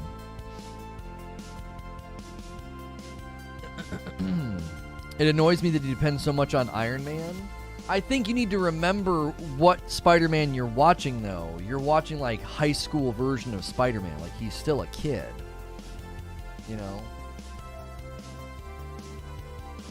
Why don't you love Dark Roast like you love Light Roast? Dark Roast is going to grow up with low self-esteem? What do you mean? I actually have said I think I like the Dark Roast better. My wife said, comedians getting cars and coffee lost and baking biscuits. My wife and I beat Overcooked 2, by the way. Overcooked 2 is so fun, and we got 3 stars on literally every level. Every level. A bag of coffee, a bag of light, and a bag of dark roast to Abe. Thank you, my man. Appreciate you, Abe. He doesn't feel like a smart enough Peter Parker to me. Well, they don't make that. That's not front and center for his character. Like, when he's making, like, the webbing at school and stuff, it's such an offshoot thing. And I think that that's because they don't want that to be the cliche origin story. It's super, super fast. We don't see him bit by the spider. We don't see him really, developing the webbing. And I think that's because they didn't want to retell a story that had been told so many times, right? They just didn't want to. Overcooked 2 is my wife's favorite game. She's like, when's 3 coming out? I know, we might have to go back and get the original. Isn't the original just called Cooking Mama, or is it called Overcooked? We'll have to get the original. We literally went and got 3 stars on every single level. Every single one. Just 2 of us. Some of it was really hard to get 3 stars. We had to be really creative with how we did it. Spider-Man is very smart, but also dumb and a bit of a clown. Yeah, he's always supposed to be that way. He's always kind of been that way. That's Spidey. That's Spidey. He's a teenager. He's immature. And he has incredible power. What superhero could Lono play? I don't know if I really have the look of a superhero. You'd have to put me in the right outfit, You have to put me in the right outfit. Oh, we are so close. I really was hoping we could roll over to 6K subs. He's not supposed to be dumb. He's a smart butt. Cooking Mama is something completely different. Yeah, I thought they were the same. I thought they were the same franchise for some reason. So we'll just have to get the first one and see how good it is. See if we like it as much as the second one. Tom Holland wins because of the version of Aunt May. That's so cheap. That you're cheating. Marissa Tomei is that you're cheating. They also explain in the comments his smack talking is to keep the enemies off guard. Peter's spider sense is such an amazing power. Right? Yeah. It's a part of how he fights. Yeah, it's a part of how he fights. Some of the expansions are hard for 2 people to 3-star. The first game is not nearly as good as 2, but good to scratch the itch. Right. I can see Lono with a bow.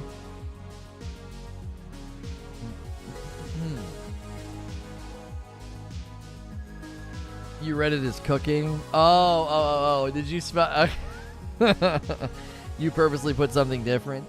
You know what, Kane? I'm going to let you in on a little secret.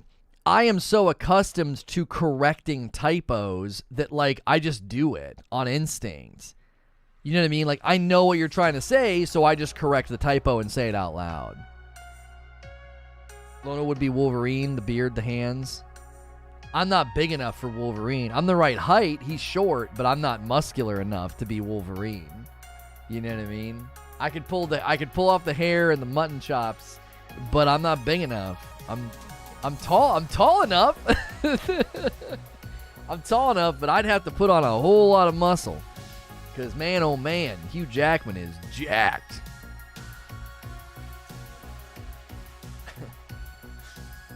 My wife said, let me Google that and make sure. Is he really? Is Hugh Jackman jacked? Let's just double check on that.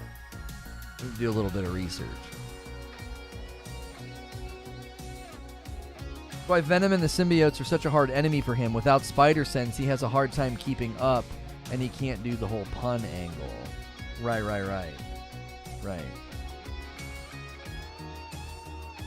Everyone spam Ant-Man. Yeah, I mean, I don't know. Paul Rudd's too good, though. I could never see myself as Ant-Man. He's so good. Wasn't OG Wolverine 5'4"? Yeah, he was always very short. I mean, I'm 5'6", and I think he's shorter than that. What if Toby ends up being Uncle Ben? What, in some kind of Spider-Verse thing? Is that what they're doing? Potentially? I don't know.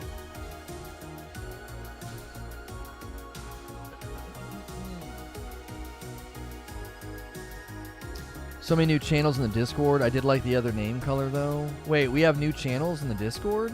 I didn't see anything.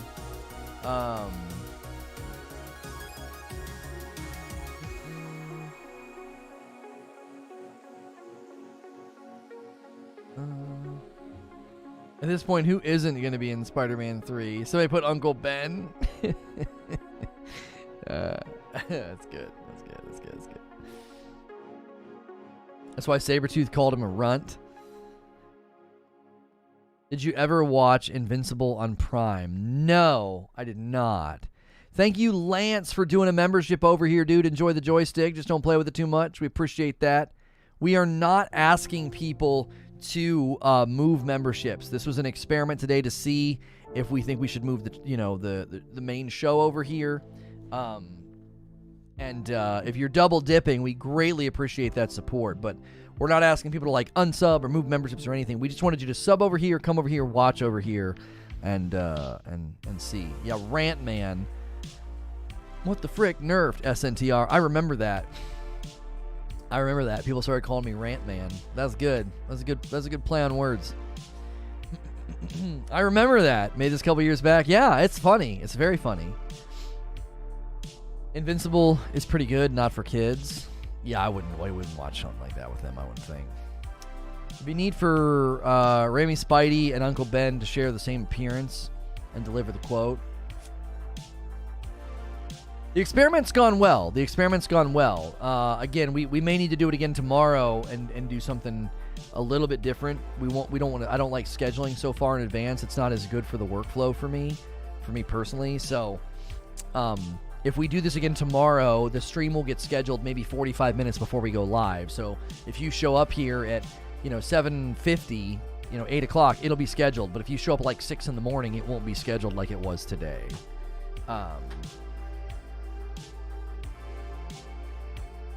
People are missing it. Uncle Ben is Iron Man for Holland. Endgame is Holland's Uncle Ben. Oh, I understand what you're saying now. Yeah. You get metrics in real time? Does it take a few days? No, we see them in real time. Like, we can check all that. And it looked good. It looked good today, but we're just going to be weighing all things. If they were to cast Uncle Ben in the MCU, who would you want to play him? Man, I don't know. That's a hard one. That's a tough pick because you need somebody. Yeah, I don't know. I honestly feel like you need somebody who's not super recognizable. Like Martin Sheen or something. That's too recognizable. You want like a sweet old man that no one recognizes.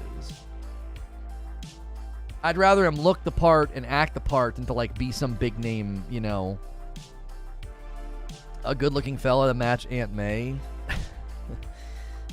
It's Marissa Tomei, so I don't know if you're going to be able to find. You're not going to find that. It's hard to pick someone since his biggest scene is dying. Right, yeah, it's like, you're going to be in the movie for 20 minutes, maybe. Who's good at dying? Sean Bean. That's it, right?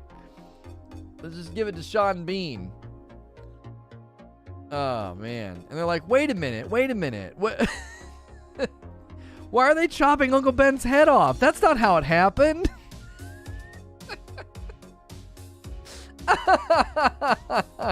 Poor Sean Bean, dude. They cast him and he's like, let me guess. I'm going to be dying. Yeah, you are. Yeah, about 15 minutes in.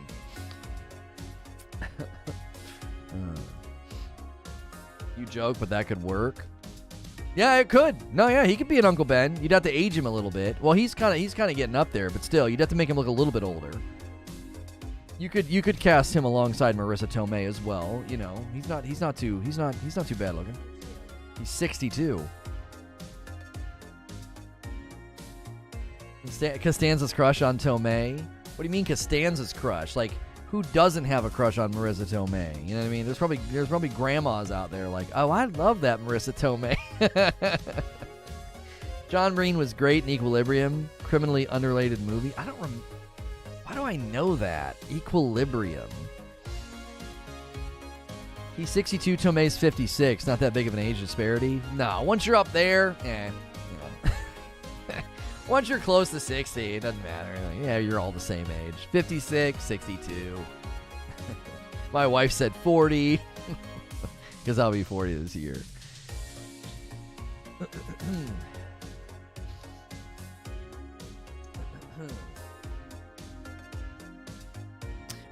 Agent Atwood with a question. Since you don't normally play fighting games, which series would you play if you were forced to live on a stranded island? Oh my gosh. I don't even know. I would probably go with the stranding up being. You don't analyze the stranded island. Don't do that. When someone asks a question, this is my least favorite thing that people do. You ask a question like that, you're like, if you were stranded on an island, what TV show would you bring with you? And you know what people do? They, how are you gonna watch it? You're stranded on shut up. No, the question is merely a means of getting at, like, if you could only play this one or watch this one thing, what would it be? Is there sand on the island? Be quiet, Susan. That has nothing to do with the question. That's what my wife started to do. So I cut her off. No, that's not what the question's about. The spirit of the question. You would pick Mortal Kombat, Atwood? Oh, I'm so surprised that you said that. Yeah, that's the one you picked, Atwood. He's like a frigging Mortal Kombat fanboy.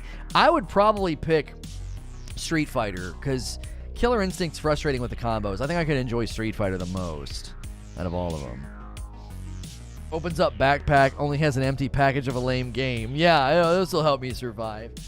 It's not about survival. It's this. It's a what for. If you were in a situation where you can only read one book for the rest of your life or watch one show for the rest of your life, that the island is merely a means of getting you to think. If this is all I could take with me.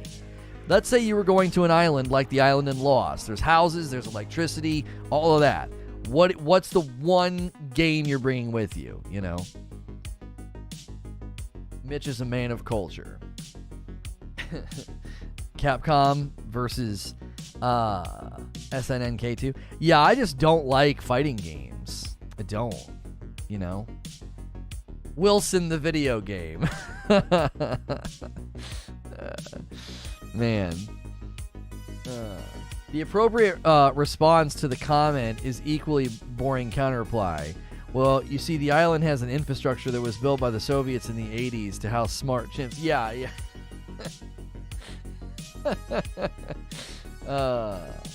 No one's bringing a game to play. Oh, for Pete's sakes.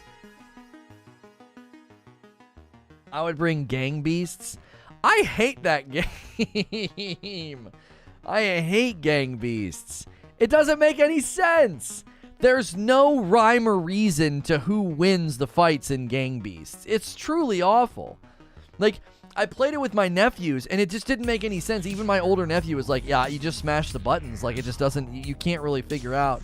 The youngest in the group, he would just kill everybody, and we couldn't figure out how. And I literally watched his controller to see what he was doing. I thought maybe it was one of those things where, like, you don't tell your uncle or your cousin that, like, the Y button is a counter or something. So I'm, like, watching his controller to see what he's doing, and he's literally just spamming the button. He's just running at people and spamming. Spam. I'm like, why do you like this? This is so stupid. There's no thought behind it. He was just that good. I told him, I was like, I feel like you're cheating. I feel like you put in a cheat code and you didn't tell any of us, and no one could touch him. And I tried the same strategy. I would just run at him and spam the button, and it didn't work. I was like, what are you doing? He's like, I'm literally just spamming it. And he was laughing. He's like, I'm just spamming it. And I watched his hand, and that's all he was doing. There was no rhyme or reason to it. I was like, this is the dumbest game ever. I was like, this is terrible. I said, I don't know why anybody would play this. This is garbage. So I threw the controller down. I walked away like an adult. Are you planning on bringing the Pompadour icon to this channel? We haven't made any decisions yet. We haven't. Renaming the channel, I actually looked into some things, and it looks like that can have a negative effect. I also think the name gaming just makes more sense because it's a gaming show. It's a gaming channel. SNTR Presents doesn't really make any sense as a title because it was originally built to be a podcast that was presenting different topics. So it's one of those things where it's like, we haven't made a decision yet. I can see the upside and the downside to both. I'm pretty sure you and I have close birthdays. I'm November the 9th. Yeah, I'll be 40 on November the 9th. So, Yeah. Wait, are you 81 as well, Wheeze? I just want my work and lurk. I lost my joystick and I have to look into that. Yeah. You're the 21st. Oh, okay. Yeah, November's a big birthday month, man. It's 9 months after Valentine's Day. Nah, 91. Oh, you mean 91. Okay, cool. I love the gaming and the joystick. From a branding perspective, from just pure branding, it makes way more sense for that to be in the corner when we're talking gaming all day. Gaming news and then variety gameplay in the afternoons. Like, it just, that right, that's what that is. The Pompadour is cool. It's me. SNTR Presents is a show we did for a really, really long time, and that's essentially what we're doing right now. But from a branding perspective, that over there makes way more sense. You know? Wizard of Odds coming back in, getting that joystick, and it's blue. If it's blue, you gotta be careful. Thank you so much, Wizard of Odds. Personal question. Do you call your parents by their first name, and would you let your kids? No. I don't even let my kids call me Dad. I'm like, no. My dad is Dad. He's Dad. Now, like my kids call him Pappy, but he's Dad. Like, hey, Dad. Love you, Dad. Whatever. He's Dad in my phone, okay? My kids call me Papa. They do not call me Dad. I'm like, you're not calling me Dad. That is weird. Now, they call my wife Mama and Mom. I prefer them to call her Mama. She's Mama. Go get Mama. Like, that's who she is in the house. She's Mama. She's Mama. Always has been. And I'm Papa. But the first name thing, no. My daughter will do it sometimes as a joke, and she'll crack herself up doing it. And I'm like, no, you don't call me that. You know? My sister does it to my mom, and I'm like, yeah, I don't know.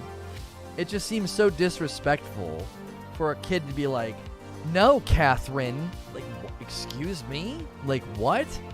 You're 11 years old. Shut the frick up. Like, what are you doing? You got a long life ahead of you. And this is a bad start. You're turning out to be a real B, you know? If I ever call my mom by her first name, yeah. We're in KY, we roll with Ma. Yeah, Ma works. My parents are Pappy and Ma. That's their grandparent names, is Pappy and Ma. And to me, they're Mom and Dad, you know? I might refer to them as Pappy and Ma to my kids, like, hey, go get Pappy. I won't say, hey, go get Dad or whatever. You know what I mean? My dad even refers to himself as Dad. He'll text my wife, like, Dad here, you know, because he's Dad, you know. If I had children, they wouldn't be calling me Daddy. Dad, maybe, not Daddy. Yeah, Daddy it's unfortunate because, like, when I was watching Modern Family, Mitch and Cam were always Daddy. Like, they referred to, you know, they referred to each other as Daddy, other Daddy, like, they went by Daddy. And I was like, I guess it works. I guess it kind of works for them, but yeah, Daddy is just not, it just doesn't have the same tone that it used to be. Like, a little girl calling her dad Daddy. There was a time where that was, like, real sweet, and now it's kind of not. It sounds weird now. It's like, I don't know. It's unfortunate because you'll watch, like, old movies and TV shows, and they're all referring to their dads as Daddy. You know, and it's just like, that doesn't quite sound the same way as it used to sound. Doesn't quite have the same ring to it, you know. My kids call me Father. Yeah, Father and Mother. I'll have to ask Mother. You know, I'll have to ask Mother. My grandma, when we interviewed her, she referred to her mom as Mother. She'd be like, Mother would make this and this and this, and when we didn't have a lot of food, Mother would do this. And I found that to be very interesting. I was like, it's so funny how that goes, right? Mother, then Mom, then, you know, it all gets whittled down. My little ones call me daddy, and it would sound weird if they called me dad, but at some point, I know that will flip. Oh, yeah. Yeah.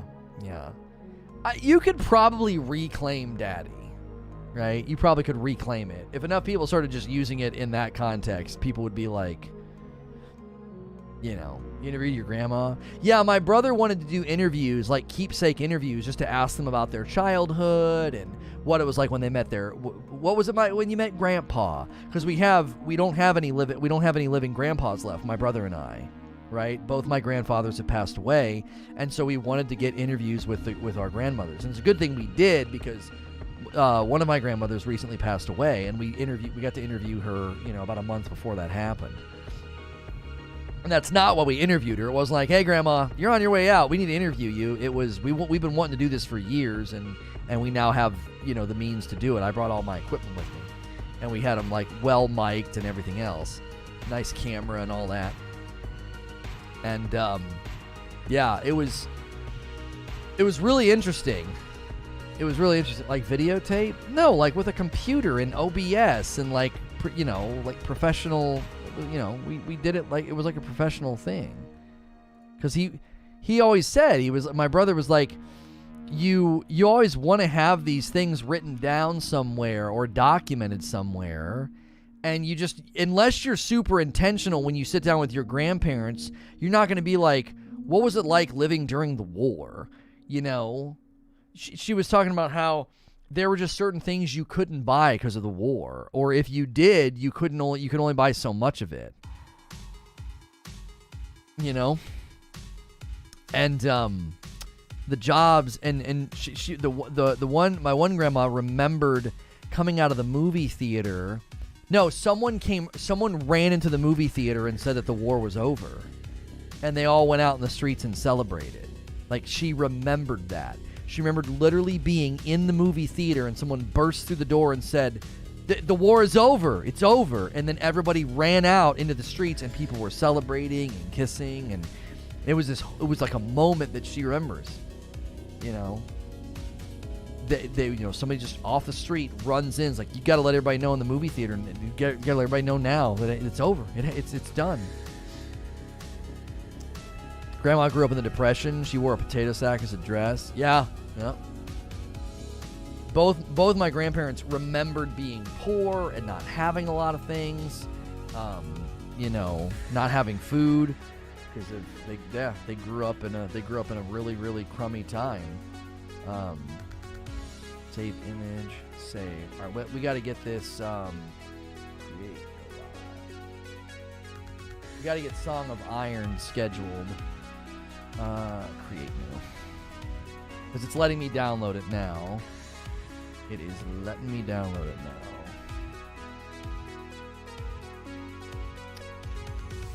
Clear that out.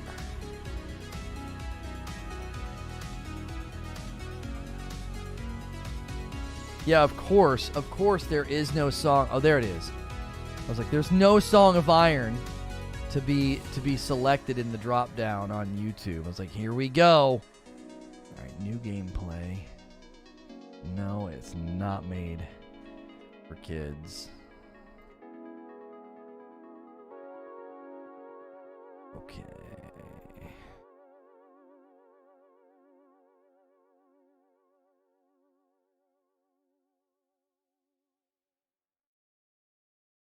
Okay. Non-skippables. We don't want that. Replay. There we go. At least set it out.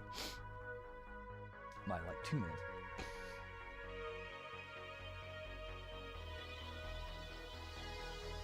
After much consideration and debate, we decided to remove tap strafing from Apex. Our reasoning: it's inaccessible, lacks readability, counterplay, and is exacerbated by movement abilities. The next patch notes will include a more detailed note about this. Wait, isn't tap strafing where they tap, and they wiggle back and forth? Isn't that... That's what tap strafing is, right? I don't understand why they would disable that. that just seems so odd. It allows sharp movement with skilled input. Yeah, it allows you to basically make yourself a hard... It's like you're a hard-to-hit target because you're tap strafing. That's the whole point of it.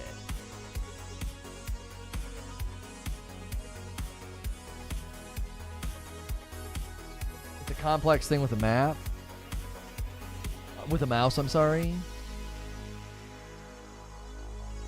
I don't understand why you would do that. That's just super, super weird. While Song of Iron is installing, let me go through the last couple of questions you guys have submitted here. Dan says, have you seen the new law about under 8? Yeah, I don't want that on the screen. I forgot that. I don't necessarily want to talk about that. We had somebody ask about that earlier. Since singular games are out of date, stranded on an island, which modern console? Which modern console? If I'm by myself, the PlayStation 5. So close to 800 likes. Are we really close to 800 likes? Let's get it. Let's get 800 likes. Yeah. If I'm by myself, I'd go PS5. If I'm with other people, I'd probably go with an Xbox Series X and 4 controllers because I'd want to play. I'd want to play games. It's a console that just has way more multiplayer split-screen games than. You know what I mean? Atwood says, favorite music genre, all apply. I would go rock, because rock, I think, is a giant umbrella. That's a giant umbrella. It encompasses a lot. So, casual flying is real. That's where the money is, man. It stinks. It stinks, but it's true. It's where the money is. The money is not in satisfying the hardcore players. It's just not. If you try to satisfy them, you drive people off. This is why you need ranked and unranked. This is why you need a way to appropriately split people up according to their actual skill, not skill-based matchmaking, right? But appropriately split folks up, And it's just unfortunate. Somebody says, what rogue game would you play if you had to? This is from Silverfang. I would go with Hades. Definitely. If I had to pick a rogue, it'd be between Hades or Returnal, but I'd probably go with Hades because I feel like I could actually get a lot farther in Hades. I think Hades is just a little bit more my speed. Returnal just got really, really tough. And the last question, do you believe Luke's final scene in Last Jedi was a good send-off for his character? No. I don't like anything about the more I think about those movies, the less I like them. The more I think about them, the less I like them. Especially as someone who grew up with Luke Skywalker. You know what I mean? Thank you for your Steam purchase. Okay. So, thanks for submitting those questions, and thank you everybody who is a part of the experiment today. We greatly appreciate it. We are getting ready to switch to gameplay, a brand new game that launched today called Song of Iron. We will do live redirect. I'll give you a hyperlink in just a second. I'm opening the game to make sure it runs and make sure we're getting capture. We are. Okay. Let's see here. Oh, yeah. This is... Oh, dang it. Keep moving my one controller to the living room. Frame rate needs to be 60 with VSync on, and it needs to be full screen. Okay. It wasn't bad. It wasn't bad, Ashton. It was pretty tough, the trickery and all that. I don't know. It was pretty cool. He was pretty baller in the scene. But still. The movies are just bad. So, anyway. All right. Let me end the poll. Let's see how the poll ended up here. Almost a 60-40 split. 1K votes. 1K votes. You love to see it. You love to see a poll that got that much interaction, so many likes. And You guys can use the link in chat. We are also doing live redirect, so when this stream ends, it should roll you over to the new stream. If it doesn't, click the link in chat or just go refresh the main page. We're streaming right here on gaming. We're going to do some Song of Iron gameplay. All right, I'll see you guys over there. Thanks so much for the support. Even if you only come out for, hang out for 15 or 20 minutes in gameplay, it's super, super helpful, and you get to see a new game. Okay, I'll see you over there.